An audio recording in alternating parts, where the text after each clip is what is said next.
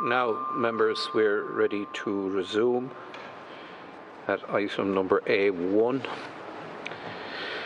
This is the Health and Criminal Justice COVID-19 Amendment Bill 2021 from the Seanad. Second stage, and we'll commence as soon as the Minister is with us. Yes, Deputy McGrath. If I could, Councillor, with your beg your indulgence, I'm very concerned about this legislation. Well, can we wait till the Minister comes? Oh, I thought he was here, sorry. No. Come back here. Carlow. Thank you.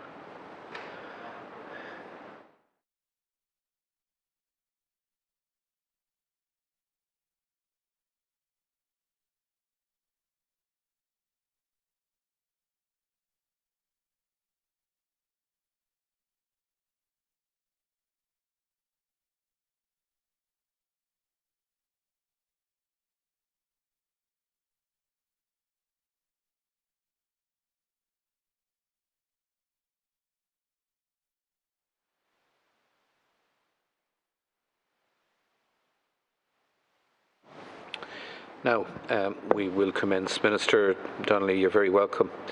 We're here to consider the Health and Criminal Justice COVID-19 Amendment Bill 2021 from the Senate.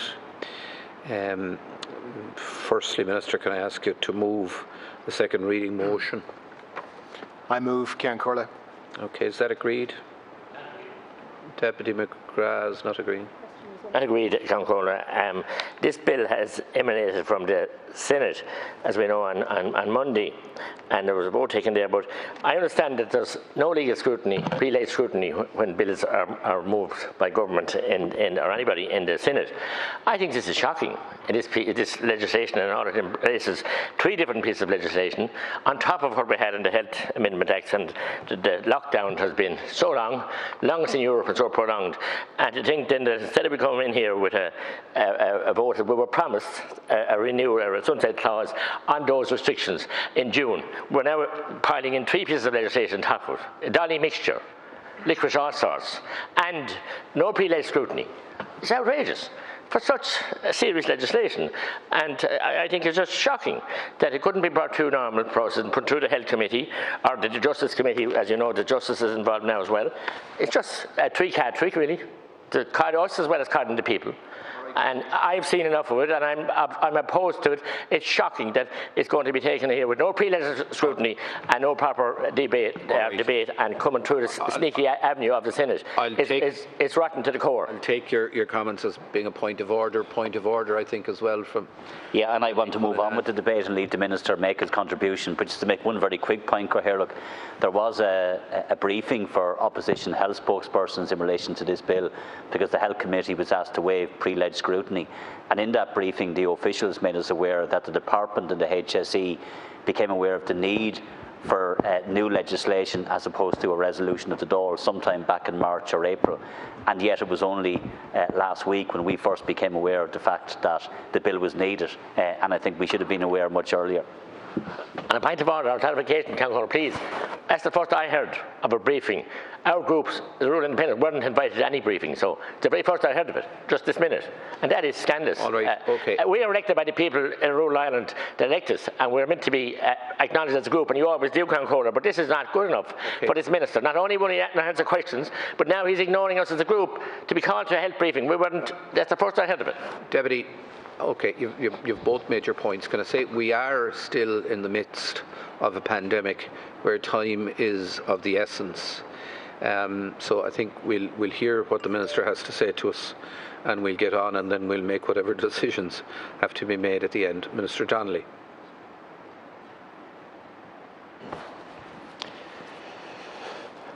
Cormac, Cormac. I welcome the opportunity to present the Health and Criminal Justice COVID-19 Amendment Bill 2021 to the House. I wish to inform the House that the purpose of this bill is to extend the period of application of certain emergency provisions that have been key to providing for the government's public health response to the pandemic. The emergency provisions that are to be extended are in the Health, Preservation and Protection and Other Emergency Measures in the Public Interest Act 2020, the Emergency Measures in the Public Interest COVID-19 Act 2020, the Criminal Justice Enforcement Powers COVID Act 2020 and the Health Amendment Act 2020. On the 9th of June next, certain emergency provisions in all of these acts are due to expire. The bill that I'm presenting to the House today provides that the operation of the emergency provisions concerned in these acts be extended for an initial period of 5 months to the 9th of November next. The current draft before the House provides that any further extensions are limited to a maximum of 3 months at a time thereafter, and that each extension must be approved by a resolution passed by each House of the Oireachtas. I'm proposing some changes which I hope will alleviate concerns which have been raised. We had a very good debate on the issue in the Seanad, and I also received a letter from the Chair of the Joint Committee on Health. I've reflected on the debate, on the views of the Health Committee and the wider issue itself. And I believe that the initial 5-month extension is warranted and necessary, and I believe it's proportionate. I understand concerns that have been raised about the possible additional extension after that 5-month period. I've decided to seek government approval to amend the bill at Dáil committee stage to provide for just one further extension of no more than 3 months. And this extension would be subject to a resolution of both houses of the Oireachtas. I'm of the view that given the current uncertain trajectory of the disease globally and the priority need to protect public health, progress on the vaccination programme notwithstanding, the emergency provisions are required until the 9th of November. At the same time, however, I am very conscious of the extraordinary nature of the provisions in question, and in particular the impact on fundamental and civil rights. That's why I'm now proposing that only one further extension of up to 3 months by resolution of both houses of the Oireachtas should be provided for in this bill. We do need these emergency powers to unwind the measures that are currently in place in an ordered and sustainable way, and I feel that allowing one further extension of no more than 3 months is justified and proportionate. If we do find ourselves in the position, which we all dearly hope not to be in, whereby we need some targeted public health measures beyond February of next year, we would introduce another bill and put it through the safeguards that the legislative process provides. The change I'm proposing is substantive. It is based on the views expressed across the political spectrum, views expressed by members of this House, members of the Seanad and in the Health Committee, and views which I share, Ceann Comhairle. These legislative provisions are the platform from which we can implement measures to provide for protecting our health service and for breaking the chains of transmission of this disease. I know the House is fully aware of the continued precarious trajectory of this disease around the world, and indeed the epidemiological situation in Ireland is stable, but it is, as we're all aware, under constant pressure. The incidence of COVID-19 is still high, though as I said, it is stable. There are still considerable uncertainties around what measures may be needed over the course of the rest of this year. But we are united in our clear and ongoing objective to slow down and minimise the impact of this disease, and in so doing, protect the health of the public and dilute the impact of the disease on our society and on our economy. Some members of the Seanad on Monday referred to these powers as draconian, which is not an unfair description. In fact, I used the same description myself, both as Minister for Health and when I was Opposition Health spokesperson when the initial bill was brought in earlier last year.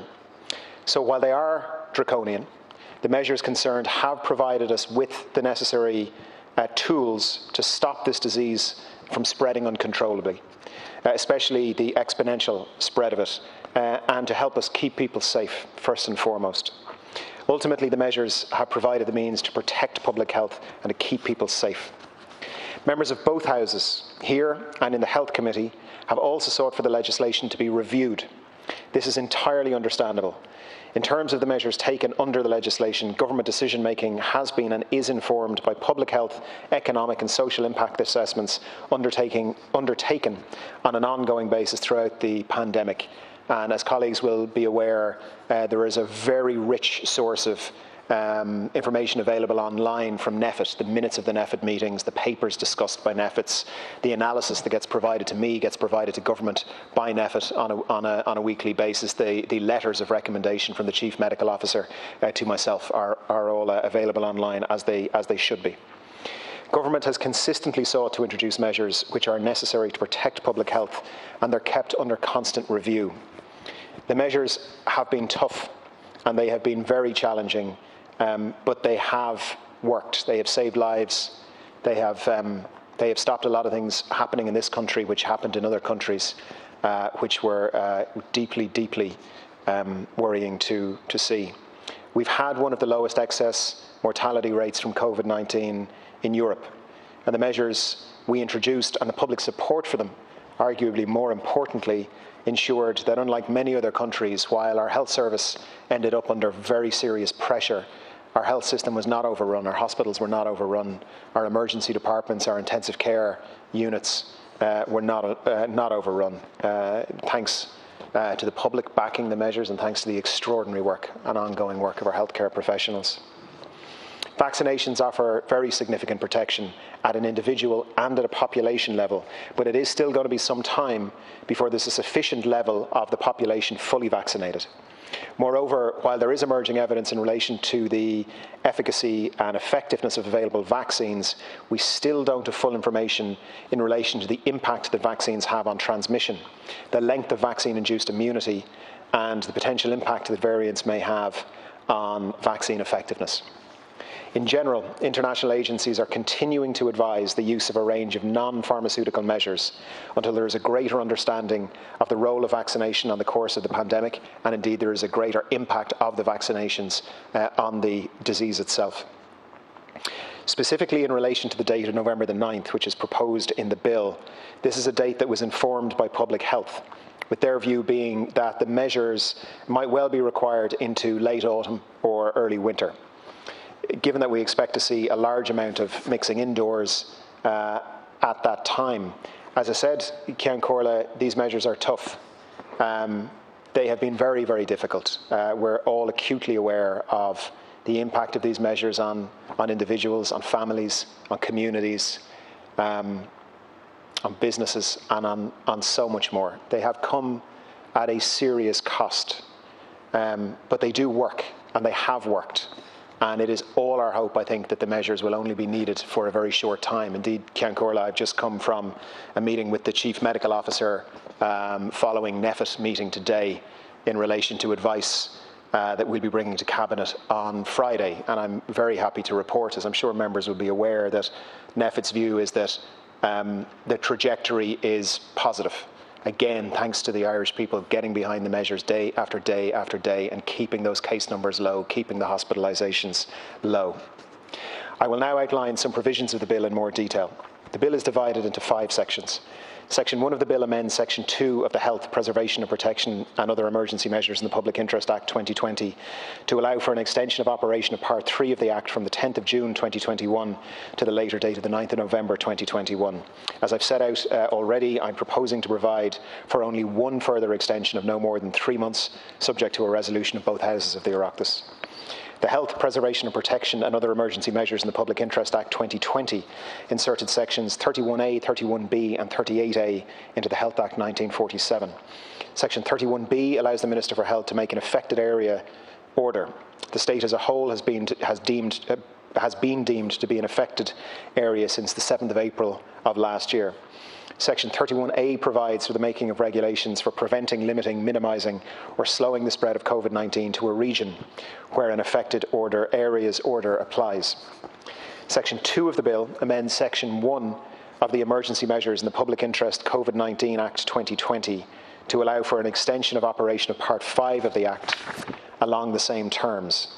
That Part 5 of the Act is extended from the 10th of June 2021 to the date of the 9th of November 2021, or the date specified in a resolution passed by each House of the Oireachtas. As I've set out already, I'm proposing to provide for only one further extension of no more than 3 months, subject to a resolution of both Houses of the Oireachtas. The Emergency Measures in the Public Interest Act amends the Mental Health Act 2001 to adopt a cascading approach to the role of the independent consultant psychiatrist and the role of the mental health tribunals, which review orders involuntarily detaining patients, whereby pre-COVID measures are retained in the Act, but where it is not possible to operate these measures safely, there are provisions in place to ensure the review of detention can continue remotely in the current public health emergency. Sections 3 and 4 of the bill currently provide for the same amendments in terms of extension for the Criminal Justice Enforcement Powers COVID-19 Act 2020 and the Health Amendment Act 2020 respectively. However, as I've set out, I'm proposing to provide for only one further extension of no more than 3 months, subject to a resolution of both Houses of the Oireachtas. The Health Amendment Act 2020 provides for the making of regulations to prescribe penal provisions in relation penal provisions to regulations made under Section 31A of the Health Act 1947 to be fixed penalty provisions and dwelling event provisions. The Criminal Justice Enforcement Powers COVID-19 Act 2020 provides on Garda Síochána with statutory enforcement powers in relation to licensed premises and registered clubs to ensure strict adherence to public health measures on premises where alcohol is sold for consumption on these premises. In considering whether the Act should continue in operation, Minister Humphreys consulted the Garda Commissioner. Commissioner Harris advised that if the Criminal Justice Enforcement Powers COVID-19 Act 2020 was not extended beyond the 9th of June, then members of An Garda Síochána would not have a clear lawful basis for entering a licensed premises to address breaches of the COVID-19 regulations. Liquor licensing legislation would not provide a power of entry for the specific reasons of addressing breaches of COVID-19 public health regulations. Ceann Comhairle, I'd like to take the opportunity, if I may, to compliment the work of An Garda Síochána during this national effort. They've continued to take a measured approach at all times. They've continued to engage, educate, encourage, and only as a last resort enforce. And while we're talking about the Guards, Ceann Comhairle, can I add my voice to many in the House as to what happened yesterday with the shooting of 2 guards, and may I wish them a very speedy recovery and wish their families the very best. It was an absolutely despicable act of violence against An Garda Síochána. Section 5 of the bill provides for the title of the Act as the Health and Criminal Justice COVID-19 Amendment Bill 2021, and that it shall come into operation on the 10th day of June 2021. As I have said before here in the Oireachtas and elsewhere, these powers do not sit easy with me.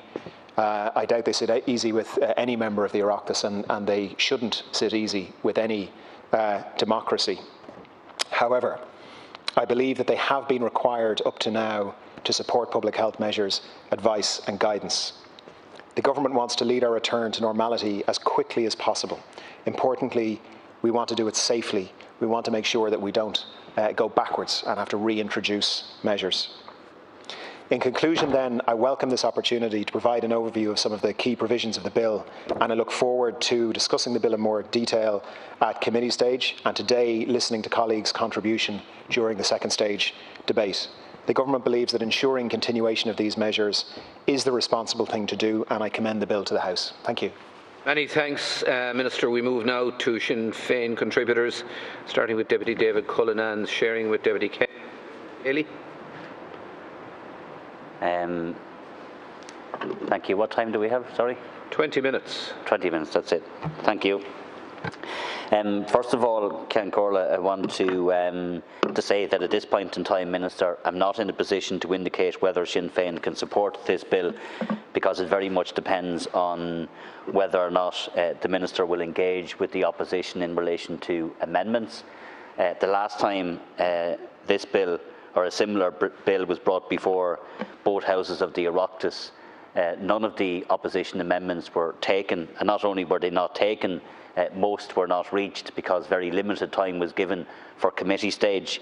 I've already had conversations with my own party whip, and I know this was raised at the Business Committee, Minister, that there really needs to be sufficient time given for committee stage this time around, so that reasonable amendments which are being tabled by the opposition can then be discussed and debated, and some level of democratic oversight brought to this very important issue, because as you pointed out, this bill is draconian. It does give you extraordinary powers, and we're being asked to give you those powers to go and make regulations which we then have no ability to either scrutinise or have a say over, or indeed even evaluate at any time. So for all of those reasons, we need to be assured that the Minister has listened, has engaged, and that the voices of the opposition are not only heard but taken into account in relation to the bill. The days of giving you as a Minister or anybody else a blank cheque in relation to these responses,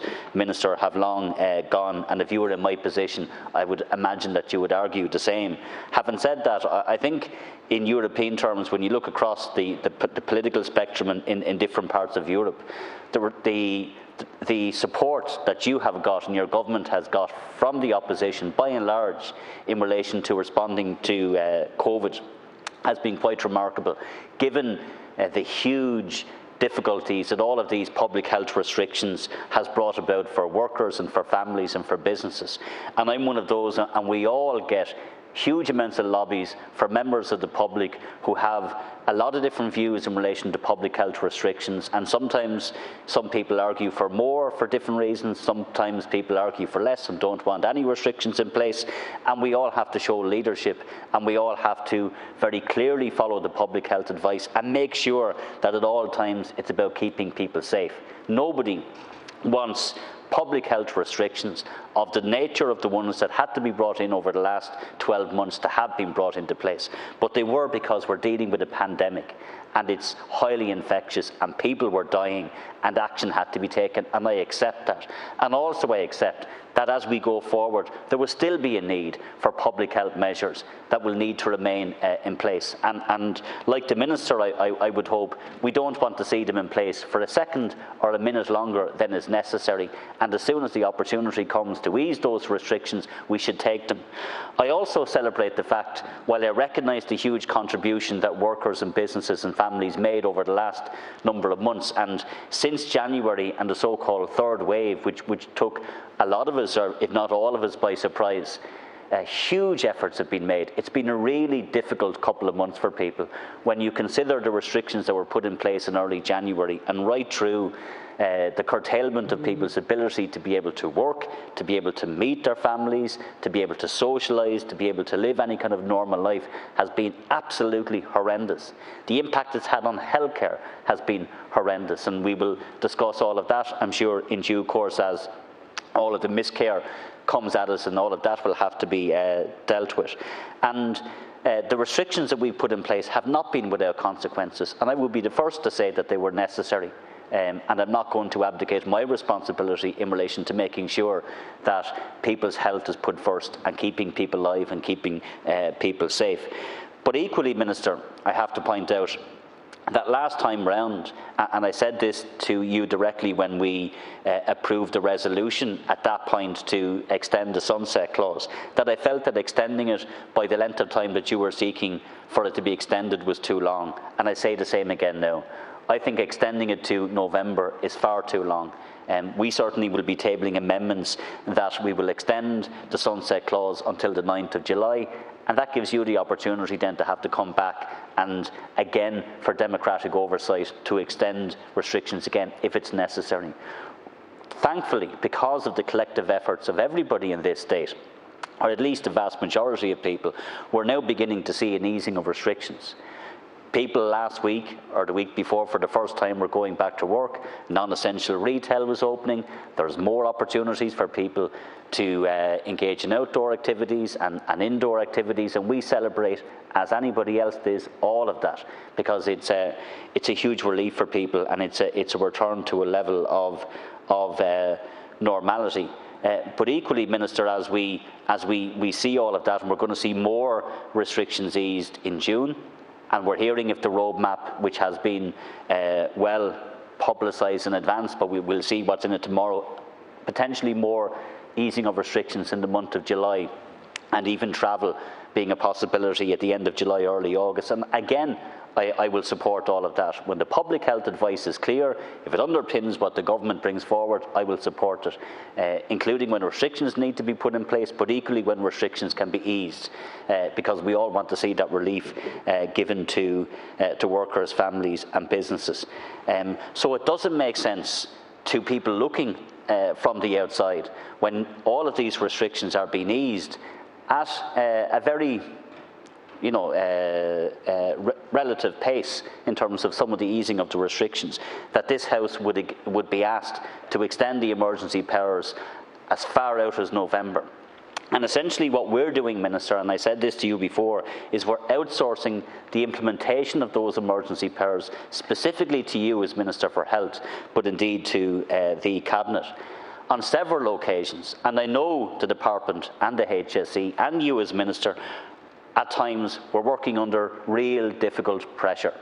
And when the third wave came at us in January, of course speed is important, and of course decisions have to be taken very quickly. But it is a cause of irritation for those of us in opposition who actually are supporting provisions like this, supporting public health advice, that regulations are published.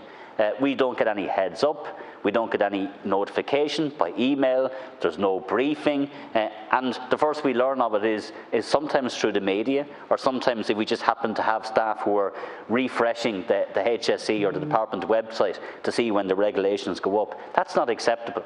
And I said this several times, so that's why it's a frustration for me. And then the emergency powers that we give you, Minister, and you make the regulations, are not subject to any approval by the Oireachtas. We're not asked to give consent, we're not asked to give an opinion, we don't have an opportunity to review their effectiveness, and nor, by the way, at any time have we had the ability to review the effectiveness of the provisions of the previous bill, which are essentially the same as this bill, over the last 12 months. The Irish Council for Civil Liberties have raised concerns in relation to civil liberties, as you will know. And I mentioned earlier, Minister, that there was a briefing for health spokespersons. It was actually a briefing for the Oireachtas Health Committee, so it was only members of the Oireachtas Health Committee, because we were asked to waive pre-legislative scrutiny in relation to this bill.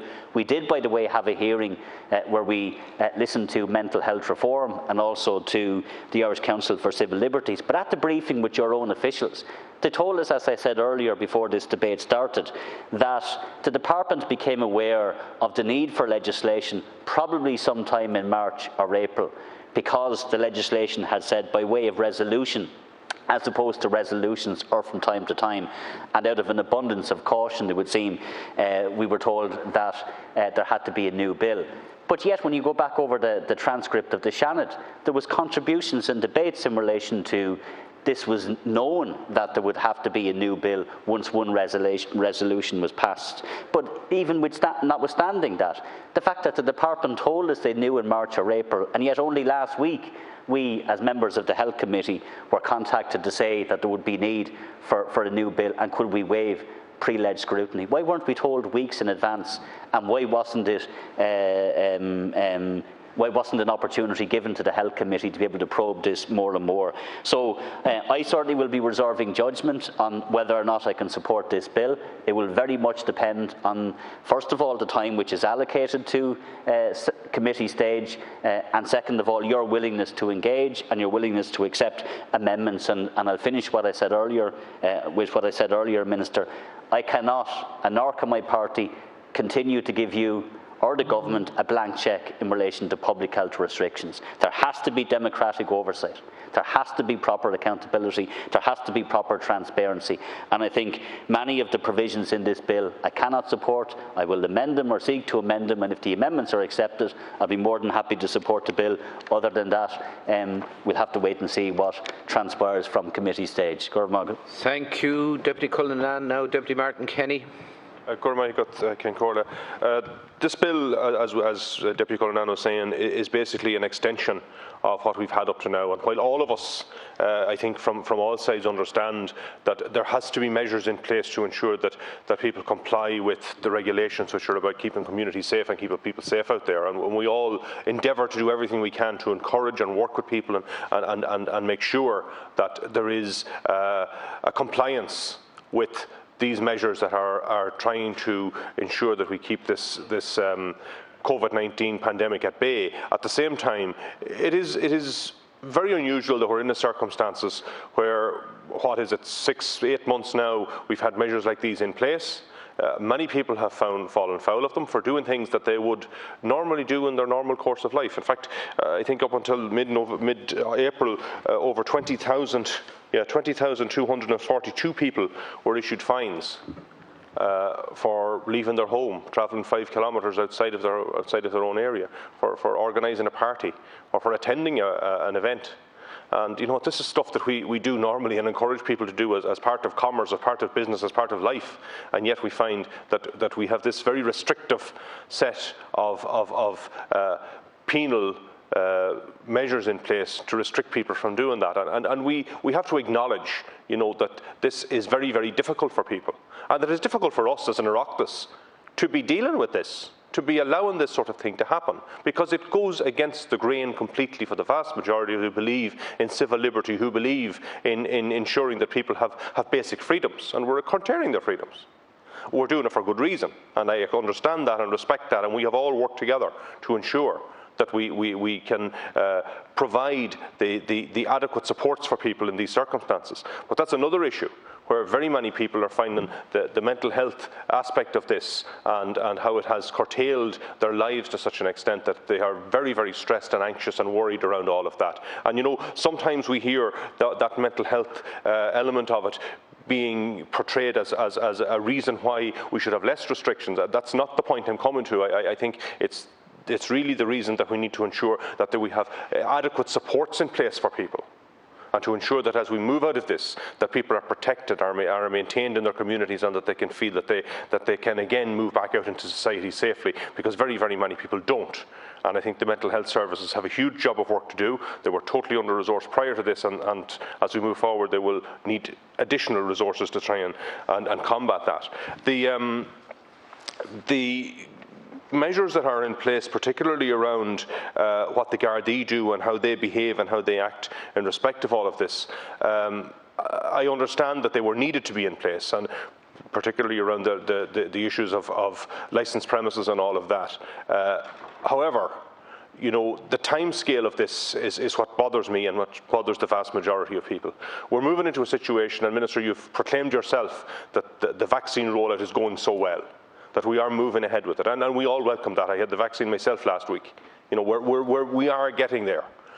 And as we endeavour to move forward, and sometimes I say that we need to get to a situation where more people have the vaccine than don't, and we're getting close to that.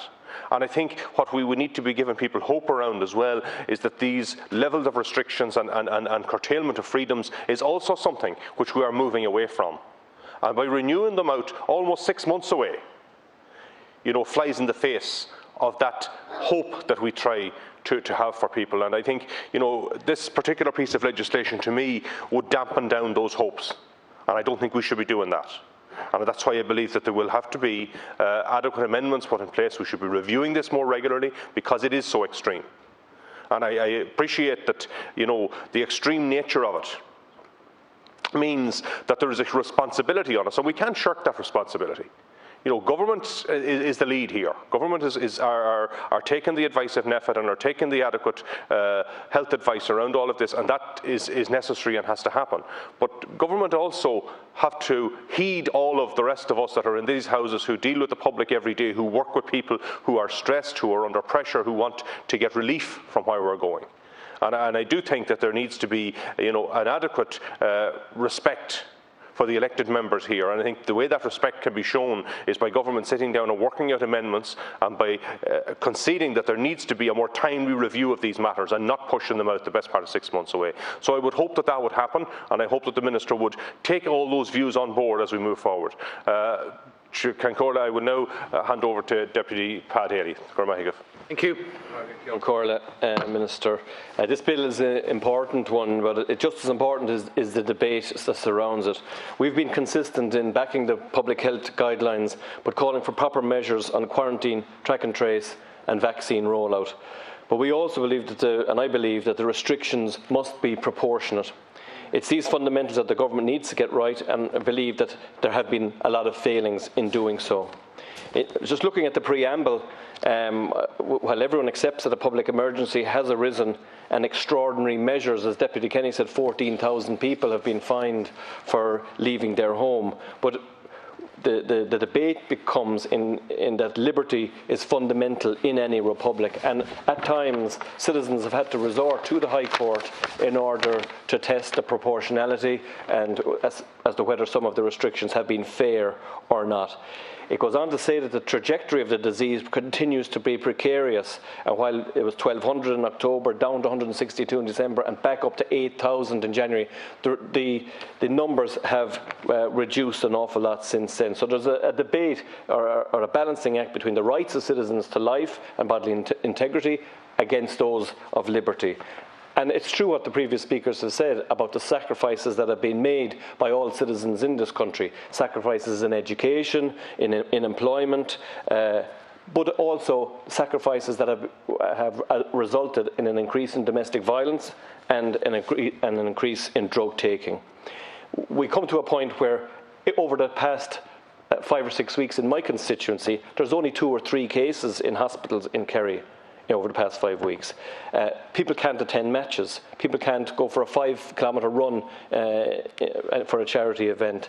The work on the greenways in Kerry more or less stopped because of the restrictions. The county clean-up day was ceased because, according to the county council, if there was half a dozen people on a country road on a Sunday morning, that was an organised event and it couldn't take place. Ridiculous, in my view. There's another aspect in which the government have failed, in my view, and that's the establishment of clear guidelines grounded in law and in medical evidence in which the public can have faith.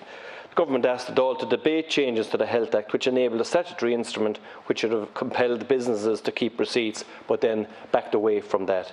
They allowed for ambiguities to be built up between public health guidelines and what was a matter of criminal law. Legal sanctions were used inappropriately, even against the advice of Professor Olhan, who warned of certain activities being driven underground. Most importantly, the government has consistently not communicated the risks of indoor versus outdoor activity. The recent fiasco over the Clare-Wexford game, I'm going to refer to that. 15 months on, has anybody looked at the evidence of transmission in outdoor sports? Has anyone analysed the data, or is there even any data to say that 2 players who marked 2 other players on a pitch which is 150 yards long could possibly be a close contact? Personally, I think it cannot be the case. I'm worried that this completely risk-averse type of call could make prisoners of us all. And the government is going to have to make a call and not hide behind advice without testing it to the hilt, given the sacrifices that I've already mentioned have taken place. Otherwise, it's bad news for the workers in aviation that are standing outside the conference centre today, who have argued for the antigen testing, which is acceptable in 15 other countries. Football matches still can't continue, and as we look across to the 6 counties and across the water and over the border, we see the opening up of outdoor activities there. I've been involved in park runs for the past few years. It's a brilliant, voluntary, community-led activity. 12,000 people participate in it weekly. It's still off the table. 80,000 people make 650,000 runs or walk. 7% of participants have a disability, 17% from the lowest socio-economic percentile, 50% are women, all groups heavily impacted by the COVID-19 restrictions. I'd like to thank Minister Chambers for having met with organisers this morning to consider a trial run. But while elite sports have their advocates, unfortunately the runs and the social events such as Park Run don't have that kind of slick PR machine behind it, but there is no reason that I can see why those events cannot take place as soon as possible. Otherwise, there's no benefit to the vaccine rollout. Thank you, Deputy Daly. We move now to the Labour Party and to Deputy Duncan Smith. Thank you, Ceann Comhairle. I think this is why I don't envy you your task, Minister, and your job in this regard. Because one of the things that has been a recurring theme of this pandemic has been maybe what we just heard, and I do get what Deputy Daly says, and when you take things in isolation, if such and such happened, what's the risk of that? But, you know, when we were in the teeth of the worst waves, it wasn't necessarily the act of going for a run with a few people in the park that was dangerous, but it was the cumulative impact of risk of people moving, of congregating for a cup of tea or coffee afterwards, and we usually go for a spot of breakfast after that, and we might just do that. And like it's easy at this point when we are feeling a bit more hopeful about things, and rightly so, that we can look back at things and take them out of their context and look at things and say, why do we need to do that? Why do we need to do this? We made huge sacrifices and we continue to make huge sacrifices. And this pandemic has had, this disease has had an unbelievable success rate in making fools out of a lot of us, by constantly wrong-footing us, and when we feel we're getting ahead of it, then it comes back and it bites, and when it bites hard, and it puts pressure on our health system. People get sick, people get very sick, and people died, and will continue to do so. The success of the vaccination rollout is what's different about this time, though, and that's what is the factor in this debate at this point of extension, which I think does require some further discussion and some further teasing out at committee stage, because we did hit a wonderful milestone yesterday, 2.5 million vaccinations. That's incredible. That is incredible. Particularly over the last couple of weeks, where we've had a ransomware attack on our health service systems, that we managed to keep some critical health services going, but we managed to keep the vaccination programme on track is unbelievably commendable, and it goes from root to branch, in fairness, Minister. It can't all just be, it is the frontline workers, but in fairness, it's the civil servants and it's the people in your office and it's yourself, in fairness, that's kept that going, and you have to acknowledge that. But it is in that success that has given people hope, and it is in what we're expecting this week in terms of the announcements regarding indoor dining and outdoor dining and return to safe travel that are giving people hope. So the 9th of November date, I think you'll understand, Minister, does jar with us because it seems so very far away at a time when we are so hopeful about unwinding these restrictions and about returning to somewhat of a normal life. And I did listen. I came to the chamber for your opening statement, and I did request a copy of it, which I received because I was looking to see just a deeper explanation as to the rationale behind the 9th of November, and it wasn't there. And now maybe you will come back to that in your closing remarks or refer to it between now and committee stage, because it is something I think requires. We're going to require some more convincing on that. With all the optimism out there, I think that's what we require and that's what we expect. You've admitted yourself that 80% of the adult population will be vaccinated by the end of June. We will have a safe return of some international travel, and I've just come here from the Transport Committee where we were meeting workers and speaking to workers from Aer Lingus, and there's a whole heap of concerns there. They've lost jobs, or we're losing more jobs, but part of it was how do we return to safe travel? How do we test people who are working in aviation?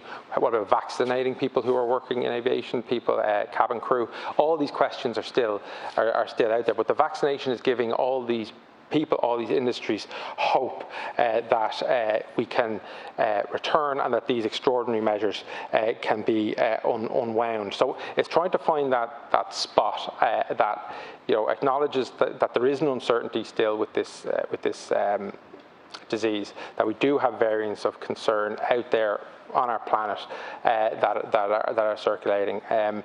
And we do need to manage that, and we do need to be prepared for that and have resilience to that. But like the 9th of November, again, we can do that without pitching fully to the 9th of November, we believe, and we've had deep discussions with that in the Labour Party over the last few days. Like, we know, Minister, you take no joy in these regulations. No one wants to stand up and deliver these in any circumstance, and I imagine the vast majority of the people in the House feel this way, and if reports are to be believed, as well as safe travel, as well as indoor and outdoor dining, we're going to see the events industry return in August, September. There's reports in relation to people being allowed back to view sports, and hopefully we'll see people at League of Ireland matches, is what I hope to see later on this summer and into the autumn. And all this is just in stark contrast to this 9th of November date. Now, we hope that as we unwind and as we do circulate and have an outdoor summer, that numbers continue to be controlled. They're not reducing as much as we'd like, let's be honest, but that numbers continue to be controlled, and that hopefully they will reduce, and that the vaccinations, people won't be getting as sick, that we won't see a spike in numbers, because obviously if we do see a spike in numbers in August, September, then the 9th of November date may seem more logical, but at this remove it doesn't. And we feel that, maybe looking at the 9th of September, we will have seen what has happened over the next 3 months in the course of the summer and the gradual unwinding, that it will be the appropriate point for these restrictions to be extended to, and from thereafter to have a month-on-month review. That would be our proposal. We feel it is both belt and braces approach, and acknowledges what's happening at the moment with the vaccination, and acknowledges what's happening with the unwinding. And just in terms of the pre-led scrutiny, we understood that last year. We understood that when we were in mega panic, when the world was in mega panic last year, March last year. But we do need more scrutiny of this right now. We do have the time and space to do it right now. I'm on the business committee. We're having huge discussions every week to ensure that we have enough committee time, enough venues, and it's causing lots of consternation, but it is vital that our legislature continues. So we do have the time, we do have the space to discuss this in more detail, and I would ask you, Minister, to do that. But also, at this time, we do have a chance to review the impact that all these restrictions have had on people. And this is probably the first time we've really had a chance to do that. We're talking, like my colleague Senator Annie Hoey in the Shannon debating this earlier this week has called for a human rights analysis to be carried out on these measures, and I think that's a fair ask. I think that would be a compassionate and an understanding thing for this government to do, and I would ask in your closing remarks that you might respond to that. And we shouldn't be, we should not be extending these measures beyond September until such a review has taken place. We need to ensure that the rights of people we represent are respected at all times, at the most basic tenets of the democracy that we're expected to uphold in this House, that they are implemented. So will you commit to a review on how these laws have been implemented and how often they have had to have been used in this House before the end of June? I'll be bringing this up at the Business Committee as well. Look, the public do seem concerned about these measures continuing, and I've had some discussion with a number of constituents on this over the last number of weeks. Some people are coming from a very far-right libertarian kind of point of view, and that wouldn't be one I would share at all.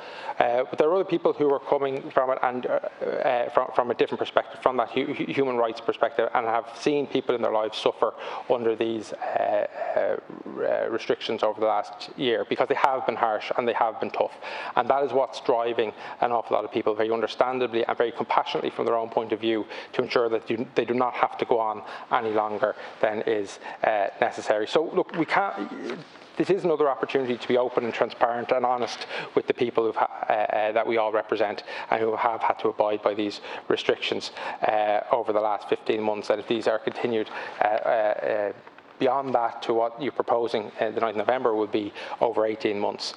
So look, at this stage, and we'll see what happens in the debate, but at this stage we plan on bringing forward amendments at committee stage next week to change the date, ending the restrictions to September instead of November, and implement the monthly legislative review to the effectiveness of these measures from the end of July onwards. But again, we want more discussion. We feel there's space for more discussion, and when it comes to legislation like this, Minister, we should be presented with as much information as possible, and maybe more information than what we've received thus far on the effectiveness and how necessary it actually is. We cannot just be a rubber stamping tool. No one wants that. We want to pour over all the details and as much information as possible. But again, where we're coming from here is the success of the vaccination rollout. And what we see a few weeks ago, where those of us who have grandparents were getting them, and then our parents were getting them, now our friends are getting them. I'm looking forward to when it's rolled out to people in their 30s so I can get it. And every time another cohort is included, that brings more hope and more energy to this summer that we hope to have, this safe outdoor summer where we're going to be able to intermingle again. And just to say one more thing as well that I think has gone unreported. Very early on in the vaccine rollout, people with mental health issues were included as one of the early cohorts. And that was an important inclusion. and it was carried through by the HSE, which is very, very important, because for too long in this country, and we still have so much more work to do for people with mental illness in terms of full inclusion in our health service, and breaking down stigmas and access to therapies and access to health services. But for them to be included at the very early stages, and for it to be acknowledged how physically vulnerable they are as immunosuppressed people, was very, very important. I'd like to commend the HSE and everyone involved in that, because it's not. I don't think it's been reported enough, and I just don't think it should go unnoticed. But that's where we're at on it. I look forward to engaging with you further on it, Minister. Thank you. Thank you very much, Deputy Smith. Now, Deputy Cathal Crowe, Neil Shanshaw. Deputy Brian Stanley. Deputy Stanley. Thanks, Cormac. And could say I welcome the opportunity to speak on this bill. When this was last before the House, these measures before the Dáil in October 2020, Sinn Féin tabled an amendment to limit the scope of the emergency legislation. We sought for the government to bring forward less discretionary legislation which did not avoid Dáil scrutiny. The existing legislation has given far too much discretion and emergency powers to the Minister for Health.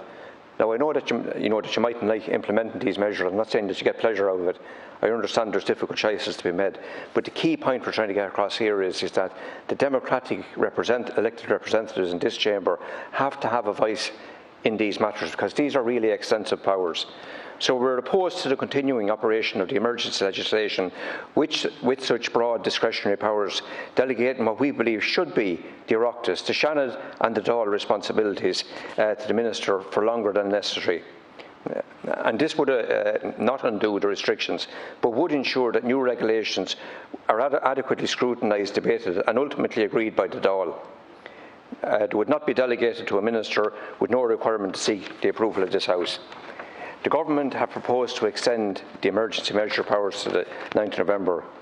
We do not believe that this long extension, without scrutiny, is warranted at this stage. They may need to be extended, but it needs to come back into this House. As hospitalisations come down, vaccines ramp up and society reopens, there's no need for such broad discretionary powers to the Minister. Whether the health regulations need to be kept going, it's a matter for a year. The vaccination campaign is going well. We argued on this side of the House for it to be, the only difference we had with you is to keep your foot on the pedal, and it is going well. I had my first one recently, and I can report to you that the one in County Laois, the centre there, is absolutely excellent. The work that they're doing is tremendous, and it's great credit to everyone involved. We complained when it wasn't going well, so I want to give credit when it is going well. We've tabled amendments to this bill to limit the operation of the Act to the 9th of July and require that the restrictions need to be approval of the Dáil going forward. We will continue to be informed by the evolving public health situation. We support and have supported all health measures and interventions which were deemed necessary by the public health advice, which allow us to keep the virus under control. But we cannot support the bill in its current form, Minister. We submitted an amendment to change November to July, so as we had a full debate here in this House. And now the Minister was given extraordinary powers, and in good faith by TDs last year. We put that faith in you. And, but to push the sunset clause out to the 9th of November is a push too far. It's a step too far. We need to see a clear plan coming from government to exit the restrictions. In the absence of such a plan, we instead have, what we have is government, unfortunately, seeking a carte blanche authority for a further 6 months. As I said, it's a push too far, it's a step too far. For many members of the public who expect us, I had constituents this morning onto me about it before I came up here, to make sure that I raise my voice about it. It's not that they don't support the public health guidelines, it's not that they want to open up everything in a laissez-faire kind of way, but what they want is they want to see it properly debated. And many members of the public, who continue to support the public health measures. And we've done our part, Minister, in trying to bring, I think you'll admit this, in trying to bring the public with us and to keep the public on side, to keep following the public health measures and the advice that's being given by NEFID and etc. and by the HSE. But this does not sit right with them, and I'd ask you to accept the amendment. Thank you very much, Deputy Stanley. Now we go to the Social Democrats and Deputy Róisín Shortall and Deputy Cathal Murphy. Thank you, Councillor. Last year, a national emergency existed, and this House passed a number of pieces of emergency legislation, which the Minister is now seeking to extend beyond their express expiry date of June 9th. In the legislation before us then, we know that that provides for an extension as it stands, one extension and then further 3-monthly extensions for the 4 pieces of legislation which we passed last year, those 4 emergency pieces of legislation. This legislation conferred wide-ranging and draconian powers on the Minister for Health, which the Minister admits himself, and also on members of An Garda Síochána. The legislation also gave carte blanche to the Minister to introduce a raft of regulations which impacted many areas of our daily lives and our democratic freedoms. This legislation was supported by the Social Democrats and other parties and groups in this House when it was introduced because of the unprecedented nature of emergency which the country was facing. At the time, the country was battling a killer virus which has cost thousands of lives, brought our health service to its knees, and forced the shutdown of vast sections of our economy.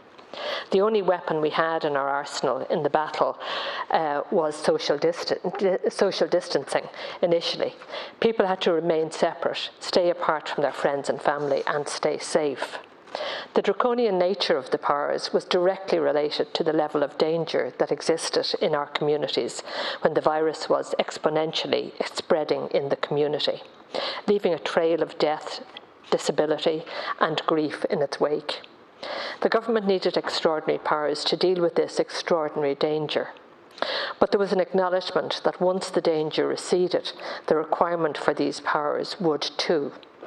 A sunset clause was built into the legislation which allowed for one extension after an initial period of 6 months, while a review of the impact of the legislation was also promised. Today we're still battling that virus, but now we have a powerful weapon, our vaccination programme. Consequently, our odds of success in this war have been markedly improved. 15% of the population have now been fully vaccinated, and nearly 50% have received their first dose. And there's all credit to everybody involved in that, in particular the HSE. Businesses closed since last year have finally begun to reopen, and that's really to be welcomed very warmly. There is hope, once again, that life can return to normal. Yet the government is asking the opposition to support its attempt to extend the same level of draconian powers which were required at the height of this crisis, despite the situation now being, thankfully, vastly improved. There are some on the government benches who don't seem to accept that the situation has improved and that we need to take a new approach. The whole purpose of severe lockdowns and the curtailment of rights necessitated by the introduction of this legislation was to flatten the curve and stop the spread of the virus. When the epidemiological situation changes, so too does the need for the restrictions to the same extent. And I think it's important that, as a matter of course and practice, that before we pass any legislation, that it's important that we read it thoroughly and that we look at the analysis underlying the rationale for that legislation. There have been many problems with the manner in which the government has exercised its powers since the legislation was passed. 67 separate sets of regulations have been introduced, and more often than not, there has been no advance notice, no approvals, no reporting, no impact assessment, no oversight or scrutiny, and no briefings, unfortunately. And I think this is a really weak spot on behalf of the government. In the early days of the virus, we were getting twice weekly briefings, and that was really helpful. It meant everybody was in possession of the same information, and it also meant that it was easier for us to work together in the national effort. And I think it's a real problem, the fact that the government has stopped doing that now for some time. And, you know, there hasn't actually been a briefing since last December, and that's very regrettable, Minister, and I'd ask that you would try and address that issue, because the opposition, like much of the public, has been left completely in the dark in relation to proposals in respect of regulations under this emergency legislation. This lack of transparency has caused huge levels of confusion and anxiety. There's been, on occasion, no clear distinction between activity that is illegal or merely advisory. For example, the advice last year that older people should cocoon, which some understood to be an effective house arrest when it was merely advice. And there were other problems too, Minister. Travel restrictions which required people not to leave their county, even if that meant needing to travel 3 kilometres to get to their nearest town, was prohibited. Many unintended consequences which could have been foreseen with proper discussion in advance and with Oireachtas scrutiny could have been avoided.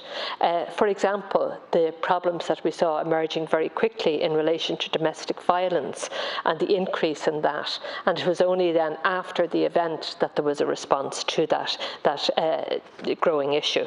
Regulations which precluded single people having any social contact, which just made no sense whatsoever, and which the Dáil had to insist would be changed. Again, it would have been better to discuss that in advance. Putting Gardaí in a situation where they were required to record what food people were eating in pubs. Again, terrible situation to put Gardaí in. It should never have happened, and that should have been discussed. That and other actions required of the Gardaí, which they were quite reluctant about, and we heard on several occasions that there was very little guidance issued to them in relation to what they were being expected to do with these special powers. Emergency measures in respect of mental health tribunals, which were unnecessary and unused, and just yesterday mental health reform have made it very clear that they're requesting that those measures be scrapped. There's a need to recognise and accept that some of these measures were excessive, some unfair, some unreasonable, some confusing, and some made no sense at all. We know, of course, that the Health Committee last week had to deal with this. We appreciate the briefing that we got from officials, but we were asked to waive pre-leg scrutiny. And again, for legislation that is so important, I think that was unreasonable, and I think it showed little or no regard for the parliamentary procedures and the requirement for parliamentary oversight. And as you know, the committee had to write to you expressing their concern about that and requesting that you would consider amendments to this legislation. And that wasn't done easily, Minister, and it was done with the support of the entire Health Committee. So, I'd ask you just to listen to other members of this House who, would very much like to see you taking a more reasonable approach to this, and a more cooperative approach also. I believe that we should not further extend wide-ranging blanket restrictions on Irish people's fundamental civil rights and liberties unless that extension is absolutely necessary. Therefore, the reasonable and sensible thing to do, in the opinion of the Social Democrats, is to review the legislation, remove the draconian measures that can no longer be deemed necessary or that can be defended, and extend those measures that are required. This review could be carried out in a reasonably short period of time. It could be carried out, we believe, in a 6-week period, and it would provide valuable information, like whether enforcement powers have been disproportionately used, for example, in certain geographic areas or among certain demographics. We need to get that information. We've no disaggregated information in relation to the imposition of fines and prosecutions. The Social Democrats do not want to jettison all of these measures. Instead, the proposition is simple, Minister. We want you to consider the amendment of this legislation to allow a rollover of those measures that are absolutely necessary, subject to a review being carried out. The Minister can then return to the Oireachtas prior to the summer recess to consider the outcome of the review and amend the legislation accordingly. Restrictions that are necessary necessary to protect public health and protect the reopening and the hard work of the Irish people over many months should be retained. But those which are no longer defended or can be defended should be dropped. And in addition to that, I would just add one more request, and we'll be putting in an amendment on this. I'd repeat that request, Minister, that prior to introducing any regulations, that you give people notice of those. I think 48 hours notice is appropriate in order that they can be considered, and ideally we should be in a situation where the approval of the House or both Houses is required for the passage of those regulations. Thank you. Thank you, Deputy Shortall. Deputy Murphy. Thank you. Minister, since last March, our response to COVID has been one of emergency thinking and a heavy reliance on secondary legislation. Obviously, we rushed through legislation last March in a very different environment. You've described it yourself as draconian, sorry. And I've got to say, I would share that description. In a million years, I wouldn't have expected to ever have to face having to vote for that kind of legislation. But COVID has been quite extraordinary. It was a crisis, it was a time of great uncertainty, and we didn't understand the virus, and there was no sign of a vaccine. Thankfully, things have changed quite a bit, and thankfully, the rolling out of the vaccine is very successful. I got my own one in City West some weeks ago, and I would attest as well to what others have said that it was very efficiently dealt with. We understand the virus a lot more now, although I'm not sure we're getting the message out very clearly about it being an airborne transmission. But we know that this is not static. The situation is changing from time to time, and so should our response be. COVID is very much it's still a presence, and it's still a risk, and a significant risk. But it's how we manage that risk that's the issue. We know that the more vulnerable in our population have been vaccinated, so we need a much more nuanced approach in how we manage the risk going forward. And that's what's so disappointing about being presented with this legislation today. It seems that the debate is, an afterthought. I listened to the radio last week and woke up, turned on the radio, and we were told the government has decided to extend these measures to November. Like as if it doesn't matter that the Oireachtas have a view. We have the numbers, we're going to do it. That was the message that came across. And I think that there has been certainly a feeling all this year that the opposition, can come in and they can criticise and moan and groan and whatever way you might want to typify it. But I don't think that we feel we're being heard, and we're here to represent the public just in the same way as you are. And I think that the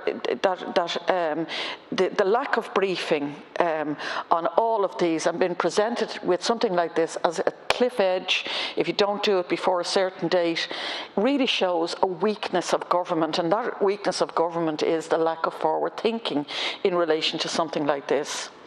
This legislation was extended to the 9th of June with the understanding that that would be the sunset clause, that would be the safeguard.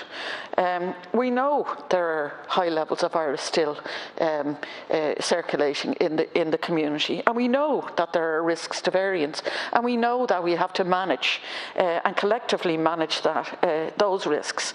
But we've got to do that and balance it against people's fundamental rights as well.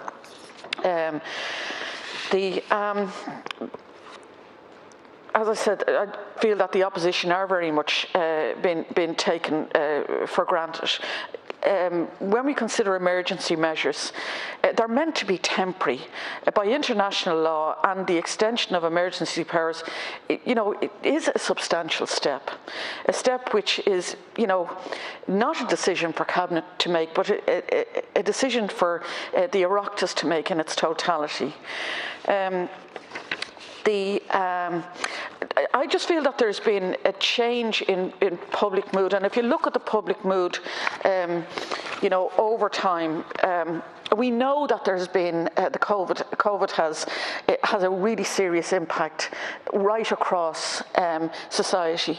We know there has been, for example, significant damage to children. They've been out of school. There's been a double disadvantage with children, say, with disabilities. We know there's a loss of confidence in older people.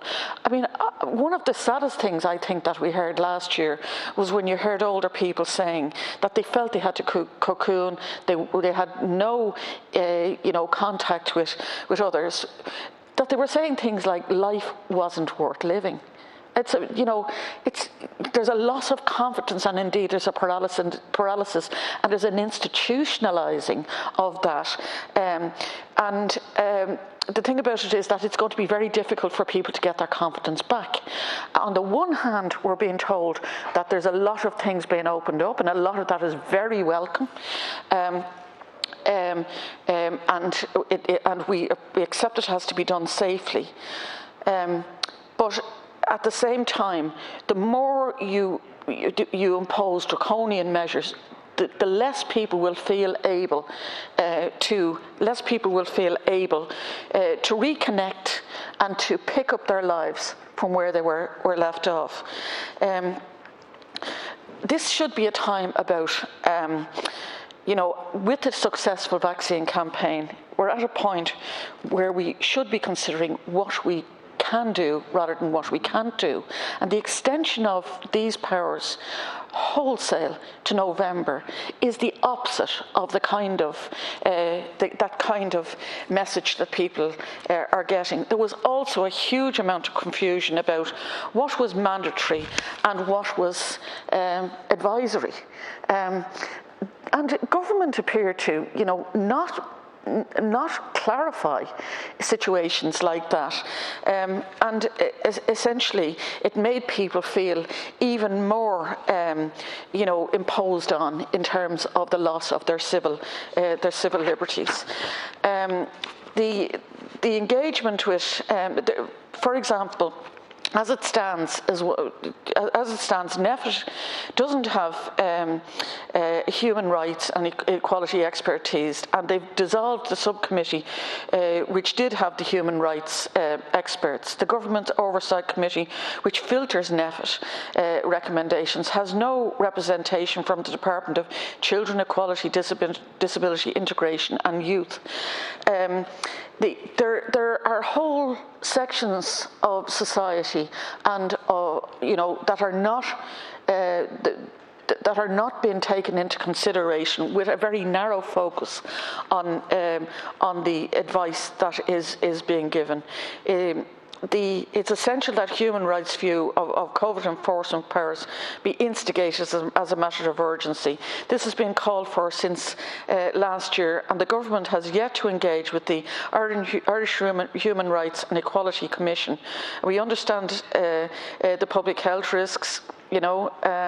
Some of the restrictions may well be necessary, but they must be subject to scrutiny, and the absence of reviews at a regular interval where we have emergency powers is a real source of concern.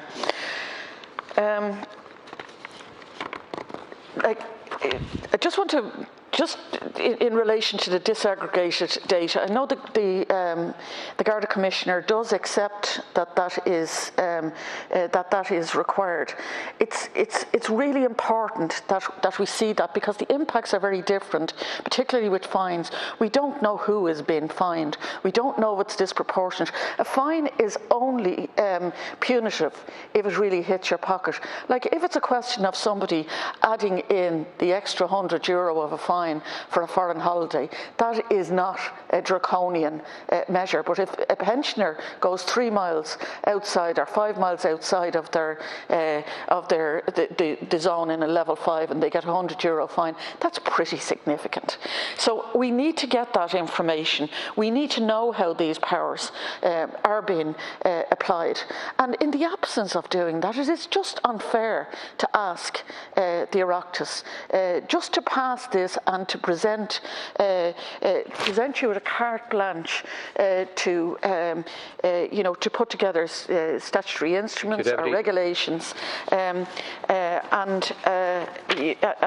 not have those reviews. So, Minister, we really have to have those reviews. We will be putting forward amendments, and I would hope that those amendments will be received in a way that they at least you will be open to considering them. We go back now to a government slot where Deputy Cathal Crowe is sharing with Deputy Cormac Devlin. Thank you, Ceann. I'll be nice and brief. Minister Donnelly, thank you for being in the Chamber here today. Just two very quick points I wish to make. Many of us have met with IALPA, the Irish Airline Pilots Association. They're just outside the National Convention Centre here today, and they've met with many TDs on the way into the Dáil. The point really they want to make, we're all waiting with bated breath for these announcements on Friday in terms of easing restrictions on international travel, in particular international air travel. The point they wish to make, and the point I wish to make on their behalf in the Chamber, is that the Digital Green Certificate makes provision for testing. It allows for rapid antigen testing. It allows for antigen testing in its basic form too. This needs to be an option for the Irish state. It's being embraced by 15 EU countries out of 27. It also needs to be a way for us going forward, in tandem with PCR testing. The reality is that if you take a PCR test 3 days beforehand, it's kind of like breathalyzing someone before they go into the pub. You're not capturing all the information. With a rapid antigen test, the day of the departure, 6 or 7 hours before departure, you're actually detecting a hell of a lot more. I think it has to be the way forward. It has to be in the mix. On the matter of mandatory hotel quarantine, and I'll finish on this, I think we need to retain it, but only for countries which have a wild variant of COVID. So our European neighbours, Britain, North America, we need to enable inbound air traffic and outbound air traffic to those countries. We need to welcome with open arms people who've been vaccinated in those countries, and we need to retain it just in a basic form for countries where there's a wild variant. And I'll finish with two numbers which I gave here in this chamber yesterday. On the 12th of January, there was 8,200 COVID cases in the country, but yesterday there was just around 400 cases. The two are incomparable, and our state's response to the situation too shouldn't be comparable as well. Thank you, Minister. Thank you. Deputy Devlin. Gurmagat Ceann and good afternoon to the Minister as well. And I welcome the opportunity to discuss and debate the Health and Criminal Justice COVID-19 Amendment Bill 2021. It's important that this piece of legislation is discussed and debated here in this House and that we examine it in detail. And the background to this debate is also important. Since the pandemic struck last March, over 4,941 deaths have been recorded. And I express my condolence to all those families, individuals impacted, as well as 250,000 cases of COVID recorded here in Ireland. I want to also express my thanks to the frontline workers who've continued to look after us all right throughout this pandemic. The doctors, nurses, hospital staff, supermarket workers, our wonderful Dublin bus drivers and other transport workers, and of course our Gardaí and firefighters. All of those have, and more, have been key to us tackling the pandemic right up and down the country. They all answered the call. They kept the country going throughout the worst of the pandemic, particularly in the early days when the full pandemic, the full impact of COVID-19 was unknown. The last 15 months have been a very long road with the ups and downs. We're now approaching the final leg, thankfully, in that journey. We have come a long way, but we're not there yet. The Chief Medical Officer signalled concern about the growth in the cases of the new Indian variant, and I agree with my colleague, Deputy Crowe, on the measures we need to take around travel. While there's strong confidence on our vaccination programme against the variant, we still have a way to go to ensure that the vast majority of our population have received their first inoculation. It is likely to be late July or early August before we hit 80% of adults fully vaccinated. The vaccination programme, I believe, is going very well, better than many forecasts here in this House, and it will be possible to further reopen society and the economy as that gathers pace. However, we must be cautious, as I said said, the Indian variant or other unknown variants if they become established here and could cause a fourth wave despite all the inoculation and vaccinations.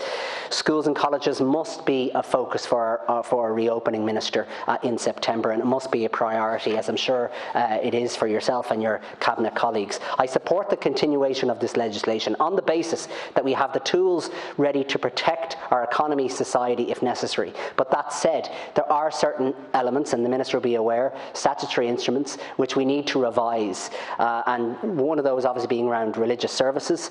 Yes, the Gardaí have powers, but if they're still kept, the Gardaí could utilise them, and we don't want to see that. I mean, if we're going to reopen the economy, we want to ensure, and society, we want to ensure that that's free of any unintended consequences. Equally, daycare services. I've spoken about that many times here. We need to have a timeline for that. The elderly need that timeline. And also, as I've spoken to you, Minister, about drive-in movies, there's a little lacuna there which needs to be resolved, hopefully, in the new announcement. And in the time I have remaining, I hope that they will, that the legislation will not be used in any great degree over the next few months. Obviously, we want to avoid any other wave or any other mass infection. However, we have seen some parties in the House today take widely different views on the COVID strategy.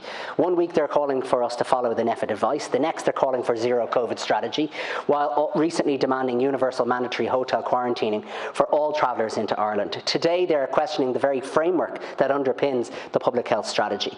It's quite a journey for some of those, and I don't know which one it is. And next week, will we have a different decision?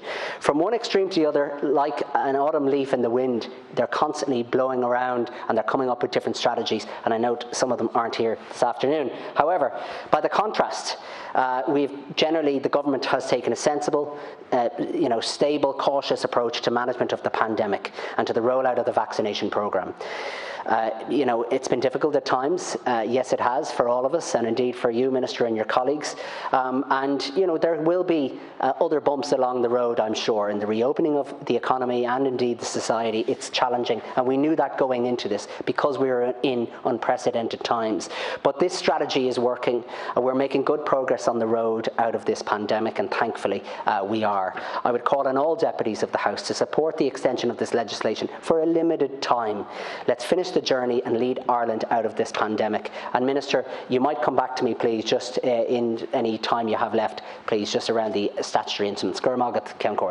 Thank you very much, Deputy Devlin and Deputy Crowe. Now, Deputy Louise O'Reilly has 3 minutes. Deputy O'Reilly.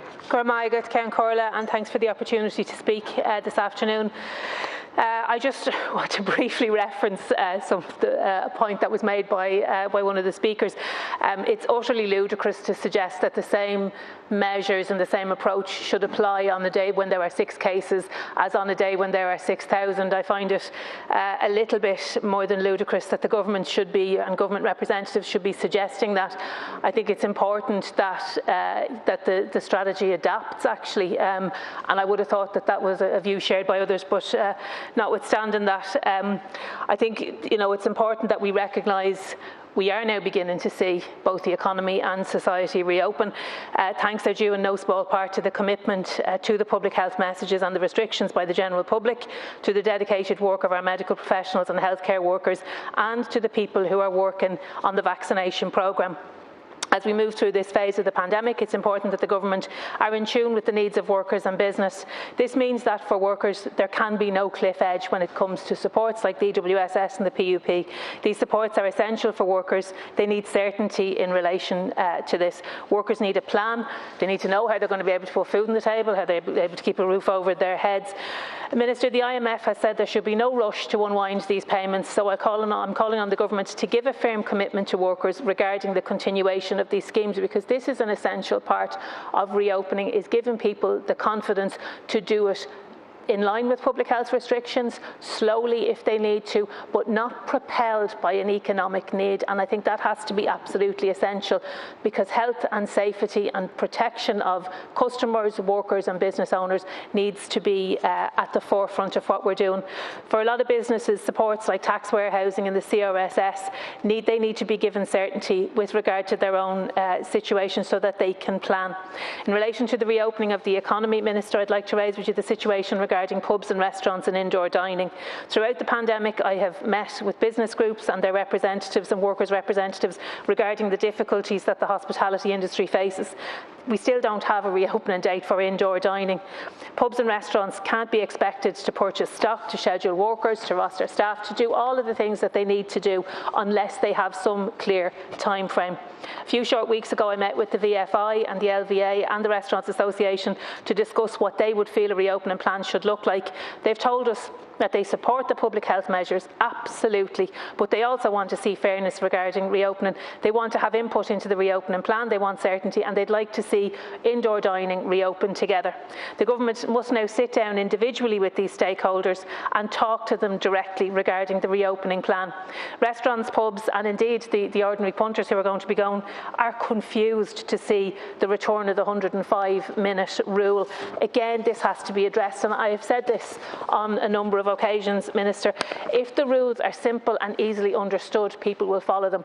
But I think we need to understand people want to follow the rules, they want to follow the regulations, they want to do the right thing, but they do need an element of clarity and they do need to see that these rules make sense. Cormac. Thank you, Deputy O'Reilly. Now we go to Deputy Paul Murphy, sharing, you have 20 minutes, Thanks. Sharing with colleagues. Sharing with Deputy Smith, probably Deputy Kenny and Deputy Barry.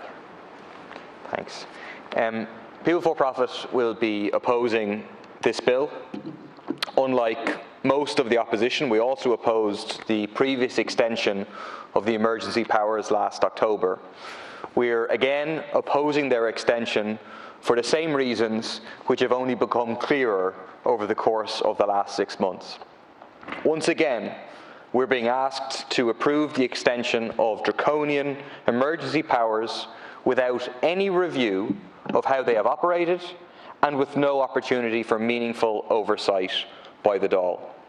We've already endured 6 months of rule by decree of Minister Stephen Donnelly. The Dáil should not simply nod along to this again. Instead, we need a proper review into how these so-called COVID powers were actually used against Debenhams workers, against taxi drivers, and against Palestine protesters. What's more, we need to restore the right to safe, outdoor, socially distanced protest. It's time to lift the ban. The Gardaí have repeatedly refused to provide a breakdown of fines and arrests by ethnicity despite repeated requests from the policing authority and despite promising to provide that information. However, the evidence already exists, it's already in the public domain, that they have applied their powers in a discriminatory way. Young people, for example, have been disproportionately targeted.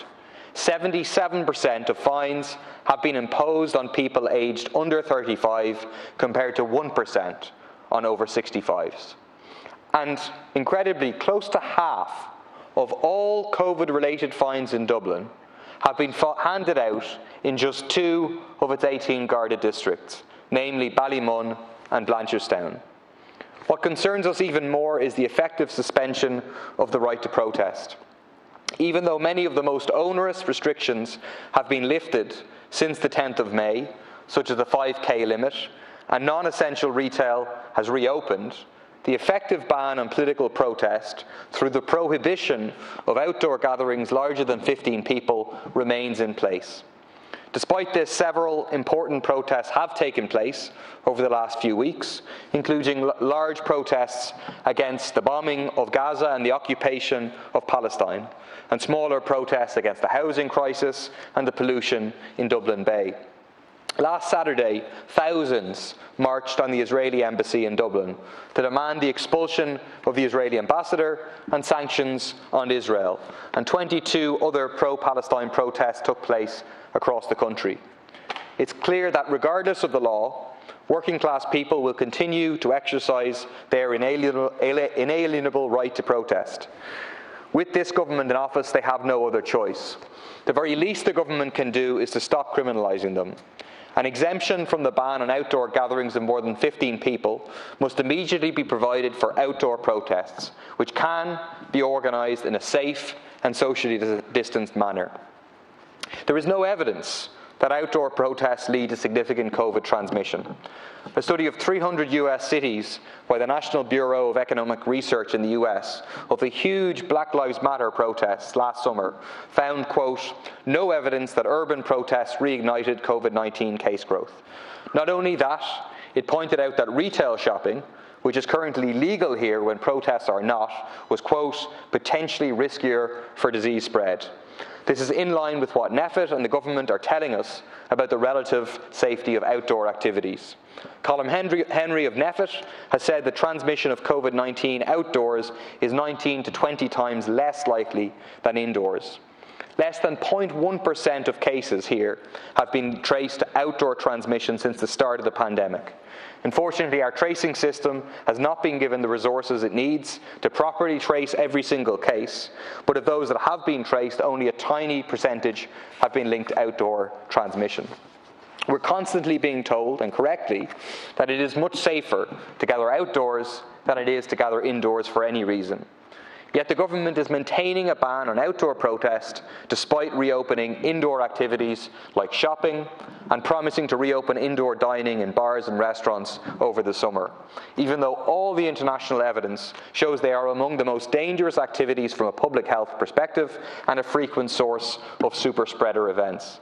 So besides being one being much safer than the other, what's the difference between outdoor protests on the one hand and shopping and eating out inside on the other?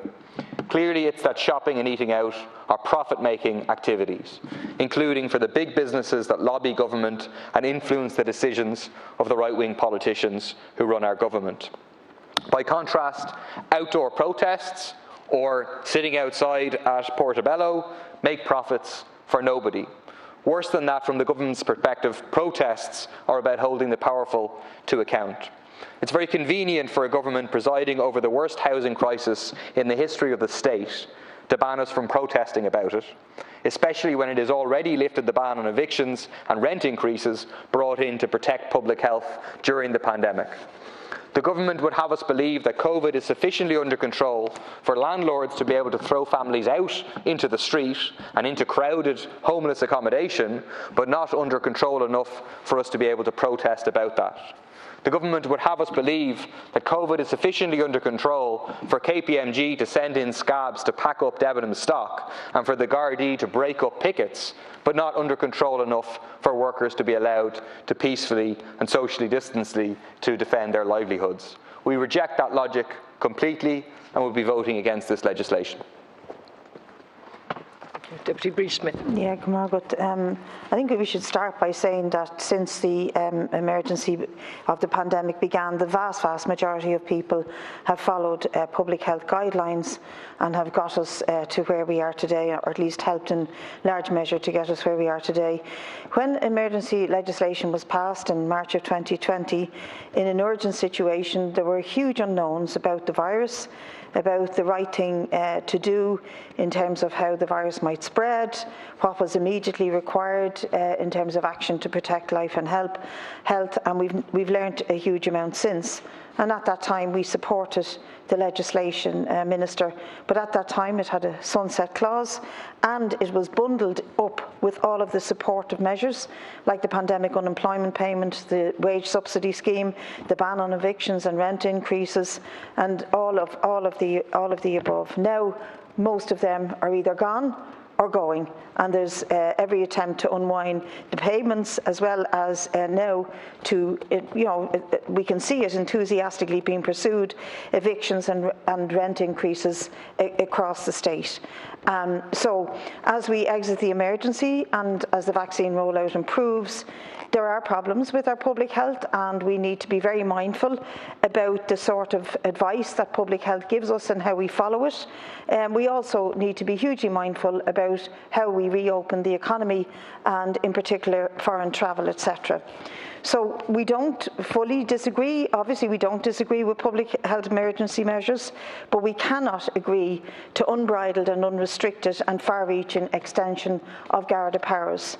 The record speaks for itself, and Deputy Murphy has gone through a lot of it, but I just want to talk briefly about the totally indiscriminate way in which the Debenhams pickets were approached by not just the Gardaí but the state in its entirety, because the Gardaí didn't operate in a vacuum, and they operated in very close collaboration with KPMG, one of the highest paid consultancy firms in the state, paid by the state to carry out much of its dirty work. And in that situation, they were allowed to bring in what we describe as scab labour, labour that was blacklegging the strike and attempting to move the stock. When it was non-essential work, we were still in level 5, and non-essential work was being not just allowed but protected by none less than 12 Garda paddy wagons on Parnell Street, the Armed Response Unit, the Public Order Unit. At least about 60, if not 100 guards were on Henry Street from about 8 o'clock at night till about 8 o'clock in the morning. I was there for some of it. I witnessed it. I witnessed workers being dragged out onto the street and bundled into paddy wagons and taken to police stations. And I also witnessed names being taken, people being arrested, and hefty fines being issued to them. Now, if you want us to extend those powers, then you probably do think we're mad. The previous Fine Gael deputy, Cormac Devlin, who spoke, said the opposition are like autumn leaves blowing in the wind. I don't know if he thinks he's Frank Sinatra or something, but in fact, if he passes this legislation, what he'll be like is somebody who's forgotten that there are several seasons. He wants to go from early summer, late spring, straight into the winter and allow this draconian measures bring us right up to the end of November 2020. We're not having it, and I don't think the majority of ordinary people would respect us or thank us for it. It is way beyond what is required. And I think if you go away and come back with legislation that improves the supports for ordinary people to allow them to stay at home if their workplace is dangerous or if there's overcrowded situations that they cannot attend, if you improve those supports and keep the financial and other regular supports going, as well as saying to us this is a short period, a short burst until we get through the vaccination and see where this has taken us. And like other deputies, I've been on Palestinian demos, Black Lives Matter protests, all in reaction to very serious crises that were driven across the world. And those, in their reaction, did their best to socially distance and masked up, unlike other gatherings who didn't. And the distinction being made between them is important, and I'm making it. I'm not asking others to make it, but I'm making it. It's a bit like at the start of this debate when we talked about how we would restrict the use of alcohol in public spaces, and there was a big debate about the young fellas with the six-packs in the park being stopped more regularly than the very wealthy with the crate of wine at the back of the Merc. And that is how the statistics that we have in front of us have proven right, that the vast majority of fines are on young people in working class areas, the vast majority of stop and search are on young people in working class areas, and these laws are being used disproportionately. So along with the banning of taxi drivers' protests and the treatment of the Debenhams workers in Limerick, Tralee and Henry Street, evidence enough to say we will not support the extension of these draconian police powers. Thank you, Deputy Mick Barry. Thank you, Chair. I find myself with a little bit of extra time, which is always enjoyable, but I'm going to focus on the issue of emergency powers and the right to protest. If I have time, I probably do now, I might make some points about mandatory hotel quarantine. So last year, when the powers were first introduced, I spoke out against them. And I made the point that in a capitalist society, the state would use these powers to curb the right to protest, and so it has proved. Taxi drivers who planned to protest here in Dublin were threatened with fines of €2,000 with heavier sanctions, potentially, for the organisers. This despite the fact that the drivers did not plan to congregate in person, but rather to stay in their vehicles. When Black Lives Matter protested in the capital last June, stewards were questioned by Gardaí had their names taken, and the threat of potential prosecution was widely advertised by the Gardaí in the media. In the middle of March this year, Gardaí intervened at the socially distanced Sarah Everard Solidarity protest, organised by the socialist feminist group Rosa here in O'Connell Street, took the names of organisers, took the names of attendees, and subsequently issued fines. Workers at Debenhams in Henry Street, Dublin, and at Patrick Street, Cork, conducting an official strike against their employer, organising disciplined, socially distanced protests, had their names taken too by Gardaí under the regulations. Workers at Henry Street were told by the officer in charge that their protest was not essential. The culture of repression facilitated by the COVID emergency laws, in my opinion, segued into the drastic actions taken by Gardaí in enforcing a court injunction against Debenhams workers. Over the course of 50 days in the months of April and May, more than 300 Gardaí, by my estimate, were mobilised in Limerick, in Waterford, in Tralee and in Dublin to physically remove pickets and their supporters from blocking the entrances to stores when strikebreakers wanted to gain access to the buildings. These actions represented an unprecedented level of Garda intervention into an industrial dispute in recent years, certainly in this country. All of this has served to have a more general chilling effect on protest, as it was clearly intended to do in the first place. Young people too are reporting increased levels of Garda harassment.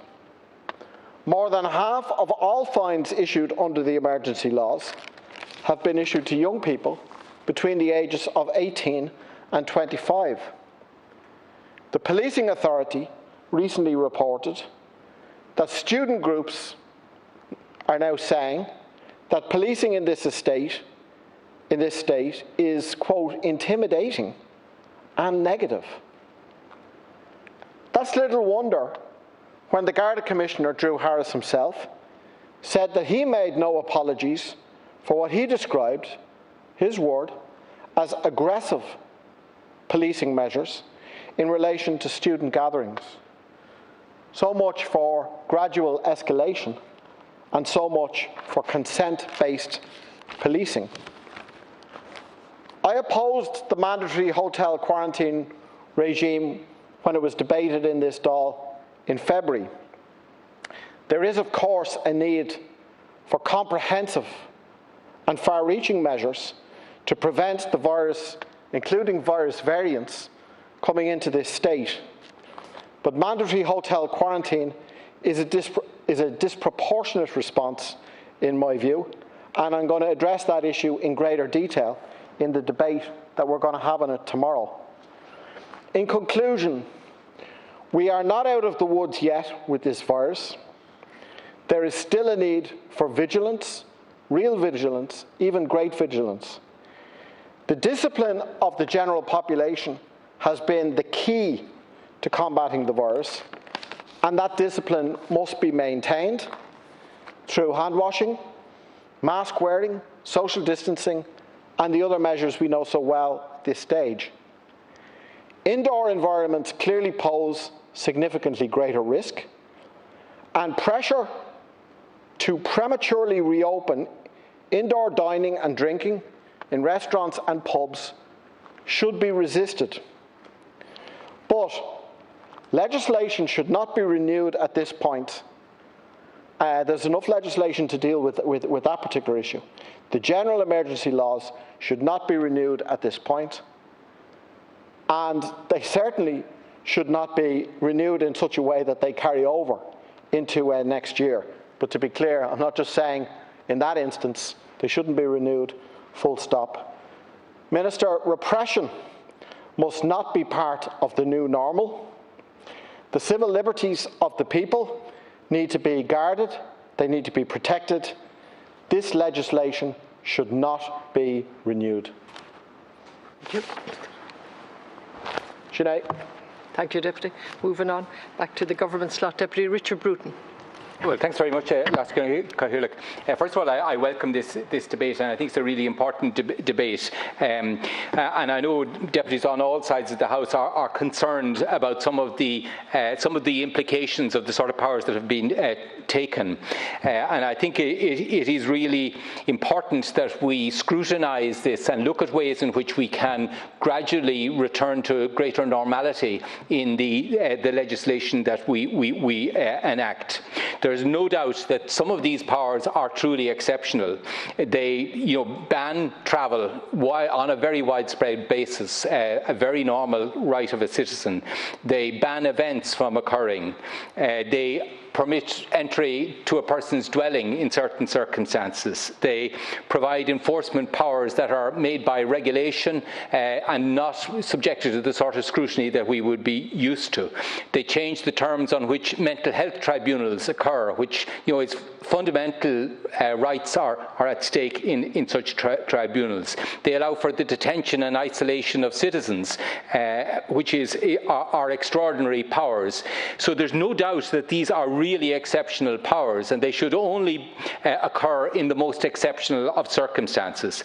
I think everyone realises that we have been living through the most exceptional of circumstances, and I think everyone realises that powers of this nature have been needed. But we need to start thinking about how do we gradually unwind these. And what gives me a little bit of misgiving about what is happening here is that every one of these powers seem to be being reinstated. Even though the conditions perhaps may have changed, I don't know the nature of holding mental health tribunals in the environment we're now living in. But I would have thought some of the powers that were given here to proceed on the basis of remote assessment, for example, to have one-person tribunals, they do go to the heart of how fair a process can be for an individual.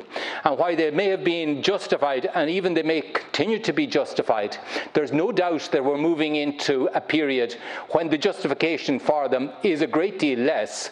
And there may be some of these powers that are no longer necessary. I think it is worth bearing in mind that we have made extraordinary progress, and the risks associated with the virus are changing very dramatically. The 14-day incidence of the virus at the moment is 0.1%. In other words, 99.9% of people over the last 14 days, of Irish people, have not been positive for COVID. Less than 1% of our hospital beds are now being occupied by people with COVID.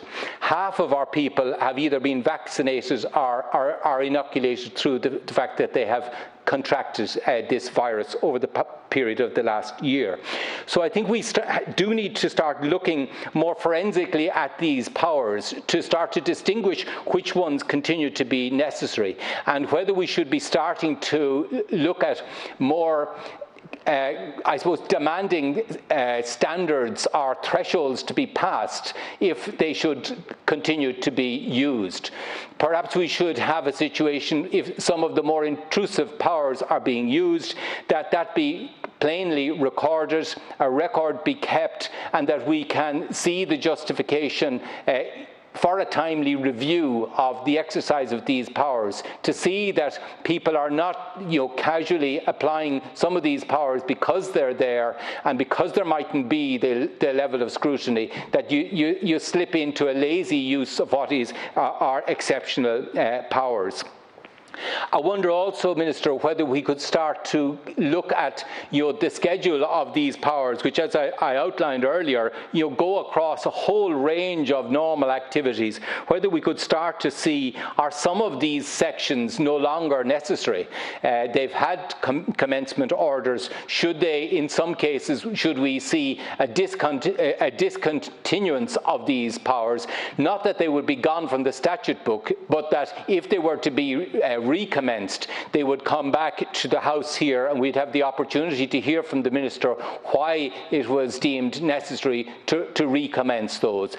I admit I don't know the ins and outs of the various areas and the challenges that exist in the holding of events, the running of mental health tribunals, the travel, the need to enforce travel, but it is undoubtedly changing, and I think we can't continue to expect people to suspend their disbelief, if you like, and allow powers to remain without some greater level of scrutiny and evaluation and review of their continuing necessity as we continue. Now, that's not to say that I believe that we should not continue to have these powers at the moment. I think it's undoubtedly the case that as we continue over the course of the summer, we will need to ask people to observe restrictions, and we will need to have the power, if people refuse to do so, to require that they be done on pain of some sort of penalty.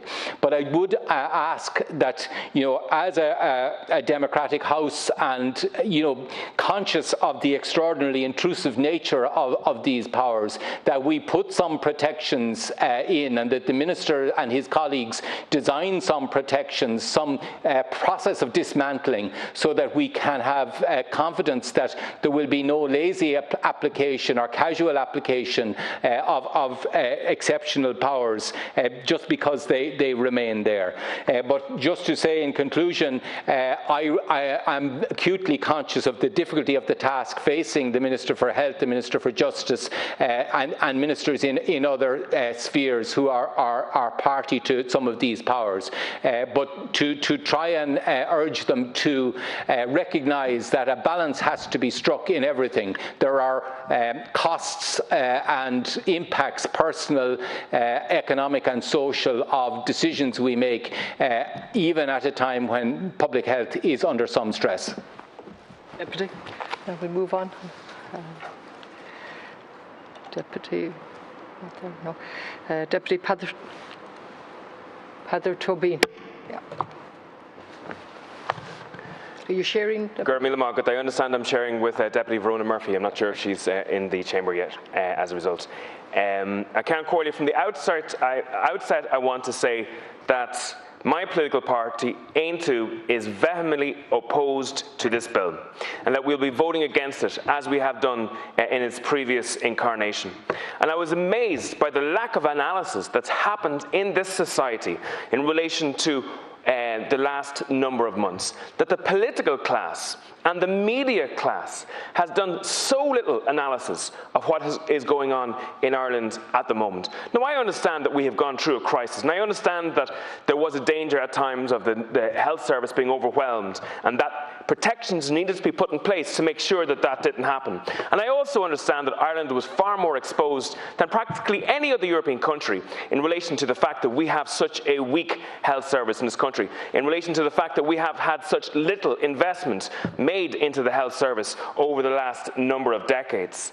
However, it has to be said in this chamber that Ireland is a radical outlier in terms of the length of time and the severity of restrictions that have happened. No other European country comes near.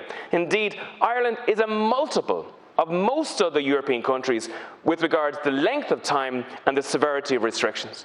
Now, that fact is absolutely under-analysed by the political and media establishments in this country, and it's shocking. And there has been no benefit. Indeed, if you contrast Ireland to the likes of Germany, there's very little difference in terms of mortality and morbidity as a result of all of this. And lockdown and the restrictions are not a cost-free exercise. They are extremely damaging tools in their own right. They push hundreds of thousands of people into poverty. They deny people their homes. They deny people with cancer, with heart disease, with mental health illnesses, crucial treatment. They're invasive, they're intrusive, and they are draconian. And any argument for their use should only be at a time of serious catastrophe and emergency. And it's quite clear Ireland today is not in that situation or anything near at all. For much of the last year as well, the government has bypassed the rest of the Dáil in terms of oversight and accountability. It's amazing. I've watched Taoiseach leave government buildings, drive past the Dáil, go to RTE Studios and announce some of the most draconian laws and regulations that have ever been introduced in this. You know, TDs here have not had the opportunity to push the government, to challenge the government, to ask serious questions of the government in relation to what the government are doing. The fact that this has been done in the collaboration of most of the opposition parties is absolutely incredible as well. Indeed, People Before Profit, the Soc Dems and the Labour Party all jumped on the bandwagon of zero COVID. It's an incredible situation that if you bring their logic to its full conclusion, most of this country would not open for another 6 months. The idea that we would have to get to below 10 cases a day before we could leave the most restrictive elements of lockdown. Sinn Féin has been a major disappointment in my view. The largest opposition party have sat on the fence for most of the last number of months. There hasn't been a cigarette paper in the difference between Sinn Féin, Fianna Fáil and Fine Gael for most of that time. And like in the banking bailout vote, when you need proper opposition, that proper opposition was missing on this occasion. I've just heard the Soc Dem leader here today complaining that the opposition was ignored. They voted in the legislation which facilitated them being ignored just a number of months ago. And Aontú is the only political party that has actually provided real opposition to this whole process, along with a number of notable independents. Ireland is a petri dish for groupthink, in my view. It has all of the ingredients of herd mentality, a small and overly concentrated media and a careerist political class. It's absolutely amazing the lack of critique, questioning and challenging that has been done. And those who did question, some of those lost their jobs, some of those people were vilified and they were shut up. There's a chilling effect in this country in relation to dissent. And dissent is one of the most important elements of a healthy, functioning democracy. And when you delete the ability for citizens to safely dissent, well then you're creating a dangerous situation in any democracy. And that groupthink has been obvious in a large number of occasions in Irish society, during the banking crisis, the last housing crisis, but I've never seen it so pervasive as during this crisis as well. The majority of the vulnerable cohorts, thankfully, are vaccinated. This is not January. The numbers of people with COVID in hospital and in ICU are thankfully extremely low.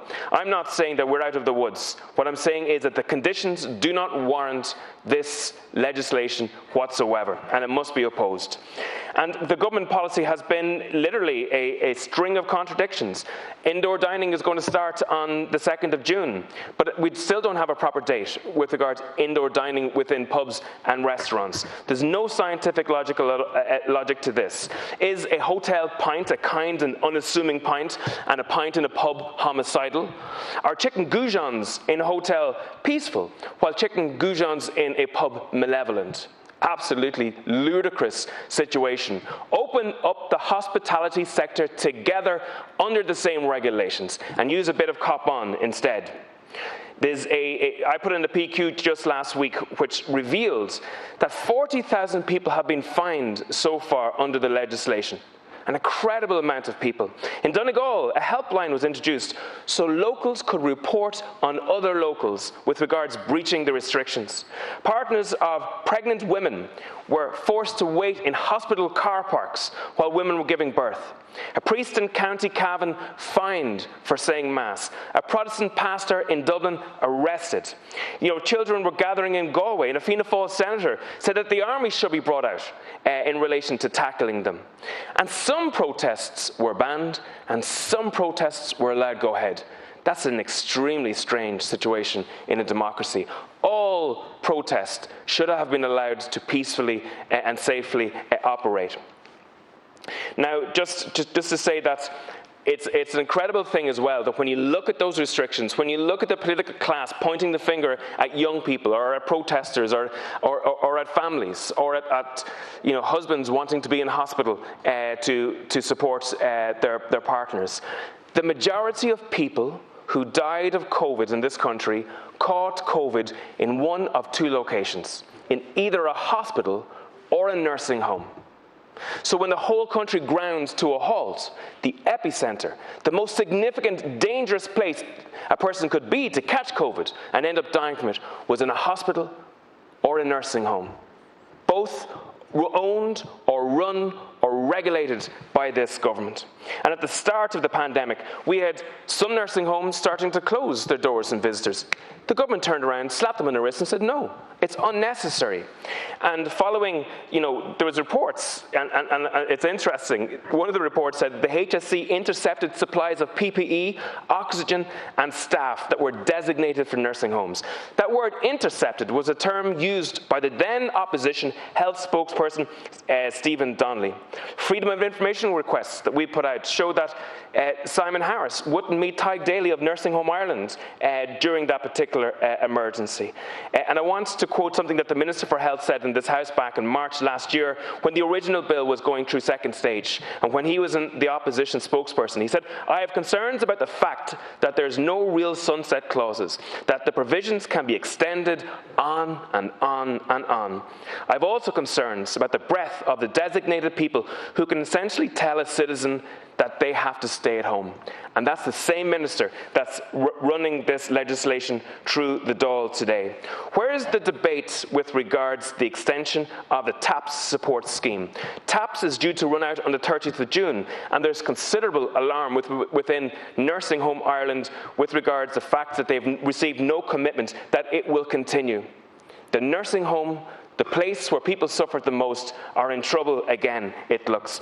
And I'll close my contribution from a quote from the Minister for Health's statement in the Seanad yesterday. The powers that we are discussing are draconian. They do not sit comfortably in any healthy democracy. It's an incredible thing to say that the minister who used those words is about to introduce that legislation again. Gur míle maith agat a las ceann comhairle. Murphy. Thank you, Las Ceann Comhairle. As the COVID situation was developing, I voted to give the government these special emergency powers. I did so in good faith, in the belief that the powers would be used in good faith. Unfortunately, I believe that there have been too many examples of these restrictions being unnecessarily draconian and going beyond what I would consider to be reasonable. This has shown on many occasions, not least when the Minister for Health said that priests wouldn't be punished for saying Mass, only for that very thing to happen just a few weeks later. You still haven't apologised for misleading the Dáil on the issue, Minister. Another example is when the power has been used to close parks and other public places. I am fortunate enough to have a home in the country with a garden. Many people in city centres do not have the same space, and therefore the local park was very important to them. The government banned people from using parks, and many public amenities were closed, and we're still closing off certain areas in the city. It's madness. A third example of these powers being used in bad faith is when things like cancer screenings and other treatments and services were stopped. How many missed or delayed cancer diagnoses have resulted from these restrictions? How many mental health issues have been caused by the restrictions? How many suicides were caused by the restrictions? It seems that the powers that be didn't mind what you died from as long as it wasn't from COVID. Was this a proportionate response? Was it really necessary to use these powers to stop people visiting family or to stop people from meeting each other for a chat? We endured the longest lockdown in Europe, with contradictory and nonsensical rules being implemented. Adults have been treated like children. The nanny state has wrapped us in cotton wool. People who were sceptical about the lockdown approach were cast aside with ridicule, whilst the professional curtain twitchers and scaremongers were given a soapbox at almost every possible opportunity. We have a virus which attacks the unhealthiest, yet the government used the emergency powers to close down opportunities for people to exercise and stay healthy. The government have used these powers to dictate to people when they can and cannot hug their relatives, and have made people afraid to visit a friend or relative living alone. We can't turn on our state broadcaster without hearing almost constant doom and gloom. The situation with the pandemic has changed dramatically. We have a vaccination programme. Most vulnerable people have been vaccinated. We must allow people to get back to normal. Why aren't we? Does the government not trust the vaccines and the vaccine rollout programme? Now is an appropriate time for the government to change their approach to people. The approach to date has been to dictate to people and to talk down to people. Yet it seems we're still going to impose stupid guidelines, such as the proposed 105 limit on visits to pubs and restaurants. I'd ask people to bear in mind they are only guidelines. Basically, a guideline which encourages people to go on the move around to multiple pubs. If an individual pub or restaurant wants to impose some time limit, then fair enough, but it should be left up to each to decide for themselves depending on their own circumstance. The attitude of government is that we know best how you should live your life. We must move away from dictating. Provide the information and even advise people, but let people decide for themselves. We saw fabulous performances in the golf last week by Shane Lowry and Pádraig Harrington in front of 10,000 spectators in the USA. And while in Europe there were 7,500 people in the grandstands of the Monaco Grand Prix, 10,000 at a Premier League soccer match, 3,500 indoors at the Eurovision Song Contest, this coming weekend 500 spectators will be allowed at National League games in Northern Ireland. And only a few days ago, the Down Junior Camogie team travelled to Timon in County Wexford to play a National League game. They were allowed to travel down on a bus, yet this coming weekend, when the Wexford team travels north to play Armagh, they cannot travel together on a bus. Is COVID different here than anywhere else, or are we allowing fear and scaremongering to dominate? Months ago, I saw that the government were happy enough just to keep level 5 for as long as they could get away with it. I called for a plan on how to get us out of level 5. This included antigen testing. Antigen testing is forming a key part in other countries' reopening plans. Yet recently, a member of NEFIT compared antigen testing to snake oil treatment. It's no wonder with attitudes like that the government haven't seen a place for antigen testing, and that needs to change.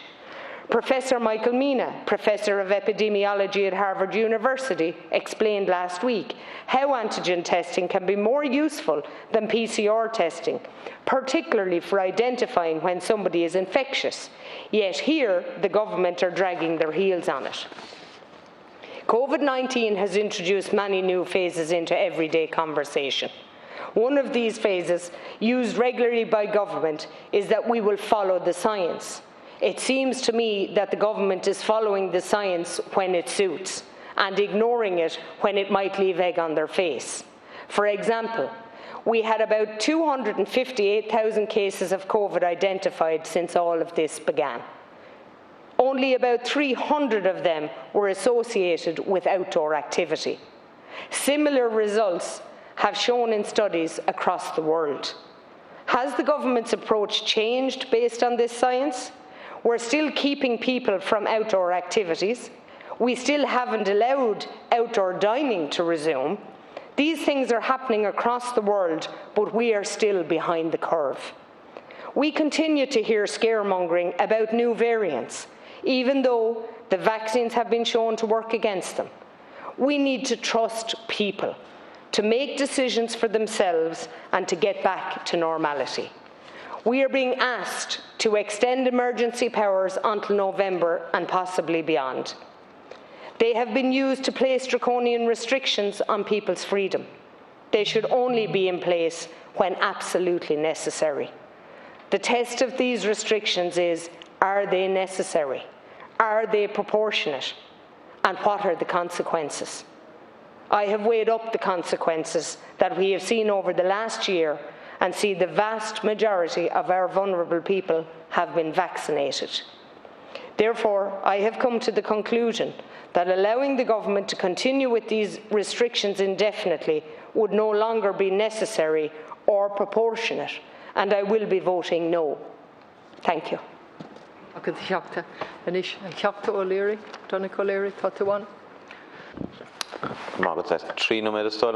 Is it last concluded? You know me, Chashine.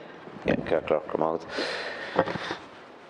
Minister, we are now at a stage that our society and our economy is beginning to reopen again, and that's, I think, an enormous credit is due to the people of Ireland for their efforts in that regard, to the staff of our health service and the HSE.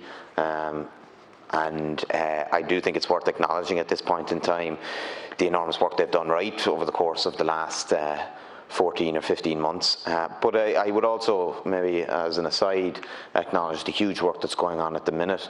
I've had cause between myself and family members to engage to some extent with the health service in the last couple of days since the cyber attack, and it is remarkable how many services are continuing. So many services are enormously affected, and it is a huge cause of worry. But I do think there's huge work going on, an enormous dedication to ensure that as many services as possible continue, and it's been quite impressive in my experience. So I think credit is due to our healthcare workers, but also for the fact that we are now in the situation that restrictions are unwinding. There is, I believe, though, a danger in as we return to a reopening of society, that some of the protections and some of the scaffolding that is being created for certain sectors and certain workers could be cast aside. And I think it's vitally important that there's no cliff edge here. There are so many industries that will take time to recover. We know hospitality is going to reopen, but will it consistently, whatever about the first couple of weeks, will it consistently get back to the level it was at in 2019? We don't know that. And the industries that rely on that, including taxis and food supply businesses, that may also take time to recover. But other industries will take even longer, such as, for example, aviation. I have raised these concerns with the Minister for Transport. It is vitally important, along with a number of other measures in terms of the digital green cert, in terms of increased funding for our airports, that we continue that over the course of the next 3 or 4 years, but also that subsidies such as the EWSS are continued for workers who return to work on limited hours, on limited contracts. They need to be supported, and I'm very disappointed Aer Lingus hasn't decided to use the EWSS to keep workers employed over the course of the 2 months that workers are being temporarily laid off in Cork. I think that's poor, but I would prevail on the department and the government to put pressure on them and provide whatever supports are necessary for Aer Lingus to keep these workers on. Just a final point, I do think there are tens of thousands of people working in the hospitality sector, in pubs and in restaurants, and an awful lot of them have put up with an awful lot. They've suffered an awful lot. A lot of them, have done so knowing that they were assisting the public health emergency and the response to it. But there is a lot of frustration in relation to the guidelines that are there. There seems to be an incoherence in relation to hotels, as relation to restaurants, but also just to repeat the point that was made earlier, the 105-minute rule, it arguably encourages people to go to a number of different venues, and I don't think that that's desirable, and I think it should be reconsidered. Okay. So moving on, Deputy John McGuinness. Alaska and Corla, when I look at the legislation before us, I think of the action that we have to take, and I'm reminded of the lesser evil for the greater good. Now, I find it difficult to accept some of what has happened since COVID started, but I particularly want to thank those on the front line, those who gave over their usual and way beyond what was expected of them to treat patients, to make these regulations work, and I think they're of the Gardaí, but the nurses and the doctors and all of those people that have helped in a very precarious time. It's hard to plan for something like COVID because we don't know what's going to happen next. We don't know what variant is going to be around the corner, and we don't know where the next outbreak might be. So all we can do is put our best foot forward, and in doing that, to do so with a certain degree of humanity and compassion, and understanding the general public and what they want and what they have put up with since COVID started has to be taken into consideration. Now, during the period of lockdown, A huge amount of damage has been done to the economy. A huge amount of damage has been done to society. And it will be over a long period of time, how long we don't know, until we see some sort of rebuilding of the economy, rebuilding of families even, and society. Now, I go along with the legislation before us, reluctantly, because we're now midstream, and it's very difficult to understand or to comprehend what might be needed in 3 or 4 months' time. But what the public are saying to me is they want to see an end to these draconian measures. They want to see us coming out, and they don't want to see a rolling lockdown or a rolling implementation of the measures. And I would ask you, Minister, to consider responding to that, to give a clear message to the public who are deeply concerned. Now, in our response to COVID, on the economic front, yes, we gave great supports to the main part of the economy, but there were sectors left out. And I mentioned in particular those that were over 66. I mentioned this to you before, and other sectors. And for the want of reaching out to them and to bringing them with you, you made very little effort. The government made very little effort. And I'm shocked by that. It's not good enough that the majority would be helped. It's an effort on the side of the government to make sure everyone that is being affected is helped. And I continually referred, and I asked parliamentary questions on this during the week, about the mental health issues that are now falling out of families that were never affected before, and those that were affected and have now their situation has worsened, and they can't get appointments. And I've asked that you would consider the private sector and those that are giving counselling service and so on. And that was met with a resounding no from the HSE. Just as much as a family planning to go to America for Erasmus, or a family going to America for college. And this is a question I put to you, Minister, again recently. And you know, the answer I got was so disrespectful to the Parliament, it was hard to credit. It more or less gave me the 2 fingers and told me where to go. But that family, or families that I was representing, they had a right to know. They had a right to know. And you should have responded differently.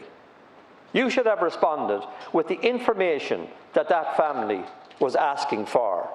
Even if the answer was no, it would have been far better to consider their position and to give that answer straight and fair. What about those people that have to travel to America, to college or to courses, and are trying to book their flights, they're trying to book their accommodation, and you show no understanding of that? Government shows no understanding of it. So my appeal to you today is deal with the simple things as well. Deal with the issues that are emerging and the simple questions that are being asked, and stop the mixed messaging that has gone on over the last while. People are simply asking for information. The aviation sector is just asking for information, and there seems to be no definite plan that we can explain to them. I asked again about the retail sector, and there's no understanding about what they have to do to accommodate the holding of stock, to accommodate the reopening of their enterprise, and there's a general response to them. So in the course of the next few months, when we are encouraging people to open, I want you to be really specific and have really clear language in terms of the information you give out. And I would agree with previous speakers that this thing of 1 hour and 5 minutes and some of the other regulations that are currently being spoken about are absolutely farcical. They'll do nothing for the business that you're engaging with, nothing to do with the sector that you're engaging with. It gives them hope, and then you take away 90% of that hope. Please understand that a business cannot just reopen. A society cannot just reopen. It needs to be done sensibly and with sympathy and with financial supports. And I would ask that whenever a member of this House, regardless of what party or none that they're part of, that when they ask for information, that they get it. Because when they're asking for someone that's in trouble in their community. And could I place on record at Askham Corla my thanks to Taiwan for making available a huge amount of PPE equipment for the various community and nursing homes throughout the country. Thank you, Deputy. Now we move on to Sinn Féin Deputy Paul Donnelly. Cormac, Lascan Carlow. Minister, there's no doubt that these laws are absolutely draconian. I think that's recognised by everyone. In any normal society, the laws that we've been living under would never be contemplated, nor would ever have society ever approve for them to be brought in. However, the majority of people have believed and indeed agreed that in a pandemic they were needed to control the virus. Many people still believe some of these laws are necessary. However, there are a growing number of our citizens and ourselves who are becoming more and more concerned that the leeway given during the pandemic is now being taken advantage of. We're coming out of this pandemic and the numbers are still of concern, but there's a recognition that we are going in the right direction. And that's good news, and I know from interactions with my constituents that they also feel that it's going in the right direction. However, I see no need to roll over these draconian laws for another 3-month term without reflecting on them, without taking our time, without seeing what ones we can get rid of, what ones that need to be dropped. I think it's reasonable that we come back here in July, and if necessary, the month after and the month after, until they have all been removed from our legislative system when they are no longer required. I'm asking you, Minister, let us work together to build confidence that they will only be there for as long as is necessary and not a minute longer. To continue to roll over this legislation over another 3 months without further scrutiny is to shake citizens' confidence that these laws were only temporary and as a response to the pandemic. And could I also just very quickly, Minister, I think one of the things that could really help in terms of building confidence, and I know the reports coming through that we will be ramping up to 400,000 vaccines over the next number of months, or next month, which is really, really welcome. I recently got the vaccine last Friday over in City West, and it was, I cannot compliment the staff enough, but there were huge waiting queues. There was a huge amount of time. It was well over an hour waiting for the vaccine, and I've heard people waiting well over 2 hours for the vaccine. Connolly Hospital in Dublin West has a population, a catchment area of 330,000 people. And can I ask that to build confidence that we do look at a vaccination centre when those extra vaccines come through, and that we can certainly look at Connolly Hospital or a similar site within Dublin 15 as a possible future vaccination centre. I think that would be really useful and it would help to build confidence. The Donnelly, agus Anish, the Rural Independent Group, Deputy Mattie McGrath. For Margaret, I'm sharing a time with Deputy Healy-Way at the end, 4 minutes. Minister Lascan-Corla, thank you. In the Cathal sheets, I want to wish my sincere sympathy and that of my group to any family who've lost a loved one through COVID, and to anyone who has been seriously debilitated as a result of it. And indeed, to say a couple of words of praise again from Garda Síochána last night's incident and condemn it, but Garda Síochána, frontline staff, all the people, and the male spirit came back in with the introduction of when this plague hit us. But the reaction of the government and the frontline staff in hospitals and nursing homes, the reaction of the government has tried to destroy that male spirit. And much has been said here, and I object to this bill being taken today because we were meant to have a sunset clause of the 9th of June. That was passed by people. I voted against it, as I did vote at Daly times for the very beginning, because I, like everyone else, was frightened. But thanks be to God, the impact was nothing like was feared, and I saw very soon that we needed to let the people live as well and live with COVID. And we didn't. But the way that the government have treated us, the opposition leaders, the Minister for Health or the Taoiseach hasn't met the opposition leaders since last October. The Minister for Health has never once replied to any question I asked him here. I put in parliamentary questions in, I get, like Deputy McGuinness says, he gets replies, thank God. I don't. At least he gets them. They might be disgraces, he said, and not fit for purpose.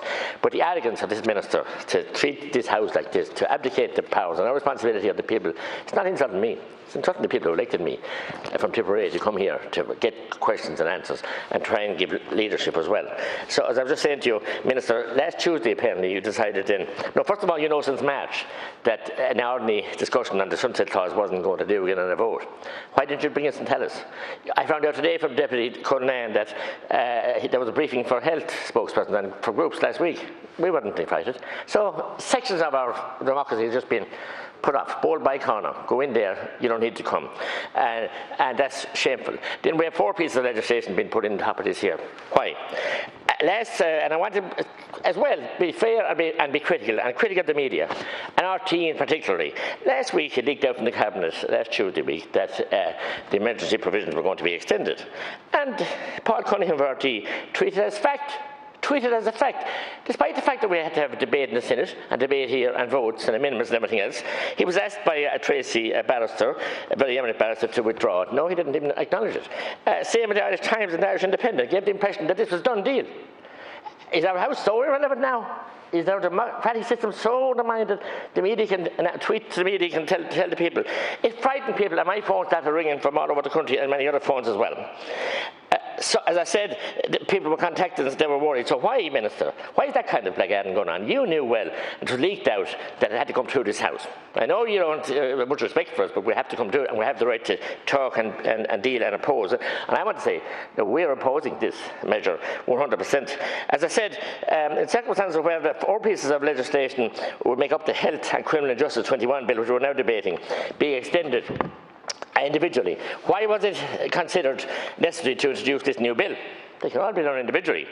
Do you not consider that the extension of Part 3 was so important as to justify an individual vote by all talk to Daly here on this legislation, in order that all TDs who continue to vote in favour of this draconian legislation, could quote your own words from the Senate on Monday, draconian legislation, can be held to account by the public? And how can you tell us here today that you want to introduce this? And I mean, you're confusing. You said it was draconian in the Senate and other things. When you were in opposition, you called it worse, and you wouldn't ever support it. And you flipped over because you got into ministerial power. And to hell with the people, to hell with the accountability of this House. Is it not the case that Part 3 of the Health Preservation Act has been lumped in with other pieces of legislation now, I believe, in order to create confusion, conflation, and indeed conflate, and give TDs an out if they want to vote in favour of the extension, citing that they were not just voting on Part 3. It's a 3-card trick. As I told you, put one out of the bag, but you're not cutting the people. You're trying to cut us now, but that's not going to go down either. Why did the Cabinet, as I said, send out selective leaks about the emergency legislation, and partly Part 3 of the Health Preservation Act was extended in full knowledge that a vote had to be done in this House? Where's the accountability and the respect for the talk to Daly here in this House, Minister? So Minister, we look at the deaths then and the unfortunate deaths. But we must remember, the state, and I hope they will be brought to The Hague or somewhere before for crimes against humanity.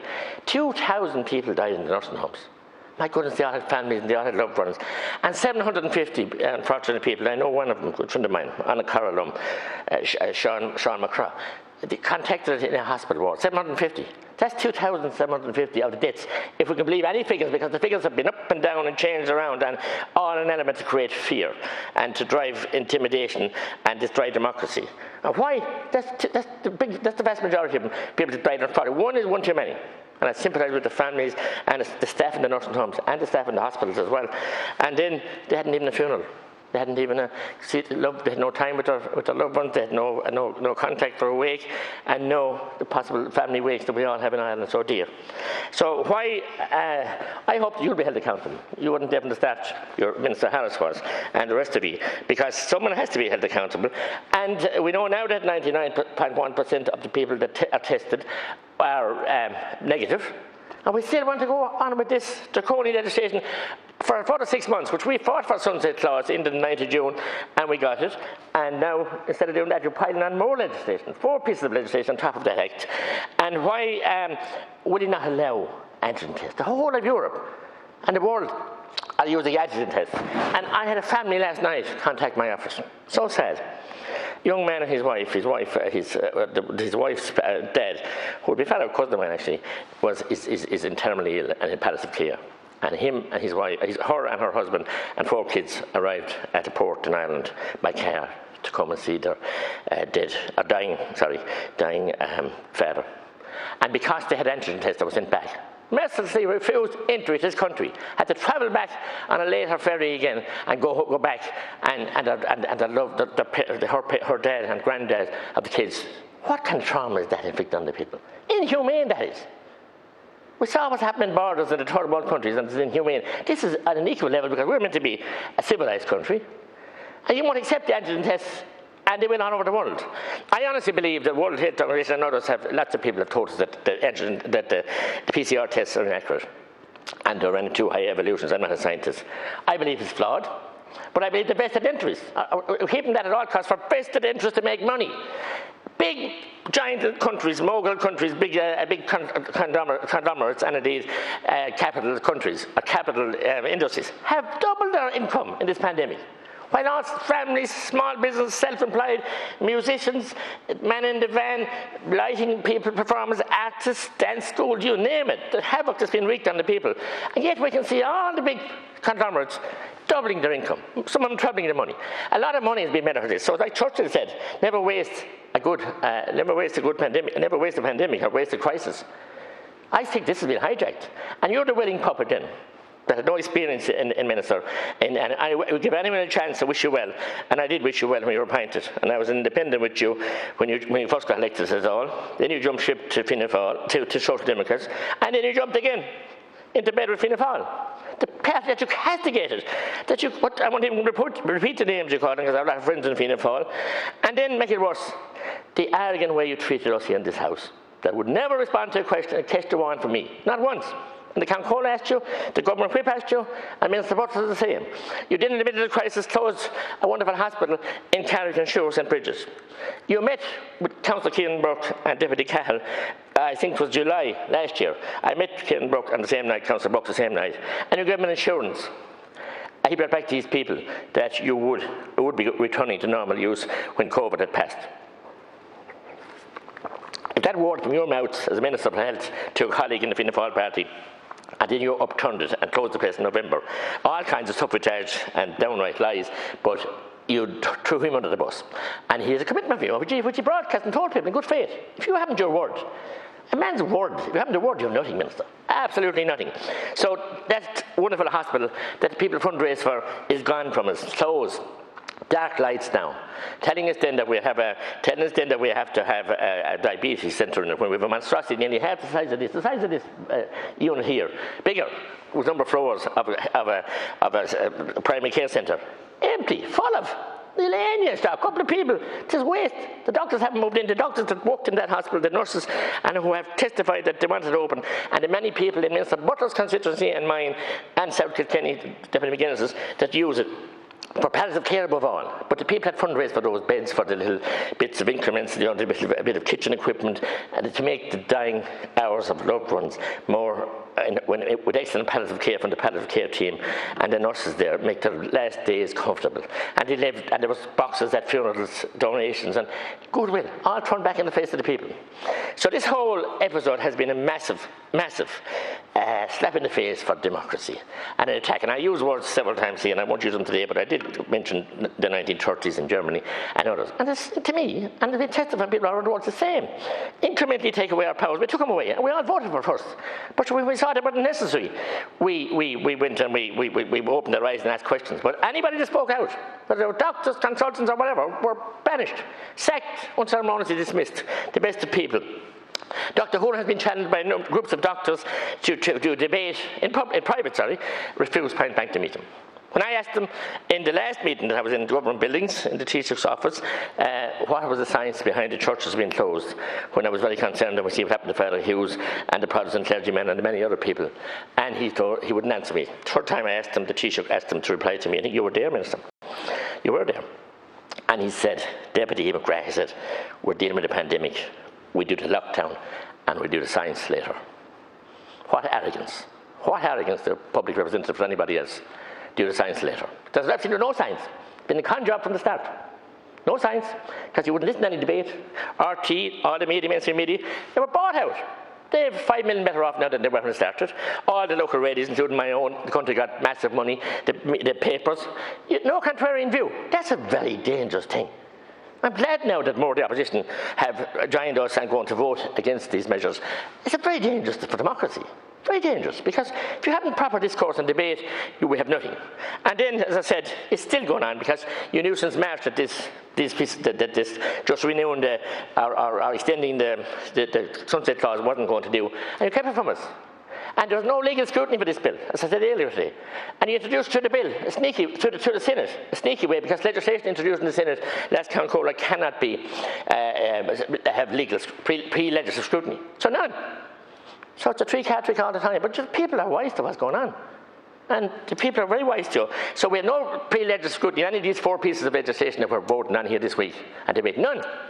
The Health Committee could have dealt with it if they had got it, and they should have got it. You knew since March. This crack all the time was, oh, we haven't time, it's an emergency, it's urgent. Look, on a positive note, the guidelines then were so illogical and so confusing all the time. And here we go again. Wait until Friday night for more announcements. I have publicans, I have shopkeepers, I have hospitality people waiting to know what's going on. Now you come up with a brainwave that you can't stay any more than an hour and 5 minutes in a public house. I believe that's to suit the restaurants in Dublin, where they want turnover of business, and I can't blame them for that. And you down to them. And now we're going to have a meter, if they're a meter apart, and now if they're sitting in a place inside, they must have the chair, it's the back of the chair, has to be 2 meters from the back of the next chair. In small pubs, you're out to finish them completely. You black out of them, and small restaurants and small hostelries of different hue. It's shocking, confusion. They want clarity. To start up again, I spoke to a good friend of mine, Laoghaire, Mr. Clare, an excellent young businessman, and I asked him on Thursday how was business this week. Business didn't start. People are still not going out because they can't go anywhere. They don't need to dress up. They're just, and there's no certainty and there's no real hope. I want to salute the Gardaí Síochána in Tipperary and all over the country and condemn that horrific attempt that happened last night. But I want to salute Sergeant Ray Maloney in Kerry Garda Station and his team there, excellent team of Community Gardaí in Jenny Goff, Noel Levin, and I always forget the other man. He's a great guy as well. And I keep forgetting his name. And I want to salute Sergeant Kieran and Clare Murphy and other community Gardaí and all of them. They did great work, sterling work, and still doing it. But we're damaging them. To stop the taxi protest in Dublin, which was a drive-by protest, no one get out of the car, that was draconian. That was definitely 1930s style. They wouldn't get out of the car. To see the damage now that's happened to Aer Lingus pilots, and we met in the last 2 days, our airline has been destroyed. Will you please do something to save our airlines, because we need them. A wonderful flagship and the respect that we had for all those airlines, and indeed Ryanair, and have connectivity. We're going to need it when this is finished. And now they're out there begging and pleading. We all met him today and yesterday the Taoiseach drove by in his car, they told me. When he's out of office, mind, he might want to fly Aer Lingus as well. We need an airline to fly. And what's happening in Shannon, we're just being destroyed in rural Ireland. With all the different things, this is the last hit, close down that set-up that was going on there and leave it. We'd never get those back. And there's opportunities there now which you're looking for to have connectivity with other parts of the world, to bring the tourists. We're the 8th highest country for American visitors in the world. I mentioned the Caribbean, with 8. So we must get those people back here. They're our brethren, they're our diaspora, and they want to come back. So, Mark Buckle score, and to Laois Deputy Hilly Wayne, I want to say that I'm disappointed. I'm let down by the democratic system. It's failed us in here. You're continuing to be complicit in the failing of it. Actually, designing it to fail and to be unfair. And we need to get Fáilte Ireland back to getting tours into Ireland, get them out of regulations for when people can do what and where and when and how long. They know nothing about it, and actually a committee they denied it anything to do with it. I think you're going to use them as a pigeon stool to blame them afterwards, and the unfairness and the iniquity is appalling. Cormac, good. Thank you, Deputy Danny Healy-Rae. Thank you very much, Last Councillor. I'm glad to get the opportunity to talk on this very important motion here this evening. And I have to say that when Minister, when these polls were brought in the first place, there was an exceptional need, and a need for these exceptional emergency polls. But we don't need them now, Minister, because we have the vaccine, and the rollout of the vaccine is going well. It was going so well in Killarney that they had paused for 3 days until Friday, Saturday, and Sunday again. So it's going well in our side of the country, and except for the fact that we're bringing people from Cork and Waterford to Killarney, and we're taking people from Rathmore and Guinea-Wicklow and East Kerry up to Limerick. Those things don't make any sense, and I'm asking for you still to rectify that, because on Monday people came from Waterford to Killarney again, even though I raised it last week here with the Taoiseach. So, Minister, what I say to you now, instead of extending these polls, I'm asking you to focus your attention on mental health and physical health of our people all around the country. Because in regard to the mental health, this thing of curtailing civil liberties, and which our people 100 years ago gave their lives and their blood for, it has gone on long enough now, and the vaccine is dealing with the virus, and hopefully that we're getting the better of it. So in relation to our physical health, patients, their cancer treatment is being impeded, it's being held up, it's being held off. And people are very worried, because you hear if cancer treatment isn't carried out when it should be carried out, hours can make a difference to a person staying alive or not staying alive. So I'm asking you as Minister for Health to focus your attention on that. You're saying that outdoor pubs and restaurants, it's outdoor for pubs and restaurants and inwards for hotels. And while I don't, I'm not upset about the hotels having can have their customers inside. I am upset for the ordinary punters that are told in this inclement weather that they'll have to eat outside and drink outside. Maybe you tell us that he'll sort out the weather as well. Then we have in the 6 counties, they can eat and drink inside in bars and restaurants. Ordinary, honest people just want to have a pint or a meal in their local bar and restaurant. And if you're going to insist that it's only hotels can do that, you'll have people from all around the rural county going into the towns of Camera and Killarney just for to get into a hotel somewhere from the rain to have a pint. That's not on at all. And that's not, if you spread the crowd out around and trust the people. You must trust the people and advise them. But you holding on to them all till next November, maybe till February, that's not good enough. And I just need to ask a question there in relation to NPHET. Tony Holohan is advising against antigen testing. I'm asking you a serious question, Minister. Is there another member of NPHET involved in testing himself?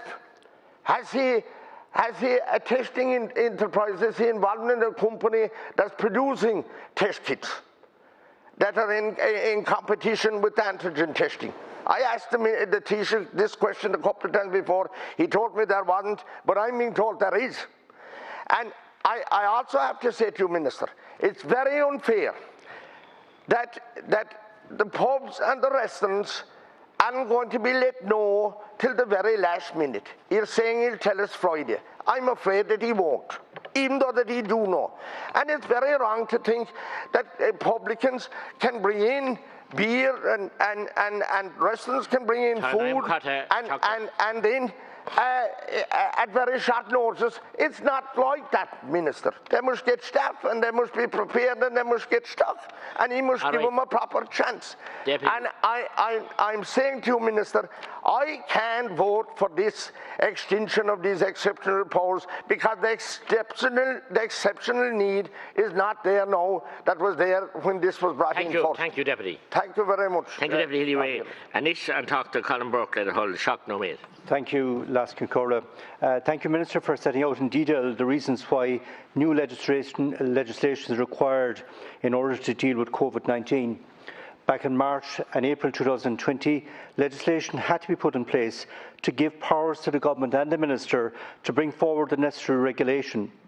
This legislation was required in order that there would be careful and planned management of how we would deal with COVID-19 pandemic. At that time, thousands around the world were becoming seriously ill and dying from COVID-19. Some of the provisions of the 2020 legislation will come to an end on the 9th of June 2021. It is therefore necessary to bring this bill forward so that powers can be extended for a further period of time. Dealing with COVID-19 posed major difficulties for the entire population of this country. There was major challenges in our nursing homes, our hospitals, our residential care settings. It was also highly risky for patients, residents, and also for the staff working in these facilities. It is important that we do not forget the dedication and commitment of the medical teams and all of the support staff. The medical teams had to deal with a virus where there was very little information available on the best way of managing and treating patients who had contracted it. These teams responded in the best way possible and provided the care and treatment that was required in the most difficult of circumstances. Many healthcare staff themselves contracted COVID-19 while working, and some have been left with and to deal with long COVID. I suppose there are some very clear lessons we have learned from the COVID pandemic. I think lesson number one of the COVID virus must be never be on COVID virus. It must never be underestimated. The pandemic has also taught us that acting early and acting decisively is crucial in controlling the spread of the virus. We now know that tough public health measures do work. We know that outside is much safer than indoors, that masks do work, that good ventilation makes a difference. Thanks to the extraordinary efforts by scientists and pharmaceutical companies, a range of effective vaccines have been produced and more are in the pipeline. The vaccine dividend is very obvious in nursing homes, in the healthcare sector and in the wider community. We do know that some COVID-19 variants are highly transmissible. The scale of the pandemic around the world makes it inevitable that new variants will emerge. Some of them will be more transmissible, while others may be more dangerous. We know the damage the Kent variant caused at the beginning of the year. We know that there are real concerns regarding Indian variants now circulating in the UK. These are also cases of the Indian variant in this country. As we relax restrictions, a high level of public vigilance will be required. It is necessary to have legislation in place which will allow the government to respond effectively to any dangerous new developments which may occur during the summer. Public safety must remain the government's first priority. The pandemic is first of all a health crisis, but is also an economic crisis. The government has responded to the economic crisis at all stages and for all sectors of the economy with speed and generosity. This partnership and collaboration among social partners has helped support a high level of social solidarity during the pandemic. On the situation worldwide, it has been repeatedly said, nobody is safe until everyone is safe.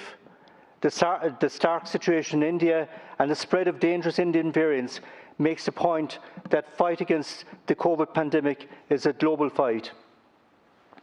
The World Health Organization is providing strong leadership on COVID, and more recently, the IMF has produced an economic analysis which illustrates very clearly the enormous economic benefits to economies and peoples around the world if vaccines are rolled out with speed all across the entire world. Writing the Financial Times today, Martin Wolf makes the point that the economic benefits of vaccinating the whole world by the middle of 2022 would be of the order of 180 times the cost of doing so. During the COVID lockdowns, personal savings have increased significantly. As the economy reopens and people begin to spend more, we should all be aware of the benefits of spending locally and supporting Irish producers, Irish suppliers, Irish services. The hospitality and tourist sectors have been particularly badly hit during the pandemic. Now is the time to support them and help them recover some of their losses. Simply put, the further away from home you spend your money, the less chance it has of returning to your local community. While we have learned a lot during the last 18 months, there is still one big unknown. We do not know the trajectory of COVID-19. It is contained and under some control at the moment, but we do not know what its trajectory will be in the months and years ahead. We must hope for a good outcome, but we must also be prepared to face whatever unwelcome turns this virus may yet take. On the legislation itself, it is important that when government brings forward emergency measures, there are checks and balances, and in particular in respect of ministerial regulation. Last week in the House, I mentioned about a regulation which was put in place and did not have the required legislative support. It was left in place for over 28 years, and eventually, when identified, over 400 million had to be refunded to people where the monies had been illegally deducted from them. Likewise, both the legislation and every ministerial regulation must be carefully monitored and go through the appropriate scrutiny. The Oireachtas must not vest in government powers at some time later stage can be used in an appropriate way. I therefore welcome the decision by the Minister and the Government about 3-month reviews. I think it's important. And I'd also take this opportunity to thank the Minister and his department for all of the work that they have done over the last 12 months in dealing with this very difficult issue. Thank you. Cormac, talk to Anish and talk to Sinn Féin group, talk to Thomas Gould, Trina Maid. Minister, I want to ask that with the announcement coming on Friday, that you put a plan in place to increase attendances at AA and NA and other such meetings, because it is time to be proactive. You recognise that these are essential services, and we've worked together in the past to get these services back up and running. The COVID-19 crisis has been especially difficult for people in recovery. We are being contacted by a lot of individuals and groups who are saying that they are seeing an increase and have seen an increase in relapses into addiction. And also they're seeing more people developing harmful addiction patterns. The Minister is telling me that he will look at this after Friday. But what I'm saying is he should be looking at this now, and you should be looking at it and advocating for these groups so that they can be included in the announcement and that they are not an afterthought. These are considered essential services, and we know that people in recovery have struggled through the pandemic. There are meetings, these meetings are a vital lifeline for people and they need the support. And what we're hearing now is that the attendances are increasing and people are being turned away from meetings because they have to stick to the guidelines. All I am asking for is that you and we are proactive, and we take a proactive approach to planning for the increase in numbers so that no one is turned away, because these are essential services and they need to be opened.